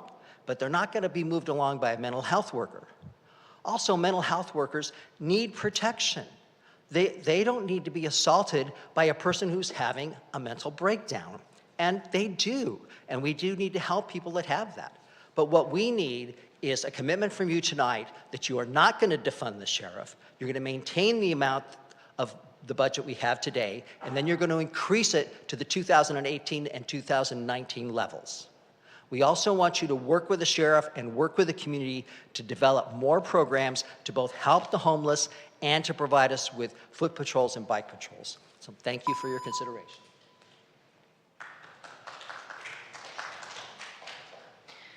Jordan David will be followed by Chad Bluen. Good evening, Council. This is Jordan David. I live on occupied land of the Tongva Nation, none of which land has been returned with your new acknowledgement, and I'm a voter in West Hollywood elections. I want to express my strong support for the Public Safety Commission's recommendation to reallocate funds from the Sheriff's Department to social services. I think enough has been said about overspending and fraud. The reasons that these funds should be moved isn't because of accounting. It's because police are not here to keep us safe. Cops' role in society is to protect capital, whether that looks like dragging runaway Africans back to the plantation, attacking workers to stop them from unionizing, crushing civil rights movements, or simply feeding more bodies into the current slave market of our prisons. So obtaining a transparent contract with county sheriffs or weeding out the network of deputy gangs still wouldn't change their fundamental role in society. Poverty is the root of cause of individual violent crimes, and meeting folks' basic needs, starting with housing, is the remedy. This budgeting move is an important step, but we will never have public safety until we have fully transitioned to a system based in care, not cops. Thanks. Chad Bluen, to be followed by Patrick Shandrick. Chad Bluen, City of West Hollywood. Hi, everybody. It's good to see you. You speak in It's the good mic. to see you in person. I was going to have comments about public safety, but this analytics company, oh my God. I'm glad David's on Zoom somewhere. And the city attorney, there's a list of companies that all applied for their business license right after BLM and the others within a 5-month and 8-month period. I'm not sure with the other contract cities can let you know, but why would we let somebody or any staff or anybody do business with a company if it's, you know, like a Facebook friend of your 2020 election and not actually part of the Democratic Party, or we should be checking these things and who's sending these people information and letting it out. I'm just very surprised, and I hope the other contract cities are watching or seeing what we accidentally have dealt with. And I hope we could count on the administration's now change, and they're really going to put some money out there to fund law enforcement, and hopefully we can make up for the last horrible couple of years that it's been for all of our public safety that really work hard. And I think there's no reason we can't afford to add 2 deputies, just because we've got elections coming up, and I would expect more havoc and mayhem. And let's hope we can do better. Thanks. Patrick Shandrick, to be followed by Dimitri Kermani. Hi, Patrick Shandrick, 20-year resident of West Hollywood. Terrific to see some neighbors and friends here tonight. Mayor Meister, Mayor Pro Tem, Council, welcome back to Chambers. In the discussions around the reduction of sheriffs, city staff and some council members have said that there is confusion in the community. Residents are misinformed. I disagree. I think some members of the council and the Public Safety Commission are the ones who are confused. I have heard numerous residents speak on this topic, and I have read the many emails submitted. It is all clear. WeHo residents are not in support of the Public Safety Commission's recommendation to decrease our sheriff's budget by any amount. We all support the mental health outreach team and its funding, just not at the expense of public safety. I served on the city's Human Service Commission for 7 years and was always impressed by the sheriff's collaboration with social services, working closely with providers, caring for the unhoused, partnering with our substance abuse counselors. It was the LA County Sheriff's team who first brought a mental health street team to the city, the MET team. Our WeHo sheriffs are highly trained to address the needs of our unique community. I ask that the Public Safety Commission's recommendation to decrease the police be tabled. And for the sake of transparency and trust, each council member should express their position on this issue tonight, and anyone running for West Hollywood City Council or LA County Supervisor seats, now is the time to state your position and support our West Hollywood Sheriff Department. Thank you.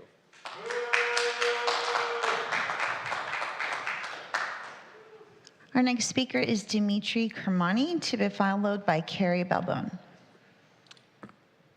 Good evening, Mayor Pro Tem and council members. My name is Dimitri Kermani. I am a longtime proud resident business owner in West Hollywood, and at the same time a volunteer with our local West Hollywood Sheriff Station.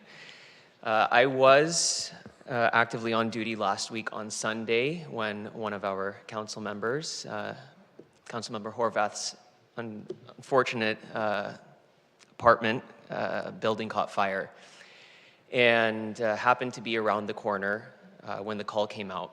I was training one of our other volunteers on one of our services, which is patrolling. We act as the eyes and ears for the sheriff department, and we can put out any call or any type of crime that we see. We were probably the 4th or 5th car to arrive, and upon our arrival, 2 of our deputies, Yessi Olvera and Brian Ceballos, were coming out of the apartment building, and they had just pulled 3 people out of a burning building as hot ember, and glass were falling on their heads. They ran into the building with no Nomex, which is a fire retardant gear, or clothing, and no helmets, and selflessly decided that it was their mission to pull these people out. Deputy Olvera's name is a familiar name because just 1 month ago, she and another one of our deputies, Danny Martinez, rescued a toddler who was choking on a plastic, I think it was a bread, if I'm not mistaken, a bread tie. The reason that I bring this up is because our deputies are always out patrolling the city. They're always around. And God bless our firefighters as well. They're stationed at the station. They're only released once a call goes out. So in any time that we have an emergency, our deputies are trained in BLS, basic life support. And they're the first ones to generally arrive on a scene. By reducing deputies, we are reducing our life-saving tactics within the city. I know my time is up. I would like to request another minute for commendation. Councilmember Horvath, your response to the fire last Sunday, I commend with all my pride as a West Hollywood resident and business person. As the firefighters were putting out the blaze and the deputies were out there assisting the various residents as well, your last concern were your belongings, were the material items. You stood there with the community members, with your fellow neighbors. You made sure everybody was okay. You took care of the elderly gentleman whose entire life was in his apartment that he had just went up in flames. Among the other elderly members that resided in that building, and it was a testament to what a leader is supposed to be. Just the entire response. I mean, I'm standing here as somebody that works in the department that sees what our deputies go through on a regular basis, and just the collaboration between our leadership with our first responders deserves a round of applause. So I thank you for that. Thank you. Carrie Belbone to be followed by Pierre Folari. Good evening, Mayor Meister and Pro Temp Shine. I'm so excited to see all of you in person, and thank you. I'll start by saying transparency is hard. We've been at it for 4 hours tonight, but one of the things that I'm excited about is we've got a dialogue going and we're talking, and that's critically important. I am a public safety commissioner. I should have disclosed that. I'm also a West Hollywood resident. My comments tonight are my own. Speak in the On mic. February 14th, Carrie, can you speak in the mic, please? Sorry. On February 14th, 3.5 hours before a Public Safety Commission meeting, some information was released. Some of that has been discussed tonight. We moved from getting that information that had not been discussed or validated or sat down with the actual sheriff's department to talk about it, and it moved to a vote. It was premature. The conversation we're having tonight is the type of conversation that should be had in a community before anyone discusses reducing the amount of police or sheriffs that are involved. My personal opinion is we have a city that has 36,000 residents. It swells up to about 100,000 people. Typical law enforcement is 2 to 2.5 FTEs, sheriffs or police, per 1,000. We're right now well below that at 60 sworn officers. So when we rush to have conversations, I think we do a disservice to everyone involved, and I'm really hopeful that this dialogue continues, and I thank everyone who came out to speak, and all of you for listening, and for everyone who presented. Thank you. Pierre Folari to be followed by Ambrose Brooks. Good evening, and thank you for this opportunity. My wife and I believe that cutting our police force is wrong, and draw your attention to the community survey on public safety-related services on the WehoTV website that clearly shows an overwhelming majority of residents in West Hollywood have a positive impression of West Hollywood's sheriff's deputies. The duty of the police department is not just to fight crime. They also have important skills as part of our first responder teams.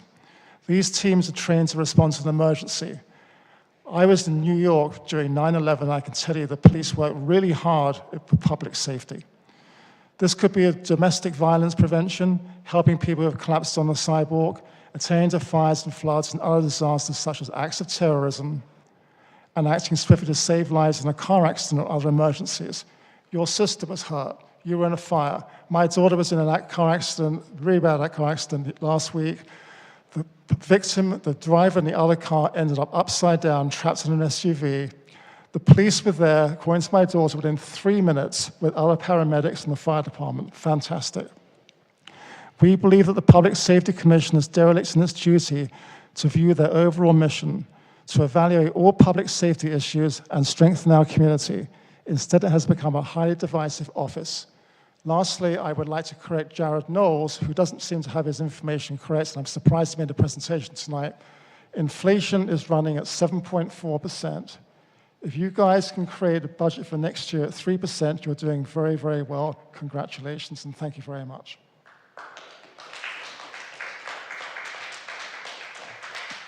Ambrose Brooks, to be followed by Larry Block. Thank you so much, and thank you all for your presentations this evening. I really appreciate the discussion. I just want to talk about, fiscal responsibility. West Hollywood's contract with the Sheriff's Department has increased from $8 million to $20 million since 2012. Adjusting for inflation, that's still an 100% increase, according to the reports from Civilytics and even LASD's own reporting. Violent crime rates in West Hollywood between 2012 and 2020 are relatively flat. Tonight is about just $3.4 million out of the $20 million contract. WeHo's social services budget is only $5 million. Let that sit for a second. $20 million to the Sheriff's Department, $5 million to social services. What does that say about city priorities? It's proven that investing in services will actually reduce crime. Investing in punitive policing does not.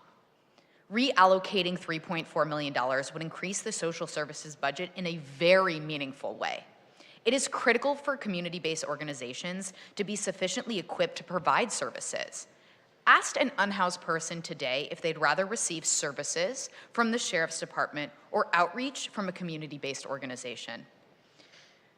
CBOs can provide long-term supportive services for harm reduction and interim and permanent supportive housing to help address the housing crisis in the city. The Sheriff's Department cannot provide those services. Instead, we hear tonight of the surveillance and arrest of our unhoused neighbors. It is the most logical choice to redirect these funds into services that have the potential to transform the city. Thank you. Ambrose, I have a question for you. Absolutely. If we're able to fund $3.4 million or $4 million to social services without reducing the sheriffs, are you okay with that?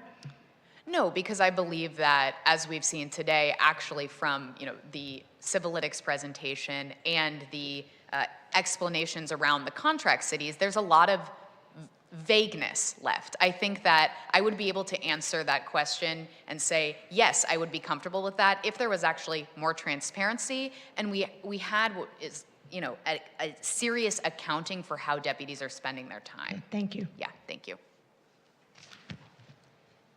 Larry Block, to be followed by Victor Olmochenko. Larry Block, West Hollywood. I went home, I put my things down, and I was all ready not to speak on this item.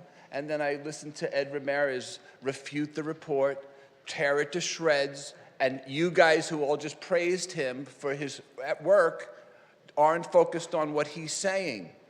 He's saying that there's a crime increase. And everybody knows that John Erickson wants to refute a survey somewhere else from a security company. Well, that's what they do. Same way Planned Parenthood would study abortions, and the same way any business would study their industry. He's saying there's not enough crime, that survey is wrong, and saying let's all say we know that the crime is increasing. We know this. 67 cops, deputies down to 50. I don't understand how we can cut the police so severely. What is the ramifications of having not enough officers in an emergency? What if you did that today and Pride had 50 officers and we had a shooting like 2 years ago like Pulse when they're coming into town? What are we going to do? It's amazing to me that some city council people do not understand the cost component of an employee. Workman's compensation in addition to a payroll and the cost of the unit versus the cost of the salary. This proposal that turned the city upside down was made by a 21-year-old Lindsay Horvath appointee. She has no special knowledge of anything in this city. She doesn't live here that long. There was no outreach, and her only qualification is her dad is the LA Times owner. Lindsay Horvath is selling out our city for what's good for her campaign. And I hope LA Times rejects the endorsement because of these type of games. We're talking about our city. We don't put the expense of all the residents for some of the homeless. We don't pull $30.5 million out of resident protection for everybody just so we can solve that homeless problem that we can't have done for years and years. So I think we need to study it more. Thank you for your thoughtful questions, Seppi. Those were thoughtful questions. Those were dumb questions, John. Victor Omolchenko, and that's the last speaker we have in chambers, and then we have individuals on Zoom. I've looked at life from both sides now. Victor Omolchenko, longtime West Hollywood resident. In my past life as a federal employee, I remember reviewing budgets from universities and indirect cost rates, what we call overhead rates. And I always wondered, why did the public universities like my Michigan only charge 35%, and then the private ones like Stanford, I went to Michigan and to Stanford, charge double? Well, Stanford said, well, we're exclusive. We don't take any money from you people in California, but they came to the federal government and took money from all of us federal taxpayers. So what I want to say is, I am so happy that you are all looking at these budgets more carefully. It is important. It is a good thing. It is a good thing. From my time as a public facilities commissioner, I remember asking questions about budgets. I remember going to Transportation Commission years ago, asking about when can we have you, our transportation commissioners, look at the budget for bike lanes? And they all kind of looked stunned. And I don't know, we don't talk about it, it's not in our purview. Now, Historic Preservation Commission, we come in and ask, why don't you do a historic resources survey of our residential one zones to protect Greenacre and Betty Way? And they all look kind of stunned. So the fact that we're getting more data from the sheriff's office, the fact that our Public Safety Commission has started asking questions, no matter where you stand on the issue, it's good that these questions are being asked and that these budgets are being looked at, and that groups other than Booz Allen Hamilton, oh, I remember them coming into the federal agencies years ago, having groups like Civilytics gives us new kind of information. So that said, I really think that as you look at the next fiscal year's budget, please maintain the level of service that we have. But I'm sure that with the assembled brains here, there can be cost efficiencies, productivity improvements. You can find $3.2 million to put into much needed social services. And one last thing, next door in Beverly Hills, there's a candidate running again for city council, and he brought up the issue that he was so proud that after all these years on the council, and he hopes to be reelected, that he had brought down his city's unfunded liabilities to $300 million. Now, for another time, another conversation, we may all as a city want to talk about what are our unfunded liabilities here in this tiny burg of West Hollywood. Thank you very much. Thank you, Victor. We'll now switch to Zoom to hear from public speakers in Zoom. Our first speaker on Zoom tonight is Manny Rodriguez, followed by Alexander Baisley. Manny, you will have 2 minutes. Please press *6 to unmute yourself. Manny Rodriguez, West Hollywood. I've invested and participated in this community for over 20 years. In all those years, I've never seen more of a consensus among residents as I've seen against the Public Safety Commission's illogical and alarming and shoddy recommendation to cut the sheriff's budget by over $3 million. No one is objecting to exploring other options that will fund more resources where they are needed. But cutting the sheriff's budget is not where you go to find the money. This is something that cannot be compromised. I hope you've heard Commander Ramirez loud and clear. Tonight, you have an opportunity to address the public concern once and for all. I hope that you will take an action tonight and unanimously denounce this flawed recommendation before you. Take it off the table from further analysis and tell your constituents that you support basic public safety and adequate law enforcement. And let's move on.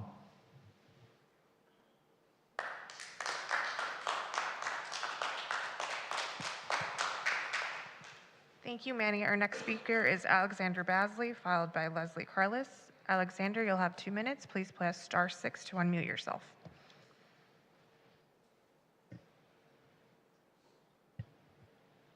Good evening, Mayor Meister, Mayor Pro Tem Shine, and honorable council members. My name is Alexander Basley, resident of West Hollywood.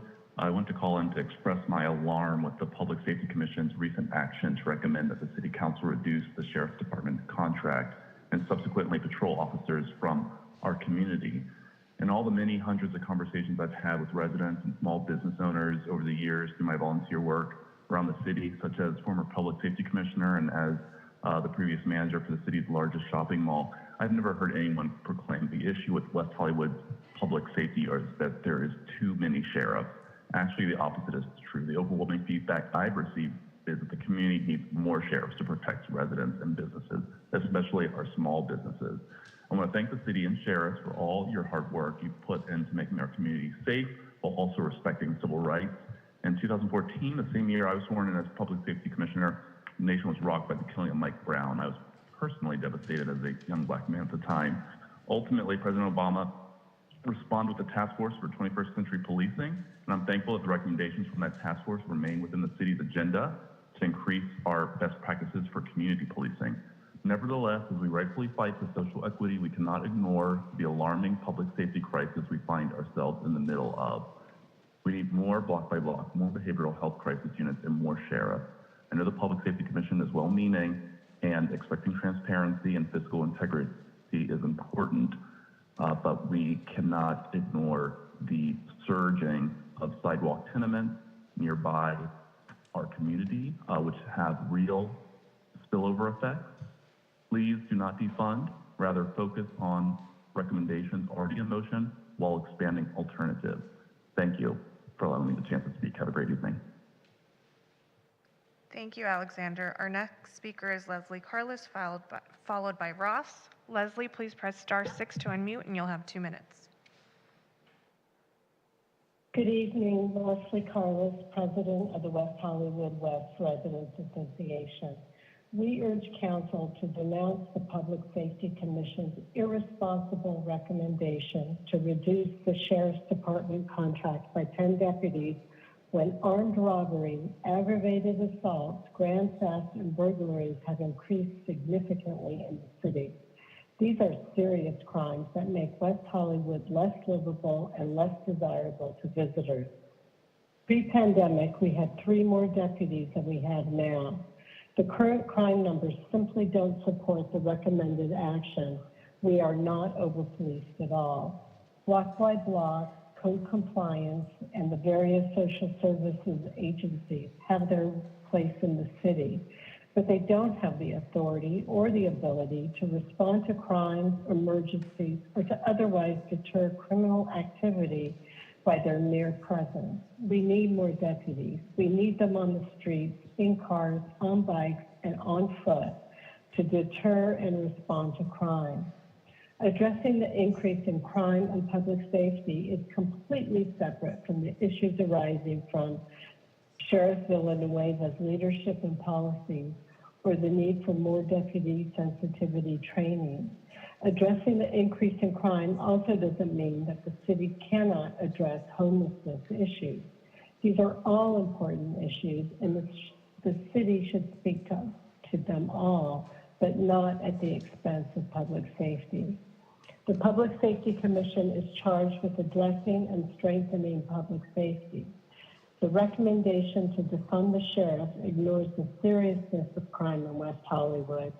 Council must address the immediate need for public safety by increasing funding for more deputies and reject the Commission's politically motivated recommendation. Thank you. Thank you, Leslie. Our next speaker is Ross, followed by Yvette L.A. Ross, you will have 2 minutes. Please press *6 to unmute yourself. Hi, my name is Ross, and I'm a West Hollywood community member. I just want to say I'm disturbed by Mayor Lauren Meister's disingenuous characterization of the Public Safety Commission's recommendation related to the allocation of the sheriff's budget, both in her emails and in her YouTube video she posted. Everyone agrees we need to do something about crime in West Hollywood. It's Mayor Meister who chose to table the discussion rather than take action. Now, I'm pro law enforcement. Nonetheless, there's still some merit to having social workers do social work and not put those burdens on police officers. It's fiscally irresponsible to force social work on higher paid police officers.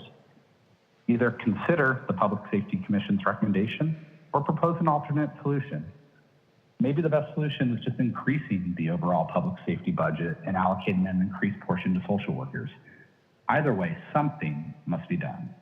If you really are pro-law enforcement like me, you would support the police. You'd reduce the burden on them. You'd make their job safer and you'd make them more effective so they can focus on reducing crime. Lauren Meister's been in office almost 8 years. She should focus on fixing this issue and doing something about it, not just attacking others.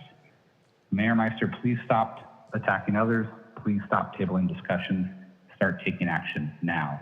Let's bring the discussion to you and the other council members so you can do something about it.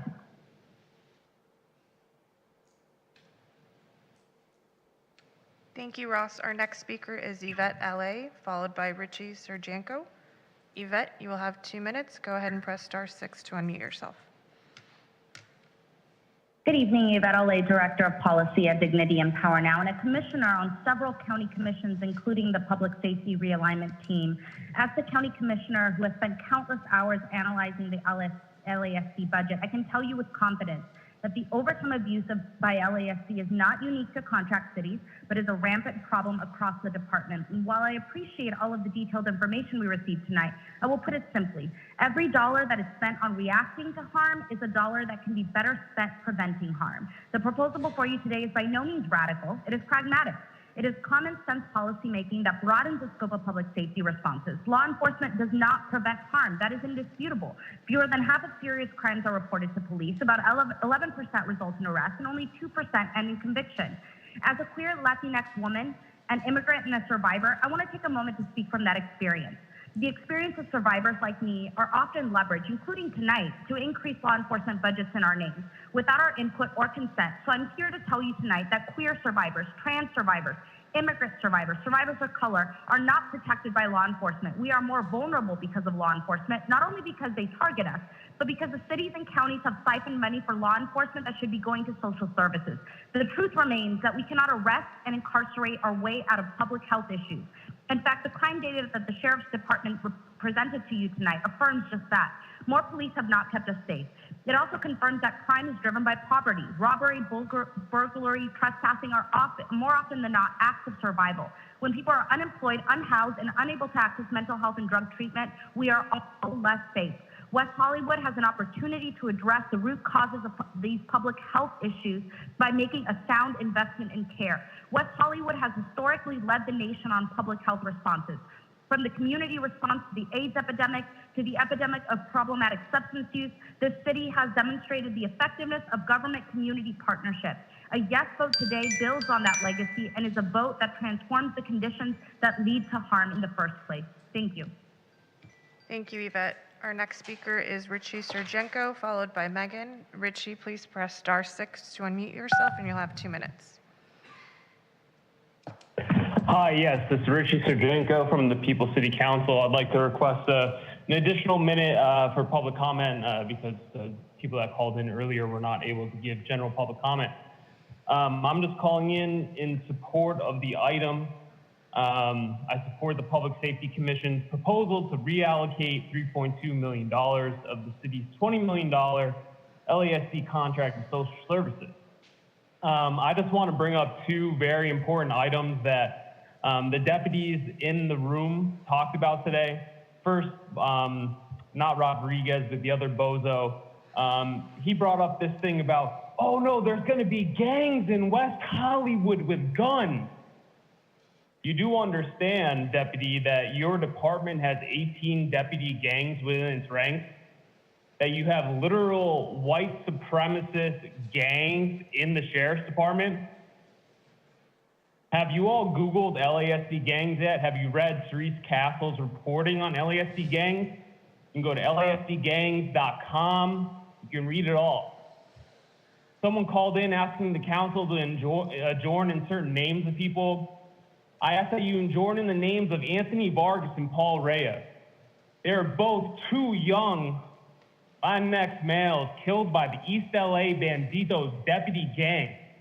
And their families, to this day, are harassed by this same sheriff's department that you have in this room saying, oh no, there's gonna be gangs in West Hollywood. You fuckers are gangs in West Hollywood, all right? And then I also want to comment on what Deputy Rodriguez was talking about, DA Gascon prosecuting misdemeanors. Rodriguez, do you think if Gascon doesn't charge people, then the charges go away? What do you think happens with people with misdemeanors? Do you think that the charges disappears because Gascon won't charge them? No, it goes to the city attorney and they go through that process. So it's ridiculous that anyone, I would like that additional minute, thank you. Sir, your time is up. That anyone would believe. Sir, your time is up. There is a public comment period at the end of the, we will add you to the next public comment. Thank you.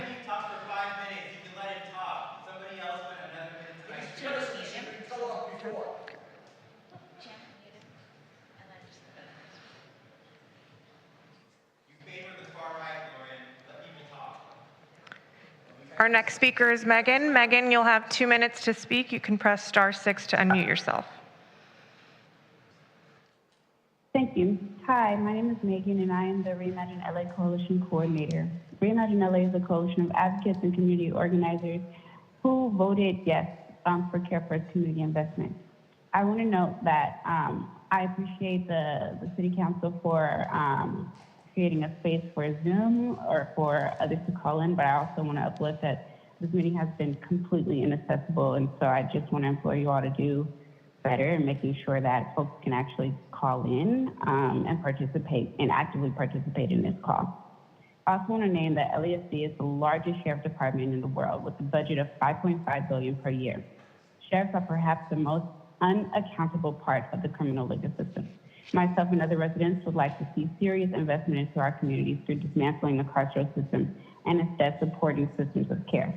This cannot be done if we are not given adequate resources to ensure that the transformative work that is desperately needed is brought into our communities in a meaningful way.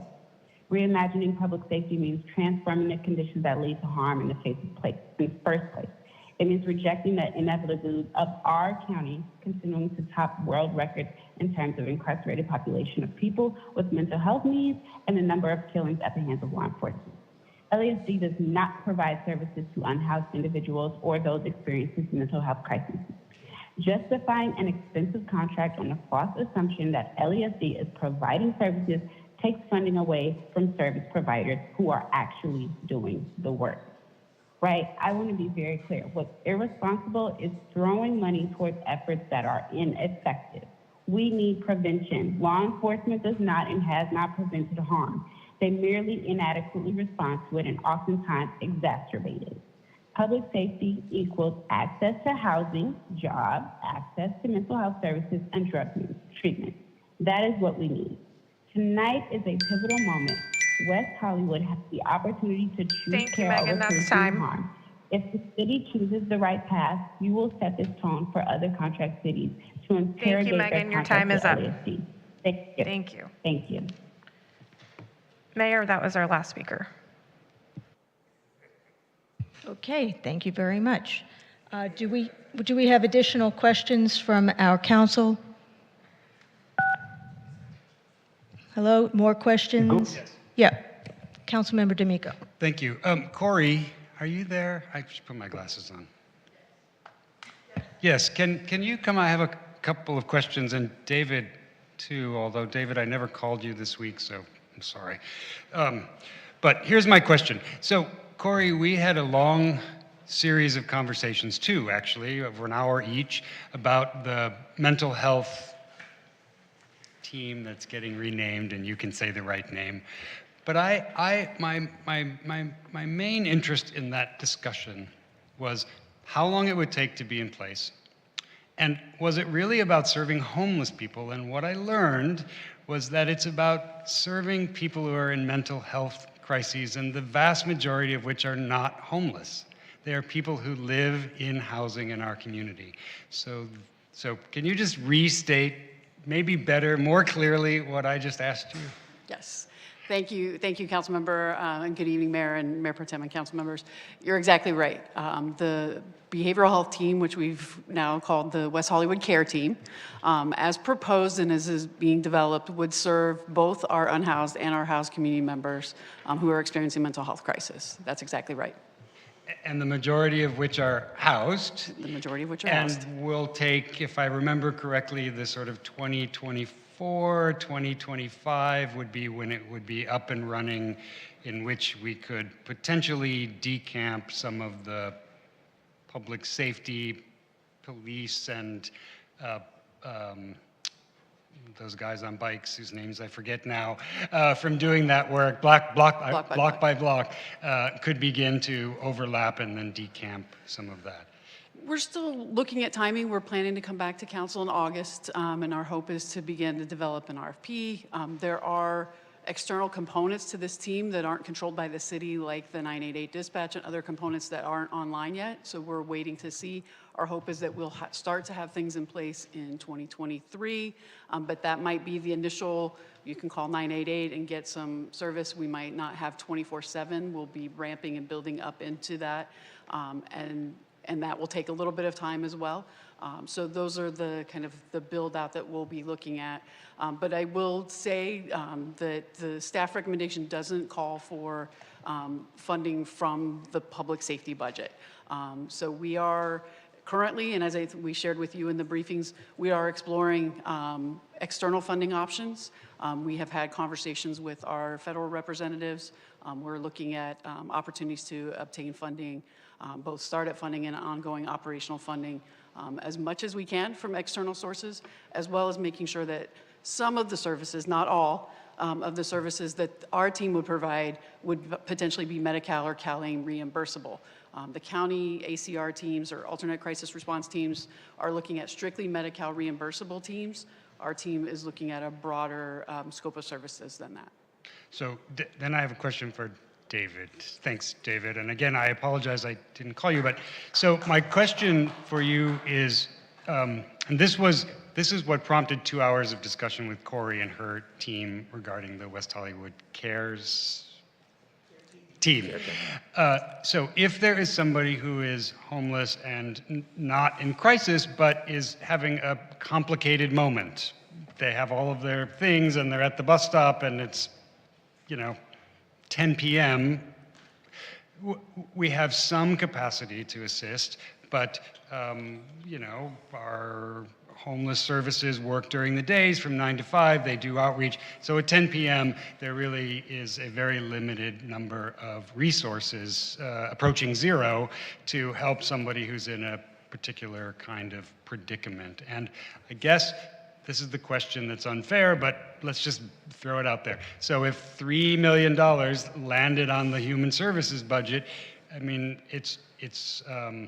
I guess an equivalent question would be, we've seen in the city of Los Angeles that $300 million landed on their homeless services budget, and the homeless problem has gotten worse. So I'm confident that our dollars would be spent wisely, that actual people would be helped, maybe 24 hours a day. But I just want you to confirm that, we have a particular set of services available, and changing that is possible, but it's not going to happen very quickly, potentially. So maybe you can just say what you want, respond to that, and if you don't want, I understand, because I'm putting you on the spot and I apologize. No, thank you for the question. So we do have some limited availability of response after hours and weekends with a few of our current contracts, a few of the teams.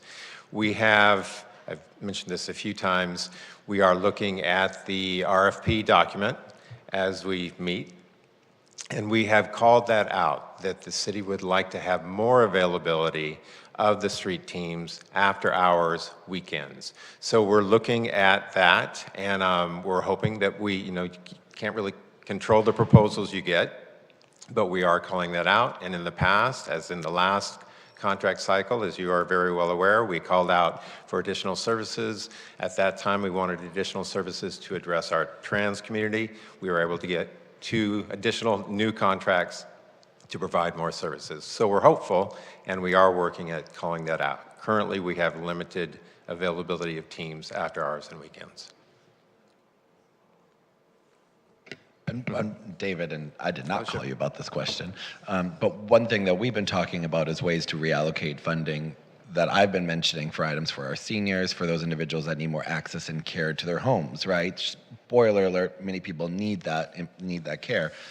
Just giving you $3 million all of a sudden, you can't just magically go out there and find all these new people through our social service agencies that can just take it. It would take an enormous amount of time for you to do this. You would do it correctly, but for me to all of a sudden tomorrow say, here's $3 million, you can't just say, hey, JVS, I need 30 more workers to go provide 2 more hours of care to our seniors who are homebound who need that additional care. It would take quite some time, right? So I think, as I stated, we can add additional funds, but we can't control what the proposals, what they offer. We call it out. We are calling out what the additional services that the community would like to see and council would like to see, but no, we can't, guarantee that we're going to get those contracts in place. And as we've increased funding for services, have we had trouble hiring people to fulfill those services? So I want to make sure I understand your question. We increased the amount of funding the last contract cycle. In fact, very similar to this, council, you were both there, said, how much would it cost to address the intensification of social services needs that we're seeing? And we looked at the proposals. That was during the funding process. We looked at the proposals and we looked at what they were offering. And at that time, we looked at organizations that were going to add services for our trans community. We looked at organizations that were going to provide more street-based services, which we all felt was needed. And so we took what was being offered. We said we could add this. We could add additional staff for the homeless services providers. So in addition to caring for the folks that they have housed, they'll still have time to be out on the streets to link folks to services. But we looked at what was being proposed, and then we came back to council, and at that time, we added approximately $380,000, and it went to a number of those agencies who made those proposals. So that was the process that we looked at that time. I think to your point, we were able to spend that money on concrete services that we saw were in those proposals. We put those in the contracts, those were in the scopes, and for the most part, those agencies are meeting those scope of services. So when we allocated the funding, we then hired people with that funding? Correct. Okay, thanks. David, because it's going to take 2 years, 1.5 to 2 years to get the the WeHo Cares team going, what are our chances of getting more help from the county in terms of, for example, the MET teams? Because I know that they cut back their MET teams last year. They're getting money from Measure H. That money was supposed to go towards things like MET teams. Correct. What is it looking like? I'm going to call up, Corey might be able to help more on that. Thank you.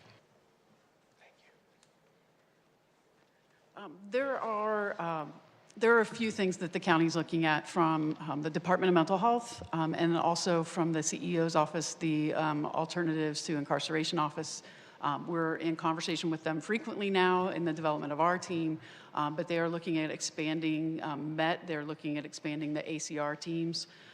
And so we're tracking that and who is applying for that, because there's not a provider who has a specialty in that kind of emergency response, crisis response. None of our agencies do that 24/7 crisis response. So we're looking at what's available from the county. We have also been engaged in terms of Measure H. We've been engaged in the Blue Ribbon Commission on homelessness that is looking at some restructuring around governance, but also looking at the Measure H allocations to cities and what cities would like to see. For example, we would like to see more Measure H dollars. So we're continuing to have those conversations, but it's not clear yet that there are additional teams that are going to be made available. We're in SPA 4, which is shared with Skid Row and Hollywood. So in terms of how resources are allocated for homelessness, we are less than 1% of the homeless population in our service planning area. So we're not high on the priority list from the county, but we're going to stay engaged in the conversations and try to access as much of the Measure H dollars as we can, and then continue to work with DMH and others on the mental health side. I have a question. Let me just Go follow ahead. up.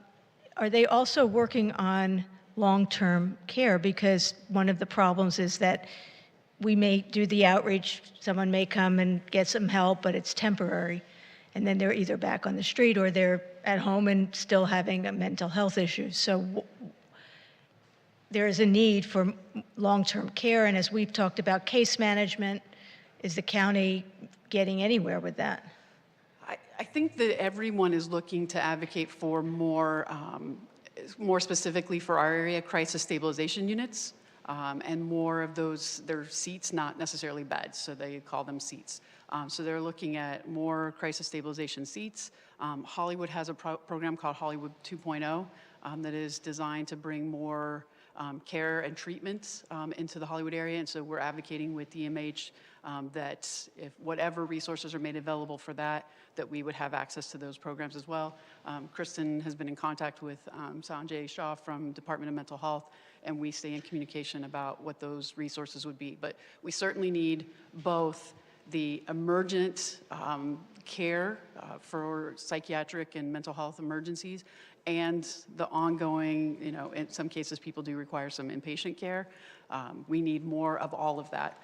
And that I think the county's certainly aware that the need is there, but we're kind of in a service desert for that particular type of service and care. So we're having conversations with CEDARS to help increase the efficiency of the system, because that is not kind of the service that they provide. We've talked about where they are contracting for psychiatric beds and other services like that, so that we can make sure there's a continuum both from that, from the very beginning, as we've all talked about in the briefings, from that dispatch and that call and making sure that happens right, to the response, but also then to the immediate care and the aftercare that needs to happen. And part of that aftercare is the partnership with our social service agencies and making sure people get linked and referred to existing care so they can have an agency home, a case manager, a therapist that can provide that ongoing care. Thank you. I actually, thank you so much for that. And all of this conversation makes me very excited that in about 1.5 to 2 years, we'll be having another really incredible tool at our disposal. I have a question about the MIT team, and I think that is a David question. Yeah. It was my understanding that part of the recommendation was from the Public Safety Commission reallocating funds potentially to the Mobile Crisis Response Unit, but also MIT, which is a service that we utilize now. Can you describe MIT for the public and the hours that they work, just as if, so I want everybody to just hear everything about it. So we have a MIT team available to us through our contract with Step Up on Second. And so that's a multi-interdisciplinary team. So we got that in place in the 2016 contract cycle. That brings, exactly as it says, different disciplines to our street team. So you've got from a peer advocate, someone who has lived expertise, to a substance abuse counselor, to a licensed clinician, to a, we've had different levels of nursing care. We've had an LVN, we have had a nurse practitioner, we've had a psychiatrist. So you want to have that interdisciplinary team available. That's part of that is Step Up's program that we currently contract for. They are currently traditional hours. They are Monday through Friday from 8 to 6. Okay. And how many, what's the result that we get from MIT? I've heard great things about them. So it all feeds into, I think it's a good question because we all are very focused on, housing. How have we done with, housing our community members? And we've done really well with housing, community members. We've had this last year, as I reported in our annual report from Social Services, 63 unhoused community members found permanent or transitional housing. So we've done well with that. But really the MIT, we brought that on so we would have more visibility and more opportunity on the street. So we have, as we all experience, we have a number of unhoused community members who are, on the street, who are not either able to or willing to go into shelters. So we want those teams to work with them on the streets, to assist with stabilizing them on the streets, whether it's having that mental health clinician work with them to try to assist them into getting into mental health care and stabilizing those issues, whether it's a substance abuse counselor that can introduce the idea of getting into treatment. That's really was the impetus behind getting that MIT team, was to get folks on the street.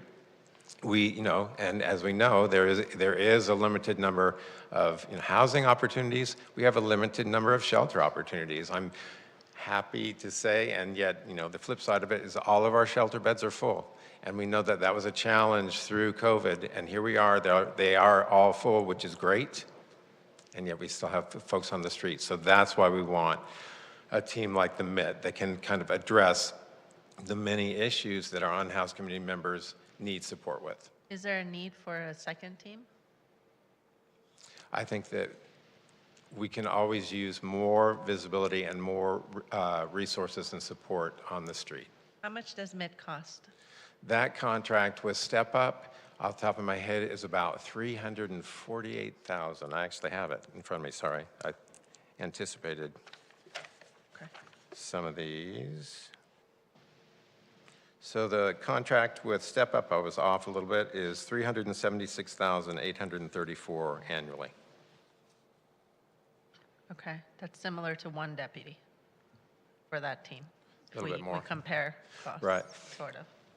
But more in or full, transparency, you've got all these folks, you don't have 100% time for all of them. We have various levels.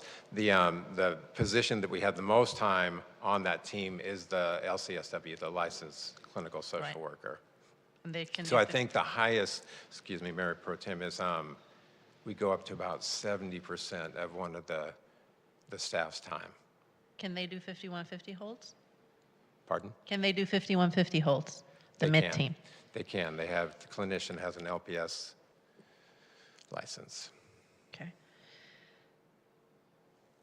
All right, thank you. Thank you. Question? Oh, David Wilson. I have a question for David Wilson, not you. Thank you, David. Thank you. Good questions, Mayor Pro Tem. I'll have to take lessons from Mayor. you in the future. Prior to hearing from City Manager Wilson, we did have an additional person in Zoom who wished to provide comment on 4C. Can we hear from that person, and then David will come on camera to respond. Thank you. That's a very good question. I'm going to take lessons from you too. Lex Stepling, you have 2 minutes to speak. Please press *6 to unmute yourself. Thank you, and thank you for allowing me to speak. I've been waiting since 6 o'clock. I'm glad I listened, but I do hope, similar to what another caller said, that you guys make this system a little more accessible for the community to speak to. I'm speaking from the point of view as somebody who was a case manager and mental health worker for 5 years in various sites with the homeless/unhoused population, including in West Hollywood. One of the things that we learned that was crucial to our success being members of that community, working in that community, is that people do not report their risk factors honestly when they are talking to a police officer or somebody under the dominion of law enforcement. Not getting risk factors reported honestly creates a huge gap between service providers and the most at-risk population and creates an obstacle to the public safety impacts that we all want. A robust and accessible and safe public and care-first health infrastructure delivers public safety impact. We've seen it work. We've seen it work in West Hollywood. The normalization of the past 2 decades of police consuming all of the public resources and budgets, including for mental health care, has helped lead us to a point now where when we reached an economic crisis, when we reached a civic crisis, when we reached a national crisis like the pandemic, we saw how ill-prepared we were. This coincides with housing being less accessible than it's ever been. It's difficult to live in Los Angeles for everybody, let alone people who don't have resources. And we need quality healthcare, and we need quality response to at-risk community more than ever. And the sheriffs are not capable of providing that. In fact, for many people, they are actually an obstacle to safety. Another thing I will say is that in those years that I provided that care, I was in many dangerous situations. I was assaulted. I dealt with sometimes what you could call life and death situations, and not once, not a single time did we call the police. It's really important to keep that in mind so we let go of this myth that state violence is somehow the answer to crisis in the community. And anybody talking like it is the answer. Thank you, sir. Lex, your time is up. And I've Thank you. noticed in the absence of mental health professionals in this Sir, your dialogue, time I is hope up. to hear from Thank more you. voices to make those decisions. Thank you Y'all so for much. giving me more time than how long you made me wait. Thank you.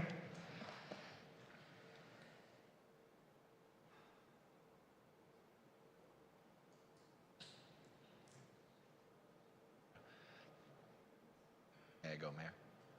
Is that okay? Yeah. Hey, David. Are you there? I see by your reactions the Zoom is working. Well, first, I just want to say thank you to several public commenters tonight, because I believe former Councilmember Steve Martin expressed my confusion but also concern because of how things are equated. And, you know, the alarm that's gone through the community is something that's been really aware to me, because it's public safety is the #1 thing we should be focusing on and should focus on, in my opinion.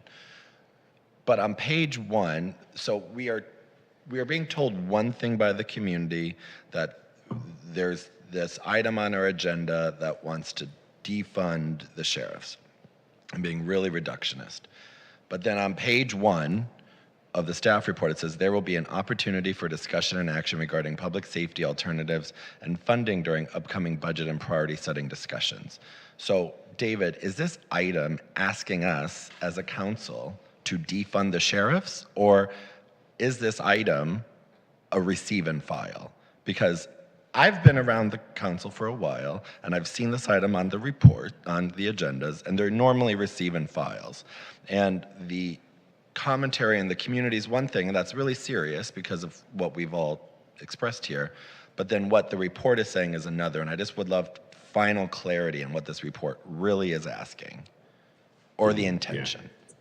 Yeah. So yeah, it is basically a receive and file report. It's to provide an update. And during our updates, we normally get feedback and direction from council so we can help develop the budget. We typically do not ask the city council or any of our commissioners to identify funding sources for anything. So we're not asking for input or information on funding sources. What we are asking for is the priorities of the city council. And I think during the discussions of the Public Safety Commission was the priorities of the Public Safety Commission. So we can go back and develop a budget, develop the city manager's recommended budget that will be developed through various discussions, starting with the budget subcommittee, but particularly in this year, we'll have a number of opportunities to get feedback from the community and from the city council, particularly on public safety, but the budget as a whole. So this item itself was intended as a receive and file to provide the update that we always do every 6 months. This is a semi-annual update. But ultimately, when it comes to discussing the budget itself, that will happen in future discussions. So even though the item on page 6 that says all of these actions by the Public Safety Commission, while it is an update from them, we could simply ignore them and move forward with our priorities as a council. Yes, and I'm certainly not recommending ignoring them. We included them in this item because there has been so much discussion in the public, even prior to the March 21st agenda item that got tabled. So we thought it was important to include them because it's already been discussed in public. But staff is not recommending that you make any decisions based on the Public Safety Commission motions or recommendations. And sorry, ignore was too simple of a word, because I want to honor and uplift what Commissioner Balbone said is about data and transparency, of which I think we're all up here trying to ascertain a better understanding of, because a city manager's budget proposal would look at, okay, if one deputy was lost or one deputy would be gained, this is the impact to our city budget bottom line, correct? And this item does not include that type of an analysis. Yes. Thank you. Correct. Okay. That analysis hasn't been done, and we certainly aren't looking at a deputy compared to a MIT team or anything else at this point. Okay. I'm going to save the rest of I have no more questions for David, but I do have some questions about general public safety issues. May I do them now, or is that okay? So I want to talk about some issues that a lot of the community always calls me about. Number one is the issue of reporting. So what happens is, and maybe you can walk me through this process, a homeless person assaults someone, right? You all go through, you address the situation, you figure out what's going wrong, and then we think the situation's handled and you have arrested them. LASD has arrested them. Later on, we get calls and says, no, the business owner individual has done a citizen's arrest, and now it is their responsibility to carry through that process. That's a lot of frustration for our business owners and for our community, because they think, hey, I was just assaulted. I would like the law enforcement to handle how this goes forward. I don't want to do a citizen's arrest. Why would you ask an individual private citizen to do a citizen's arrest when they've been assaulted and not arrest them yourselves? Especially when there are witnesses and everything like that.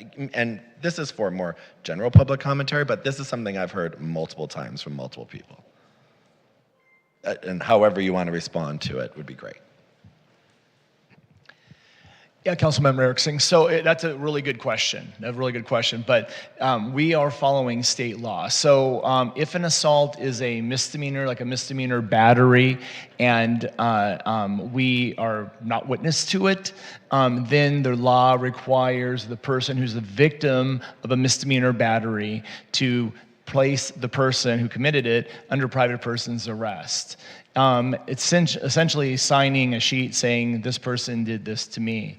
The same process will happen throughout the courts. They have to come in and witness or as a victim that this happened to me and testify that and that whole process. But the law requires us in a misdemeanor not committed in our presence to have a private person's arrest made by the victim. Now, if the assault is of a felony nature or it's a felony assault. And then describe both misdemeanor and then felony. So just more simply stated, if somebody slaps somebody, no injury, not just a slap, but for purposes of this discussion, a slap, then that is considered a misdemeanor battery, and then it's incumbent upon the victim to place the disturbing party, the assaulting party, under private person's arrest. Now, if the assaulting party hits them with a pipe and cracks their head open, that's a felony. And so we can take action and arrest that individual without a private person's arrest. That's the state of California's law, and it's similar to, and just any kind of misdemeanor, again, not committed in our presence, excluding misdemeanor domestic violence. The state law was changed. So if it's a domestic violence situation wherein one partner slaps another partner, even though it might not be a felony, we are authorized under state law to make that arrest without a private person's arrest. And that was changed because you understand the whole circumstances within domestic violence and the concern we have for victims not wanting to press charges and so forth. So does that help to No, clarify that's helpful. that? Thank you. Okay. Thank you so much. So what happens when that individual who's slapping or punching, right, says, I'm going to kill you, and tries to then continually punch him. Is that still a misdemeanor assault?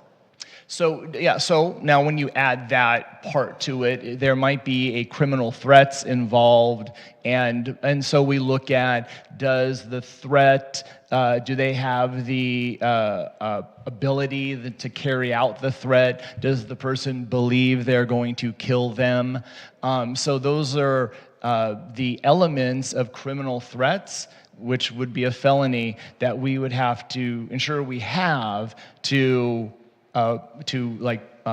arrest somebody for that felony criminal assault, coupled with the hitting.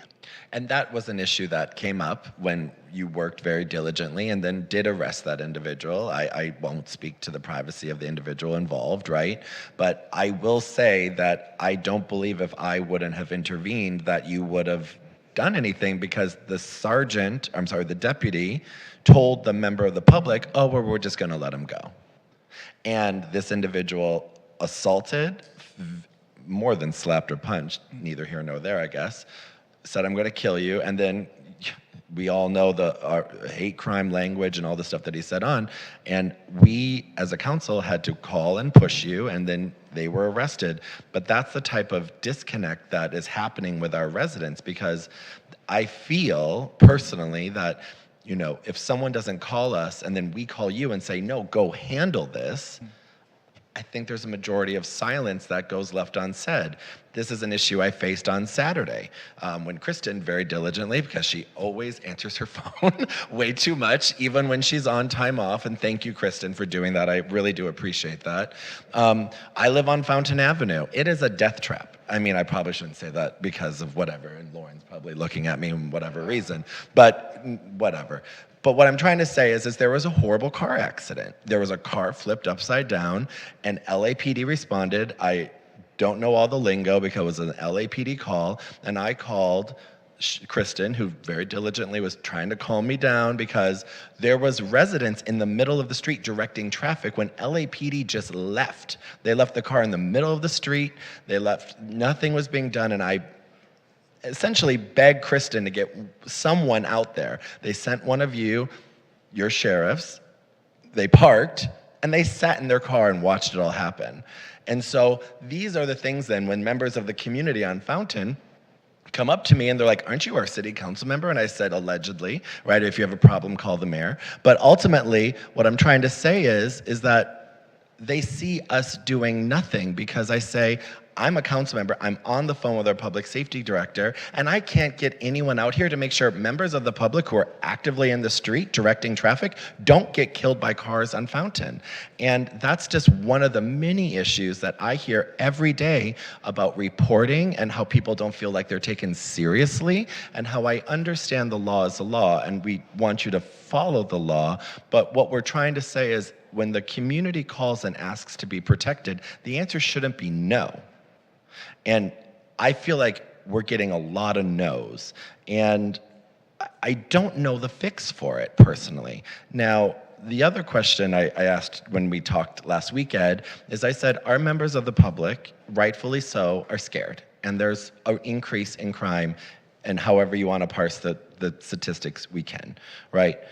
But my question to you is what is your plan to really address the issues of public safety in this city?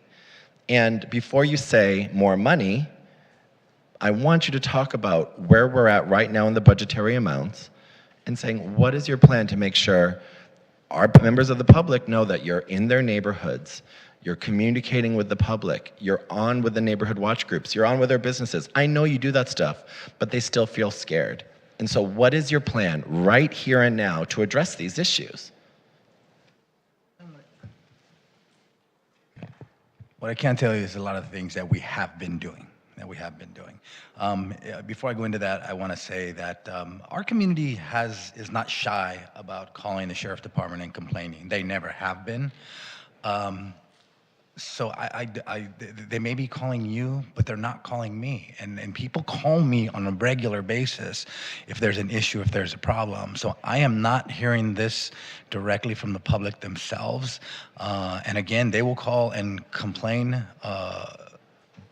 vigilantly, and they will also call to commend my staff at that very same level. So I am not getting the number of complaints that you are referring to. That's not to say they're not calling you, and that's not to say it's not happening, but I am not hearing it at the Sheriff's Department. That said, we look at weekly and sometimes daily crime statistics. We look at the type of crime, the area, and the time. When we see trends, we address it proactively to an attempt to prevent future incidents. Our SIT teams, which are cops teams and entertainment policing teams, on the regular address these issues and requests from council, city residents, and businesses. Cops team during regular duty handle many of these requests. They're generally quality of life issues and transient criminal activity. EPT teams during the regular duties address nightlife safety. They patrol the clubs, bars, restaurants, and hotels to ensure patron safety. These same teams conduct weekly special operations to address crime trends. Operations have recently addressed robberies, pickpocketing, grand theft, ag assaults, vehicle burglaries, and other crimes. The teams have conducted plainclothes operations to catch criminals prior to committing a crime or an act. They conduct high visibility saturation patrols to conduct various types of enforcement and to discourage criminals who engage in crime. They also conduct footbeat operations in various areas of the cities to connect with residents, businesses, and visitors. And based on the high visibility, hopefully discourage criminals from committing these crimes. They also have conduct bike operations with the same objectives as the footbeats. These same teams have worked with other units on the Sheriff's Department to conduct various operations focusing on these same robberies, pickpocketing, drink spiking, and other thefts. And this has always occurred, but has accelerated since mid-2021. Narcotics Bureau, Major Crimes Bureau, Operation Safe Street Bureau, OSS, and the Task Force for Regional Auto Theft Prevention, which we refer to as TRAP, have all come to West Hollywood to work with our COPS team, EPT team, and our Detective Bureau. During the last 3 weeks of December 2021, our Major Crimes Bureau worked with our COPS team, EPT, and Detective Bureau to conduct various operations to address robberies and other criminal issues. Arrests were made. In one incident, in fact, deputies from the EPT team contacted numerous individuals in a vehicle. The driver attempted to back into the deputies. The deputies were able to escape the assault and detain multiple males who were arrested. Deputies found firearms and stolen property that was obtained from robberies committed by the same individuals. And Major Crimes continues to come out to West Hollywood and work with us. These same teams and narcotics bureaus conduct undercover drink spiking operations at local nightlife establishments. And these same teams recently conducted undercover pickpocket operations at local nightlife establishments. And we will continue to conduct these various operations addressing crime with these specialized teams, and we'll continue to partner with other Sheriff Department units to focus on these same issues. That is one of the many benefits of the Sheriff Department contract: easy access to additional units to assist with crime prevention, and also having these special teams. The station also deploys supplemental footbeats on the east side and west side of the town. We also deploy supplemental park patrols. Our station detectives and crime analysts coordinate with LAPD, Beverly Hills, and other police agencies to share information and coordinate with different regional crime issues. Our regular patrol deputies are also instructed and directed to patrol areas that are experiencing these particular issues. Our guys are out there. Our guys are working hard. Our guys are working diligently. I wish criminals stood by a little longer. Unfortunately, they commit their crimes and they leave.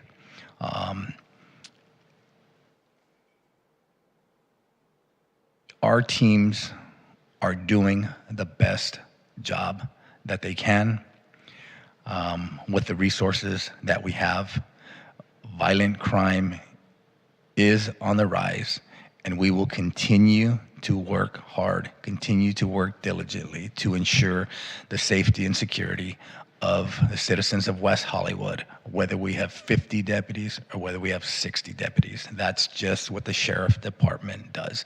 We have always worked with less I strongly discourage it, but we will always work with the tools that we are given. Yeah, and I'll just end here before this is my last question because we haven't even gotten to comments yet, apparently, even though these are some of my comments, is that, you know, I understand where you are coming from. And as you know, I went on a ride along with one of your deputies, and I'm doing a nighttime one, I think this week, I don't know, whenever, Friday, whatever. I'm looking forward to it. But the issue is that how can we make people feel safe in their homes? And I guess the issue that I've just been grappling with, and the most simplistic way I can say it, is that if you said 2012 sheriff numbers at 67 compared to now, the crime numbers in attachment B were up even when there were 67 deputies versus the numbers that it was in 2021. And so my question that I grapple with is how many, and I don't know how to say that in a way, but like, how many more officers is it going to take to make our residents feel safe? And I don't know if that's even the right question, because we don't have that analysis in front of us. But I hear a lot of members of the public say that they are scared. And that is something that I take very seriously, regardless of whatever people say about how I actually feel. That is what I actually take very seriously. And they wouldn't be here at 11:30 at night if they didn't feel this way. And I still don't know if we have a concrete plan to making individuals feel safer, and that worries me, because you are still getting roughly $19 million, a big portion of our budget, to do that, and people still feel really unsafe. So that's it right now. Thank you. I'm just going to follow up to, I was actually going to bring up the numbers. I just want to kind of address the numbers for 2022. I have the first 2 months. I know, Commander, you mentioned March, so let's just, and you don't have specific numbers, so all I've had to go on is the first 2 months. And what I did was kind of trying to gain a little bit more information of how to compare it to prior years, whether we compare it to last year, which in a way people were back, but it still was not fully back. Now we're really fully back as of last month now. So you're saying crime is going up. That's evident. But when I look at the numbers, what I did is I kind of multiplied the numbers that are here by 6, because this is 2 months worth to get 12 months. And the numbers, except for grand theft, which is why I asked so many questions about grand theft, and also, yeah, pretty much grand theft, they're literally so close to 2019 numbers. And this is what we've heard in the staff report. There's like going back to pre-pandemic levels. We have people that say, well, I still didn't feel safe then, and you had 62 deputies. If I go back prior years, the prior year before that, 2018 levels, there were 63 deputies and crime was way higher, 2,420 total. If I go to 2017, it had been lower, 1960, with 63 deputies. Keep going back in time, 1884 was the number in 2016, and there were 61 deputies. And then I'm going to go to the 67s, because you made a point of mentioning when we were at full capacity. For 2010, 2011, 2012, 2013, we have 67 deputies, and the crime levels totals were 1941, 1792, 1989, and then they dipped down to 1653. I see that's when we added block by block. I'm looking at these numbers, I'm looking at the number of deputies, and I don't see a pattern that tells me more deputies has resulted in less crime. And I don't see that less deputies has resulted in more crime. There's such a shift up and down, and I think what we need to focus on is exactly what Councilmember Erickson was asking, which is why I asked the operations that you've done, how successful have they been? I'd like to see those numbers. This is a really great discussion we've been having tonight, and we need to have more discussion. We've asked for some more transparency, more records. I think this is not a night to, as we've been told by a city manager, decide anything either way. I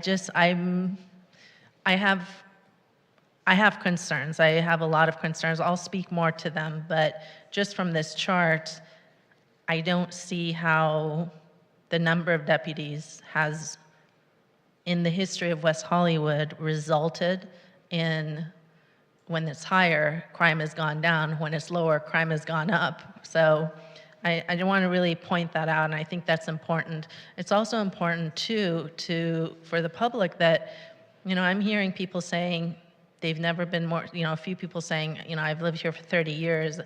I'm scared to go out at night. I've lived here 20 years. I'm scared to go out at night. Other people are like, I'm not scared at all. I can only look at facts, and I'm interested in facts. And the data is telling me that in 2019, I wasn't hearing people say that. They're scared to go out at night.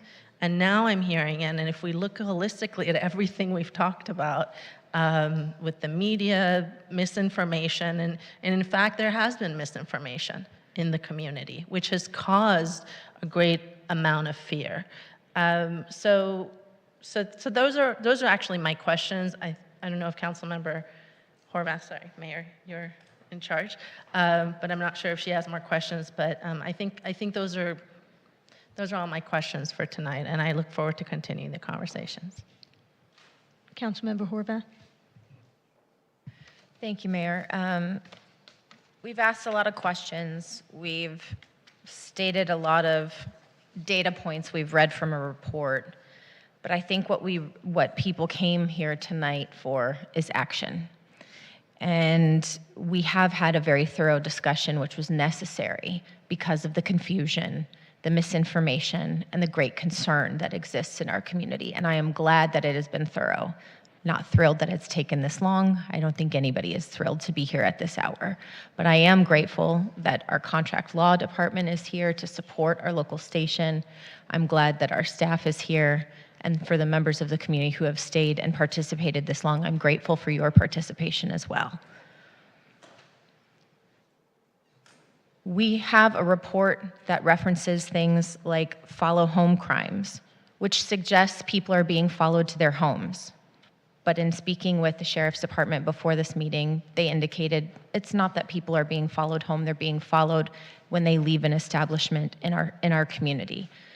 I think wording matters, our word choice matters, and how we're describing what happens in our community matters. Half of the grand thefts are cell phones being stolen because of the increased cost of those phones. But a quick Google search taking you to WehoVille, a beloved destination for some people in this community, will show you that in 2015 and 2017, there were very high reports of cell phone thefts. Those cell phones just didn't cost what they cost today. And so operations should have been ongoing since 7 years ago on this issue. We heard in local news reports that Part 1 crimes are up, and references to things like human trafficking were reported in local news reports, and yet there's not one report of human trafficking in this report that was presented to us as City Council or to the Public Safety Commission. I'm not saying there aren't reasons to be concerned, but let's be clear about what we are concerned about and what we're going to do about it. Aggravated assaults from the report that we are given here tonight seem directly correlated to bars and restaurants. And the West Side District saw the highest rise in crime related to nightlife. I'm not surprised to see many residents from the West Side here asking what's going to happen. To me, this suggests that it's not just the responsibility of the Sheriff's Department, but also those nightlife establishments, perhaps the role of alcohol and drugs and other issues, and what are we going to do about the conflation and the combination of all of those issues to address the outcomes that we're seeing in our neighborhoods.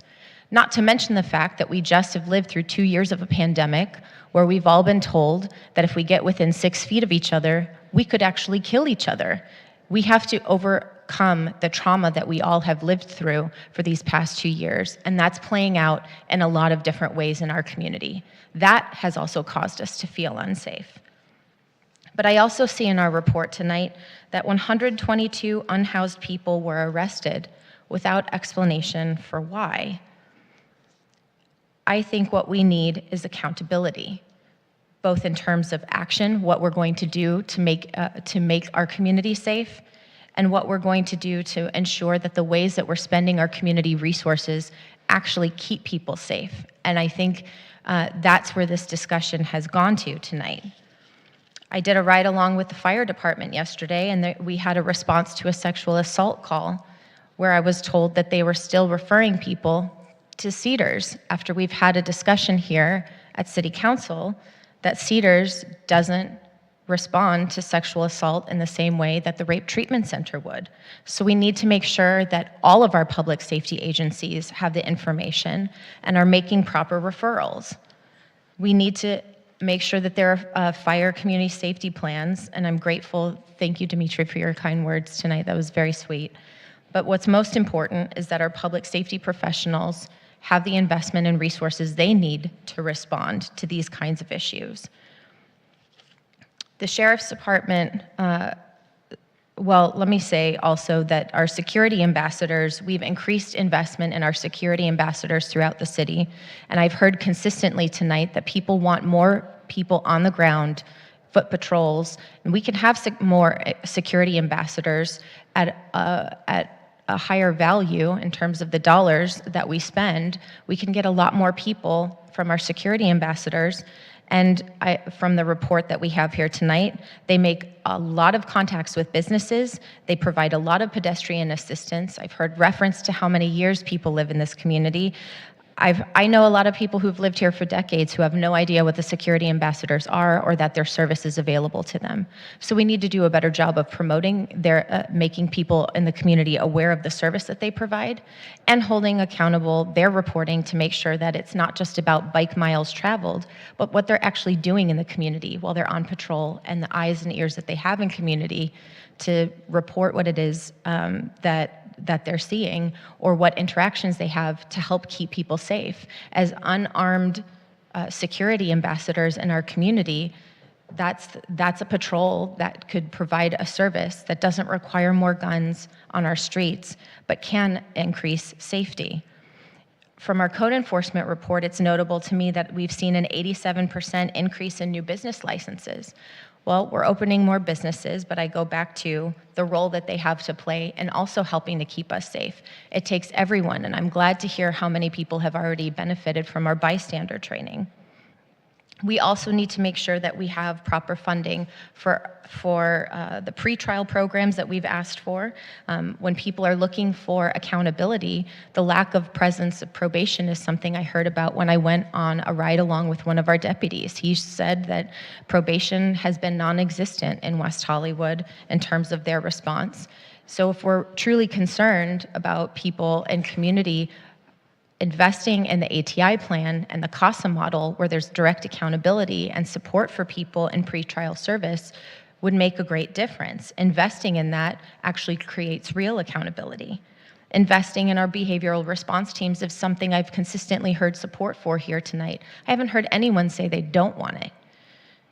De-escalation is also something I've heard expressed, and support for the ALPR camera program has actually helped to make sure that we don't have to do low-level traffic stops, and has helped to solve crimes that have turned violent and have used weapons in our community and, in fact, on our own city hall. So there are tools that we can use, but we would not have had this conversation tonight were it not for a courageous commissioner who spoke up and spoke her mind. And I find it disgusting the way that she has been vilified in local blogs and demonized for offering an alternative point of view. You can disagree with someone, you can very seriously disagree, but to say that she must not be able to speak English, to not utter her name, to put the decision of 5 commissioners, all of who are new commissioners, who have a new perspective on what public safety ought to look like in this city, clearly, because they voted for something different, to put that responsibility solely on the shoulders of one commissioner is rooted in racism, sexism, and othering of people in community who have a different point of view, and it's unacceptable. We all should be accountable for the ways that we have contributed to a very toxic discussion around this subject. I am grateful that Commissioner Balbone, who disagreed with my commissioner in this discussion, came here tonight to say that transparency and more discussion has helped to bring community together. And I think the people who have stuck out this conversation have benefited from it. But demonizing someone who actually created that possibility is unacceptable. And nobody should be proud of how they've spoken. Another commissioner I spoke with on the Public Safety Commission earlier today said that he read comments about himself and how people were threatening him in comments in our public discourse. Someone was actually emailing everyone who wrote public comment here tonight and intimidating them, asking them where they lived and justifying whether that meant we should listen to their comments or not. That's unacceptable. We have to create an environment where people can speak up and offer different points of view so we can get to better decision making. And that happens when we understand how things work, which is why I'm glad that contract law was here tonight, because it takes a long time to really understand how this stuff works. It also showed us tonight that there's a formula that isn't quite clear, and we still can't account for exactly what goes into the dollars in this contract. Even tonight, there was an outline of what is and is not, but not the specific line items. It falls into a category, but it doesn't line item what costs are allocated and what costs are not. And I think it's worth exploring and digging into what it is we're actually spending our public dollars on. That fiscal responsibility is how we've gotten to this point as a city, and it shouldn't be discouraged. It should be encouraged. I asked the question about carping earlier because it is at the root of 4 audits that are currently undergoing at the county of the Sheriff's Department.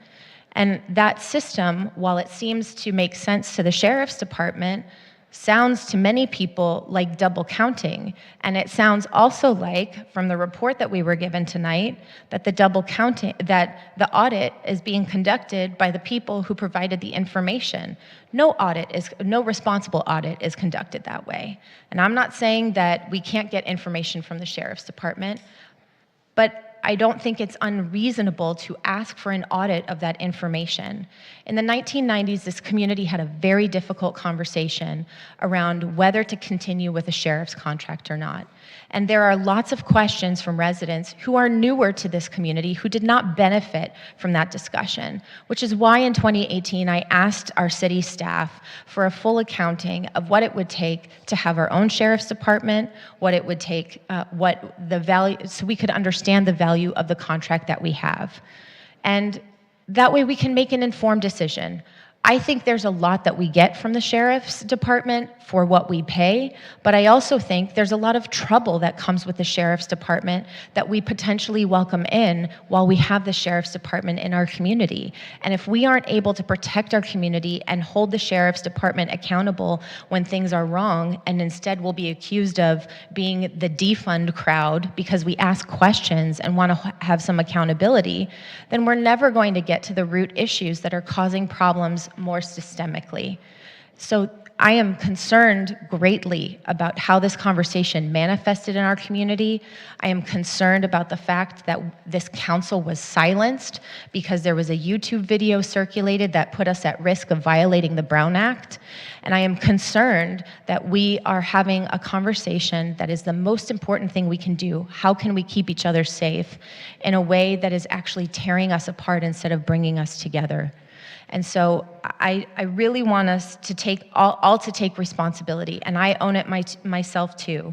All of us need to look at the role that we've played in getting this conversation to this point and what we're willing to do about it. For myself, I would like to see us invest in more systems of care, and we heard here tonight that when we make those dollars available, those dollars are immediately spent on services and support for people who need it. There is not a shortage when we make those dollars available. There are people to hire, and while it might take time to stand up our own department in the city, that's true. It would take time to stand up anything new in this city, but we can certainly create more contracts like we have with the Sheriff's Department, like we did with mental health evaluation teams, like we do with social service agencies. We can hire community-based organizations to solve some of these problems and work with us very quickly and gain the trust of community. We can do both. We can do both well and responsibly, and we can hold our public dollars accountable to where they're best spent. These are not conversations that need to be mutually exclusive. And so I hope that moving forward, we will not deny the problems of the systemic problems of deputy gangs or have trouble saying things out loud because we're asked by the sheriff not to say them out loud, that we will continue to have a conversation that is rooted in seeking truth and having accountability. That's what this community has done well, and it's why we've gotten to this point. We need to have the honest, tough conversations with ourselves. And I hope that the results that we heard here tonight, that we can get an audit of the Sheriff's Department activity in our city, and I would like us to pursue that. I would also like us to acknowledge that based on the costs that we've seen and heard talked about a lot tonight, the increased costs, we can't continue to throw money at the safety problem and hope it works. We have more than doubled what we're spending on safety, and that number will continue to increase because of the liability costs that come when we ask our Sheriff's Department to do things that they are not uniquely trained to do. I have seen, as chair of the Liability Trust Fund Claims Board and Oversight Committee, the deputy-involved incidents that cost us a lot of money in our communities and our city, and that's what increases the cost of our contracts, is those liability cases, which have seen some astronomical numbers and deadly results in community. That's not where we want to be. We want to be preventing that from happening in community. And I know that there are many people in this room who are committed to that as well. So we can't paint everybody with a broad brush, but we also shouldn't be afraid to call out what we see as wrong and worthy of improvement. We can do both, and I hope that we will. I think we need to make sure that our budget subcommittee takes into account the comments that were made here tonight to make recommendations that are concurrent and consistent with what we've talked about for our budget for this June. I think we also have called on our staff, and I know that they have advised that it will take months, but we have asked for months for a comprehensive public safety plan that includes all aspects of safety. We need that in order to properly budget this year. So it has to happen, and we need that advice from the people who are paid at City Hall to provide this service to us. That is the accountability we need as a council. That is the support that we need to make informed decisions with our community, not just throwing money at problems and hoping that it works. We are a culture here where we scrutinize line items on things much less important than public safety. So I'm grateful that we're digging into these contracts and we're asking ourselves how we're going to hold ourselves accountable. And that should be across the board. It shouldn't matter who we're scrutinizing. We should want to get the answers to those questions. So I hope that moving forward, just because we're asking questions of an authority that in the past we may have trusted, may have delivered great service, that it doesn't mean that we're automatically flipping over a table and ending years of a relationship, But it also means that we're willing to have an adult conversation and call out things that we see are wrong and do something about it. We can do that and not have it tear our community apart. So I hope that we'll be responsible in the ways that we'll continue having this conversation going forward, because you're right, it's not going to end tonight. But it will continue in the community, and I hope it continues with respect and thought and commitment to working together. Thank you.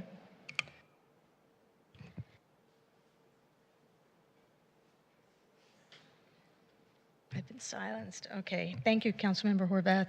I wanted to just talk about a few things. One is that in 2020, Councilmember D'Amico and I brought forward an item to do an audit, and at the same time, I believe that the contract cities had also made a request to do an audit with the Sheriff's Department. So I'm very happy to hear that we'll be able to get the electronic data so that we can do an independent audit here for West Hollywood. I hope that Contract Cities is doing the same. I believe that the lieutenant talked about the municipal, was it the municipal contract study that was done in 2011? Was that what it was called? The municipal contract? Through Contract Cities. It's a 5-year municipal law enforcement services agreement. It's is that the one you're talking about? No, this was through Contract Cities. It was, I believe it was called the Municipal Contract Study, and it was something that the Contract Cities and the city managers. Or is that through the board?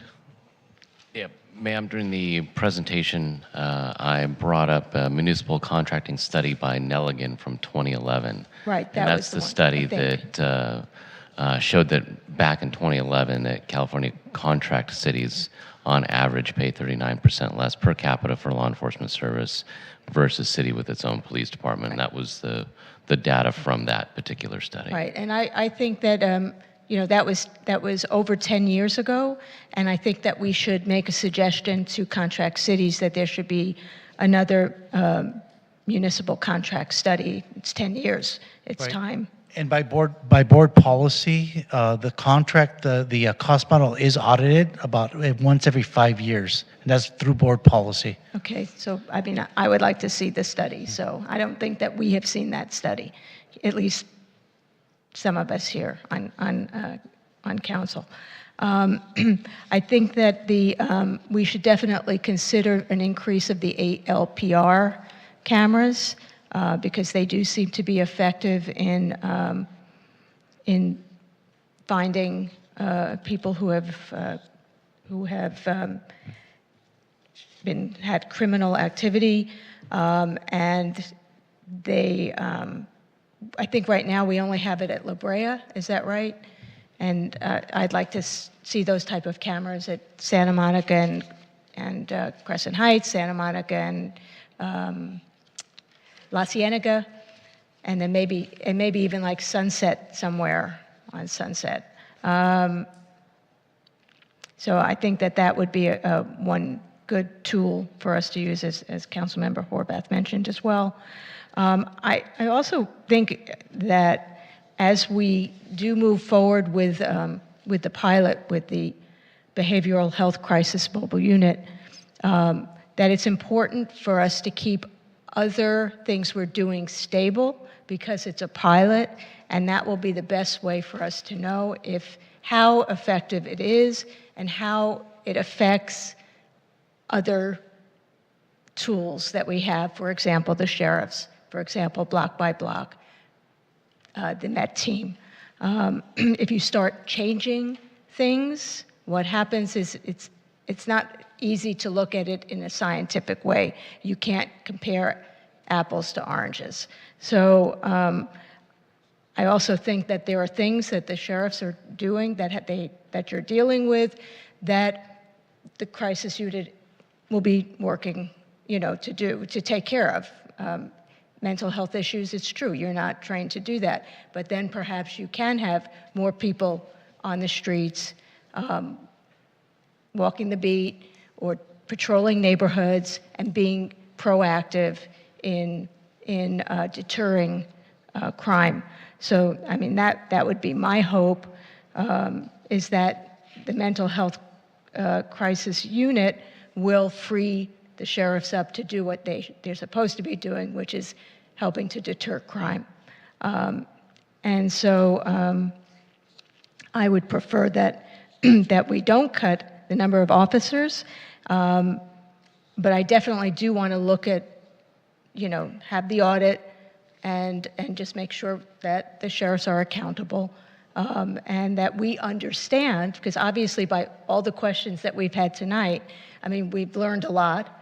We're understanding. We're some things we don't necessarily understand or agree with maybe, but I think it's important that we are all coming from a place of understanding and knowing what these costs mean, what they include, and the more specific the sheriffs can be with their line items in terms of costs, it'll just be more transparent, more understandable for us, and it will be coming from a place of knowledge when we make decisions. So that would be my hope. I also wanted to mention that when we get data from CPE, that I would like to see if they can make some comparisons to other California cities, urban California cities, and also nationally, but cities of our size. So we can have these numbers and these discussions in context, because we're not in a bubble, and it would be good to be able to compare to other cities to know, are we doing better than other cities? Are we doing worse than other cities? Where can we improve?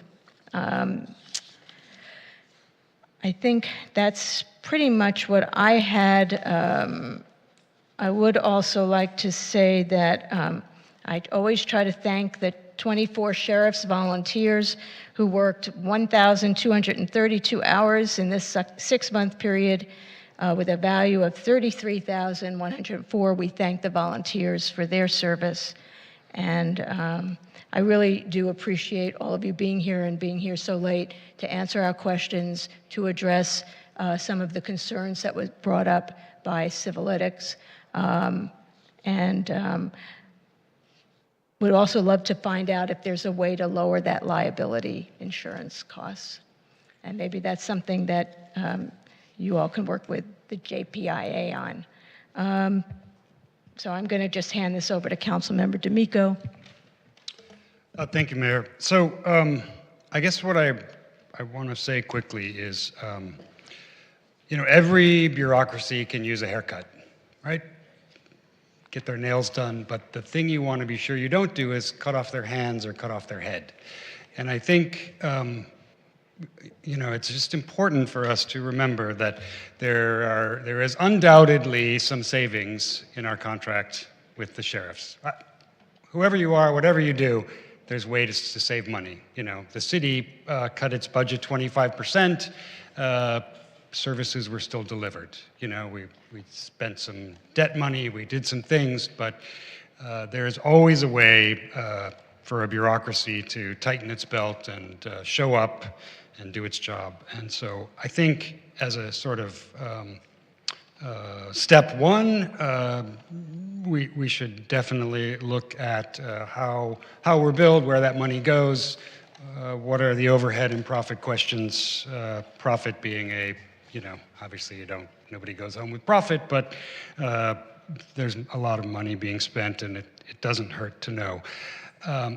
The other point I think I want to make is that the city of Los Angeles, as I said earlier, increased its housing services, social services funding by, I think, close to 1,000%, and the homeless problem got worse. So throwing money at a problem means you've thrown money at a problem. And I have some extraordinary amount of confidence in David and Corey, and were we to give them dollars, they would have a positive effect on the homeless in our community. But even if we doubled the number of people that we helped, that would be 250 perhaps of the 40,000 people, a number, by the way, larger than the total population of the city, 40,000 homeless people in LA County. So though we are all optimistic and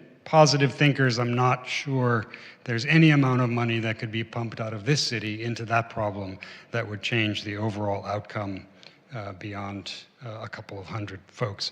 And finally, I appreciate more than I think I could know what my colleague, Councilmember Horvath, said about the report that was presented at the Public Safety Commission and the community's response. But I also think the Public Safety Commission needs to understand that that was a lesson in political grandstanding and how a community can be negatively affected by the work of one of our commissions.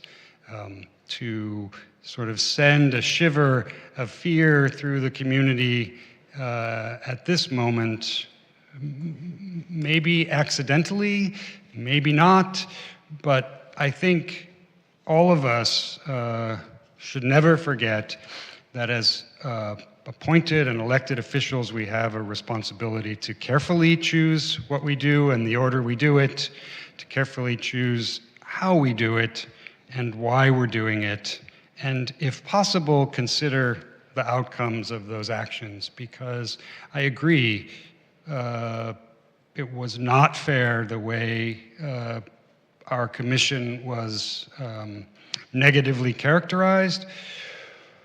But I'm also aware that real people that I know, who call me up, who send me emails, who have names, who've lived in this community for decades, some of them, and months, others, were shaken by the ideas that were brought forward.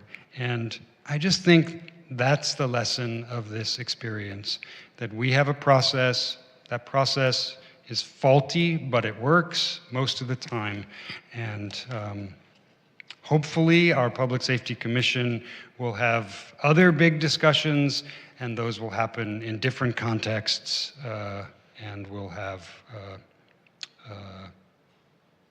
a different kind of effect on how we improve our public safety, which gets me to the actual thing I want to say, which is that I would like to make a motion that we do and follow through on, oh, and Victor's name just popped up, and I wanted to say this last thing to Victor.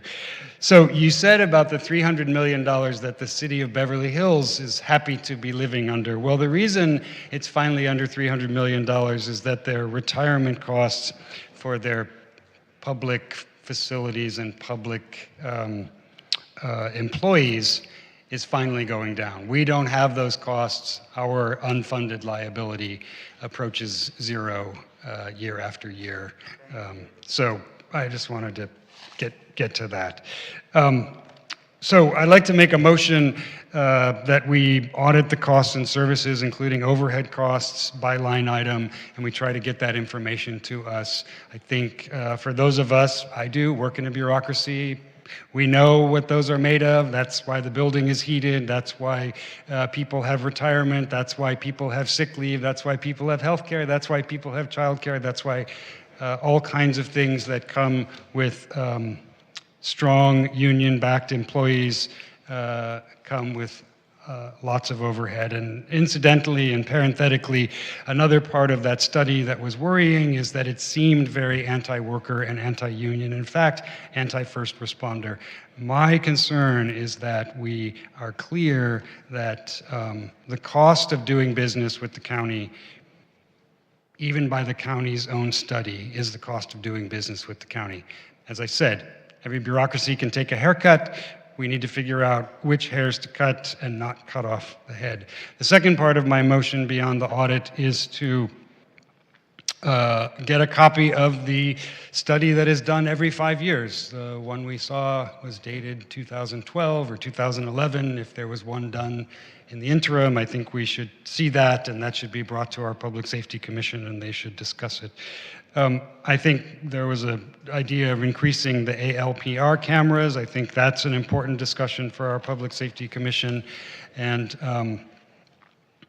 I think more and most importantly, what my colleague, Councilmember Horvath said is, we need a public safety strategy that really looks at fiscal responsibility and services coverage across all opportunities. And clearly, from our discussion this evening with Corey and David, we understand even more deeply how much social services are part of public safety here in our city. So it may be a cross-department strategy, but I think I would like to, when we vote on the budget later this year, understand how all of that works together and how none of it works separately.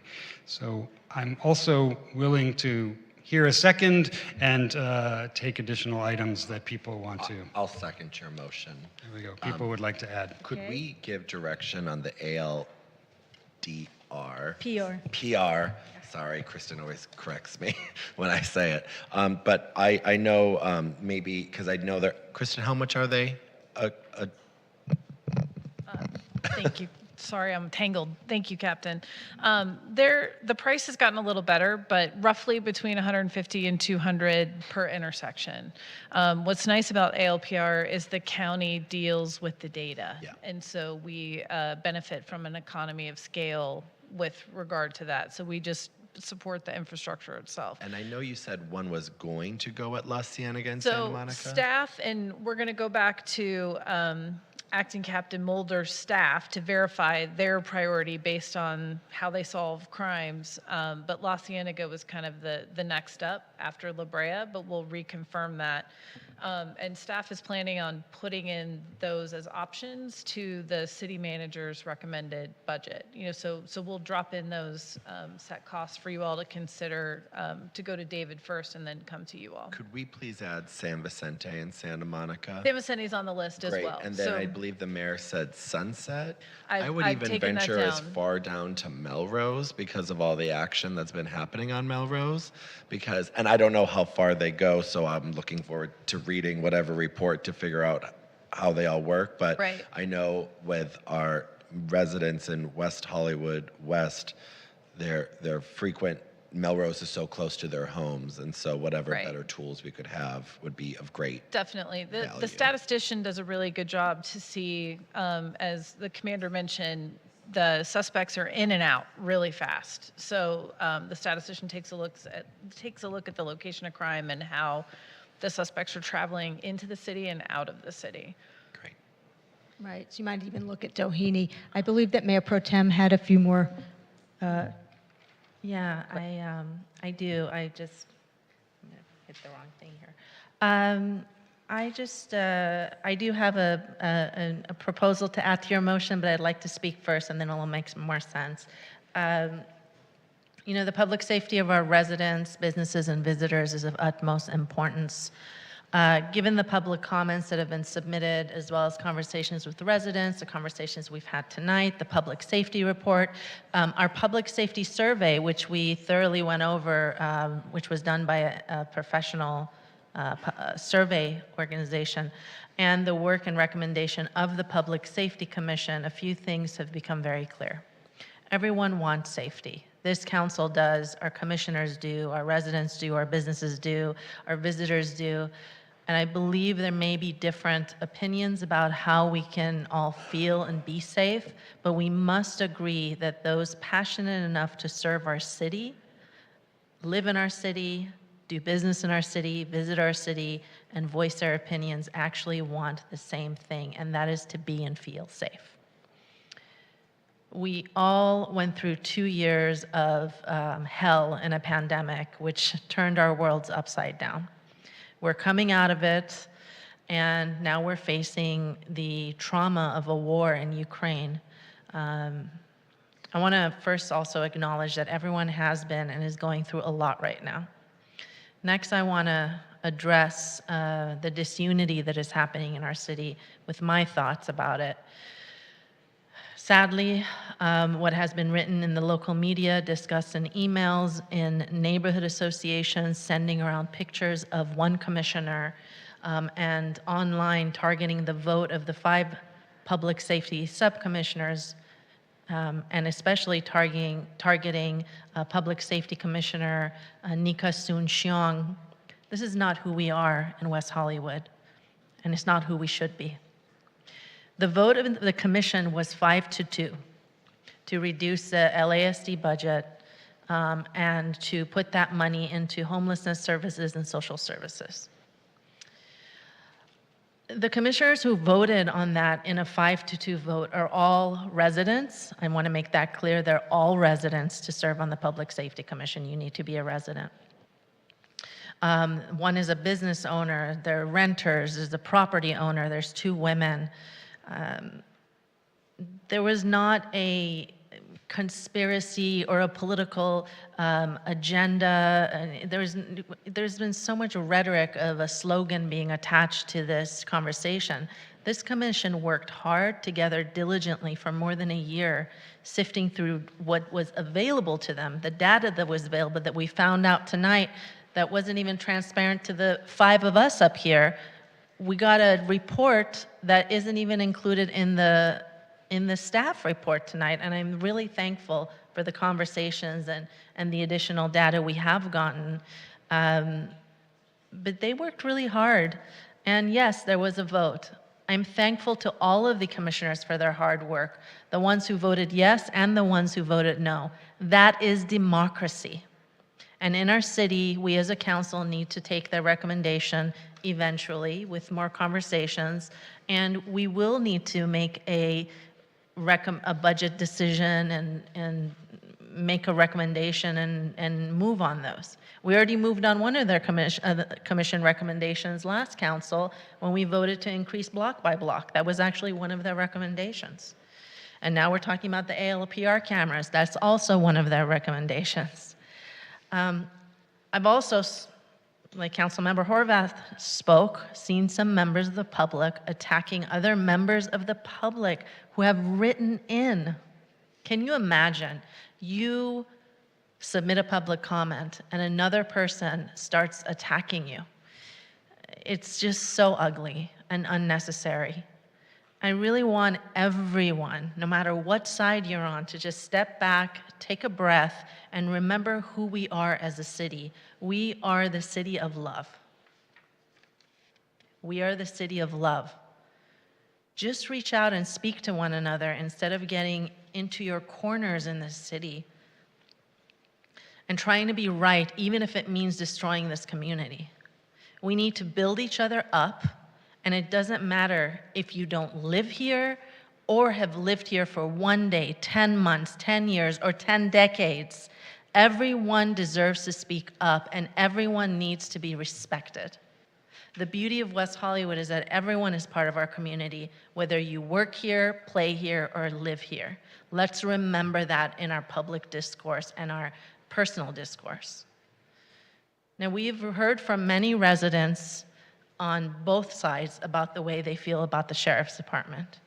We've also, from our public safety survey, have learned, and other residents that wrote in, that our relationship with the LA County Sheriff in some ways has not been working through the years for several reasons, including corruption at its highest level, some deputies forming gangs, the potential defrauding of our city that now I'm so happy we're going to do an independent audit for, and we need that audit, an inefficient dispatch, as well as slow response times, allegations by victims that deputies dissuaded them from filing police report, the lack of training compared to other law enforcement agencies, the most recent of which was a lack of training in trauma-informed response, which they're looking into after the direction I gave at council with the Santa Monica Rape Treatment Center.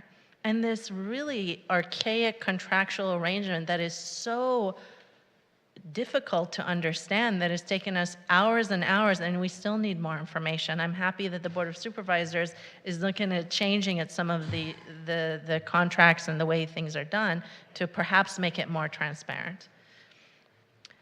I'll say it again, our own residents in a professional public safety survey conveyed that they have a less favorable view of the sheriffs than they did in years back.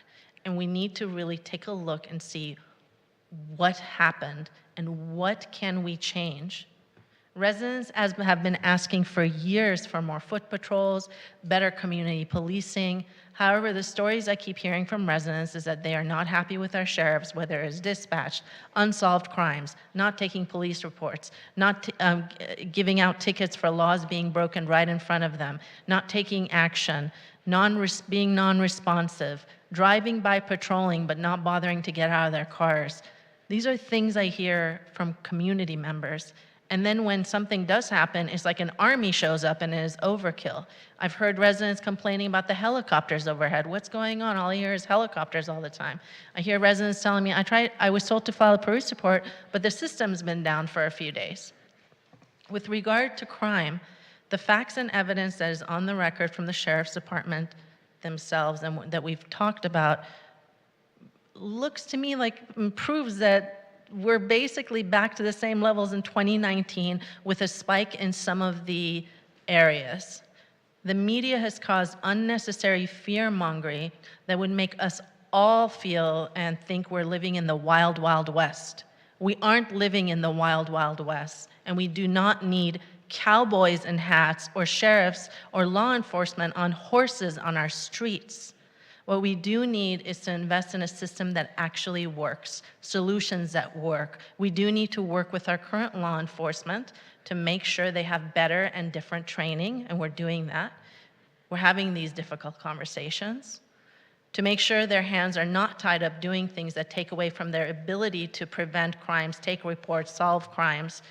We also have other public safety resources that we have used and we know work, like the block by block, and I'm so glad we're increasing them.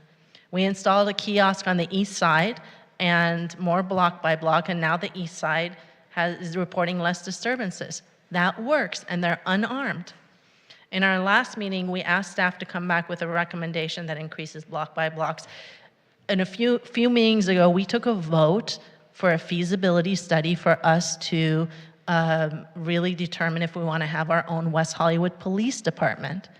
We need to make sure that study is being conducted and it comes back to us so we could look at everything holistically.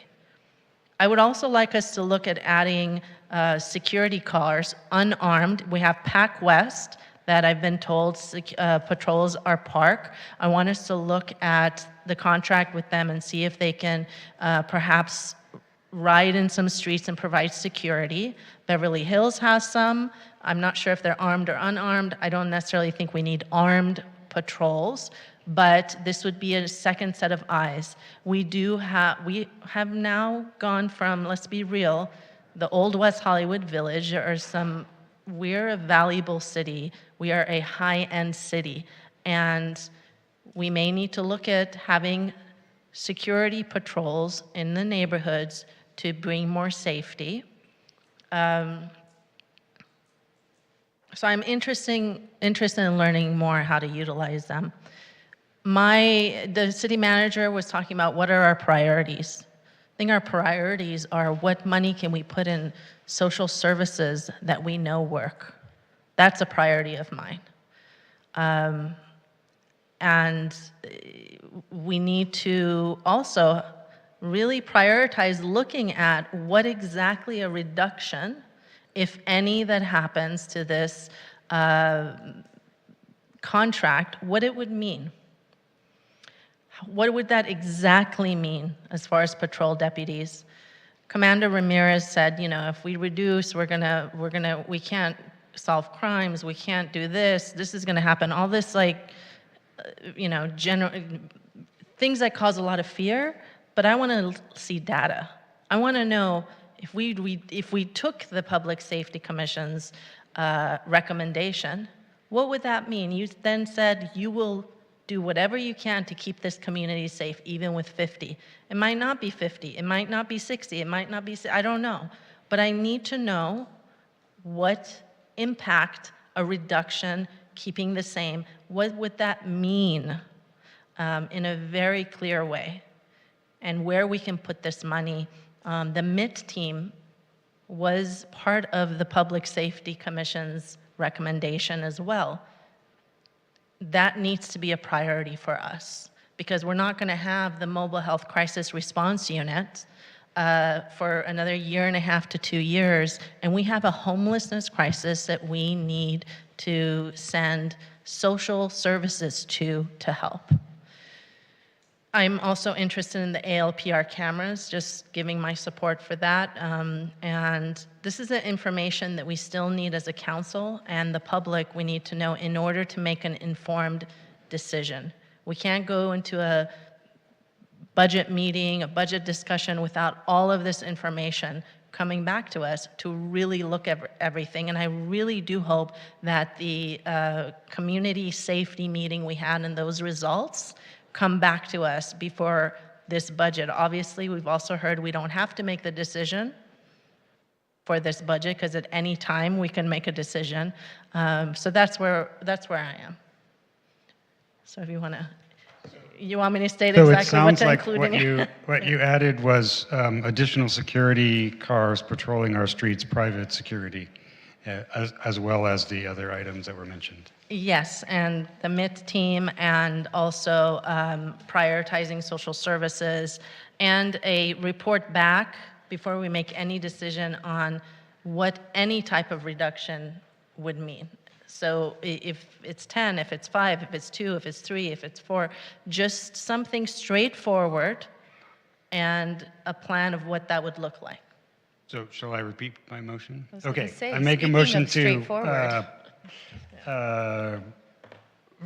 move forward with auditing the cost of services, including overhead costs and line items of those overhead costs, getting a copy of the once every 5-year study and sharing that with our Public Safety Commission and ourselves, increase the ALPR cameras, have a public safety strategy that includes not just funding, but a service coverage, including the MITS team and mental health and human services, as well as additional security cars patrolling our streets. That's for Kristen to sort of develop and present. And finally, the budget question regarding the reduction of officers would be resolved in the budget discussions coming up. That's not actually what we're suggesting in any of the things we're voting on this evening. That's my motion. I have a second. Just to clarify, the budget conversation was around the holistic budgeting conversation. Yep. Councilman, Yes. Can you repeat that in the mic? Oh, sorry. I'm Not the so used Jesus Christ part. well, not our Lord and Savior. I clarified that the budgetary conversation that you mentioned was a part of what Councilmember Horvath was saying with the holistic budgetary aspect of, she said it much more eloquently than I am. Public safety strategy, including funding and services coverage. Thank you. And just to make clear, unarmed patrols in cars, not armed. I So- have that. And just a reminder, the city manager is currently leading an effort on the community safety plan, and it is multidisciplinary inside City Hall. So I'm sure he'll be bringing back an update on that as well during the budget process. That's the community safety and well-being Yes, plan? thank you. Yes, Okay. community safety and well-being. Yep. And just to confirm, we're not decreasing anything tonight. Right? Okay. All right. Then we have a motion, we have a second, and we need a roll call. Councilmember D'Amico. Yes. Councilmember Erickson. Yes. Councilmember Horvath. Aye. Mayor Pro Tem Shine. Aye. Mayor Meister. Aye. The motion passes.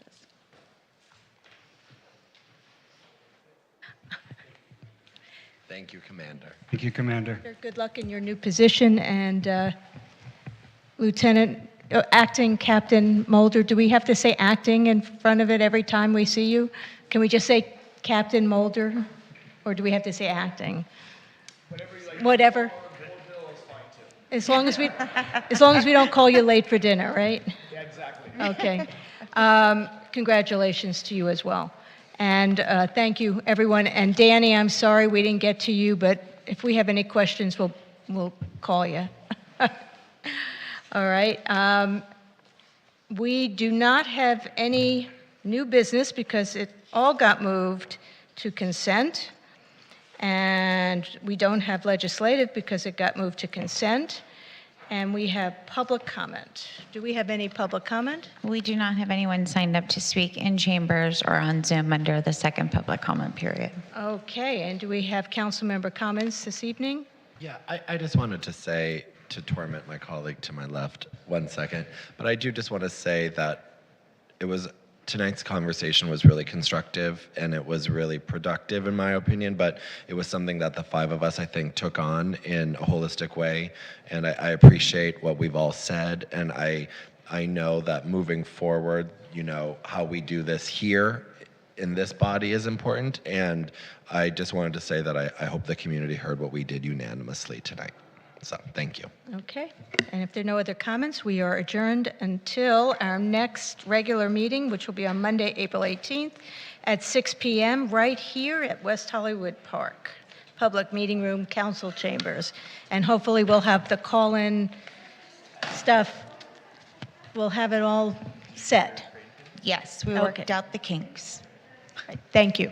Thank you, staff.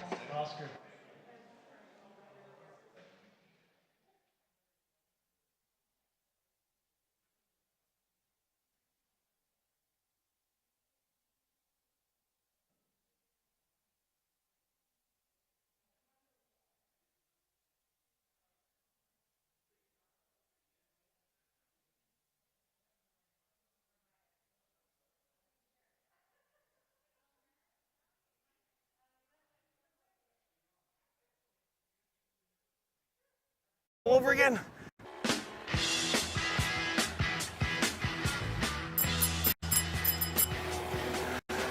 I'm the king of the world.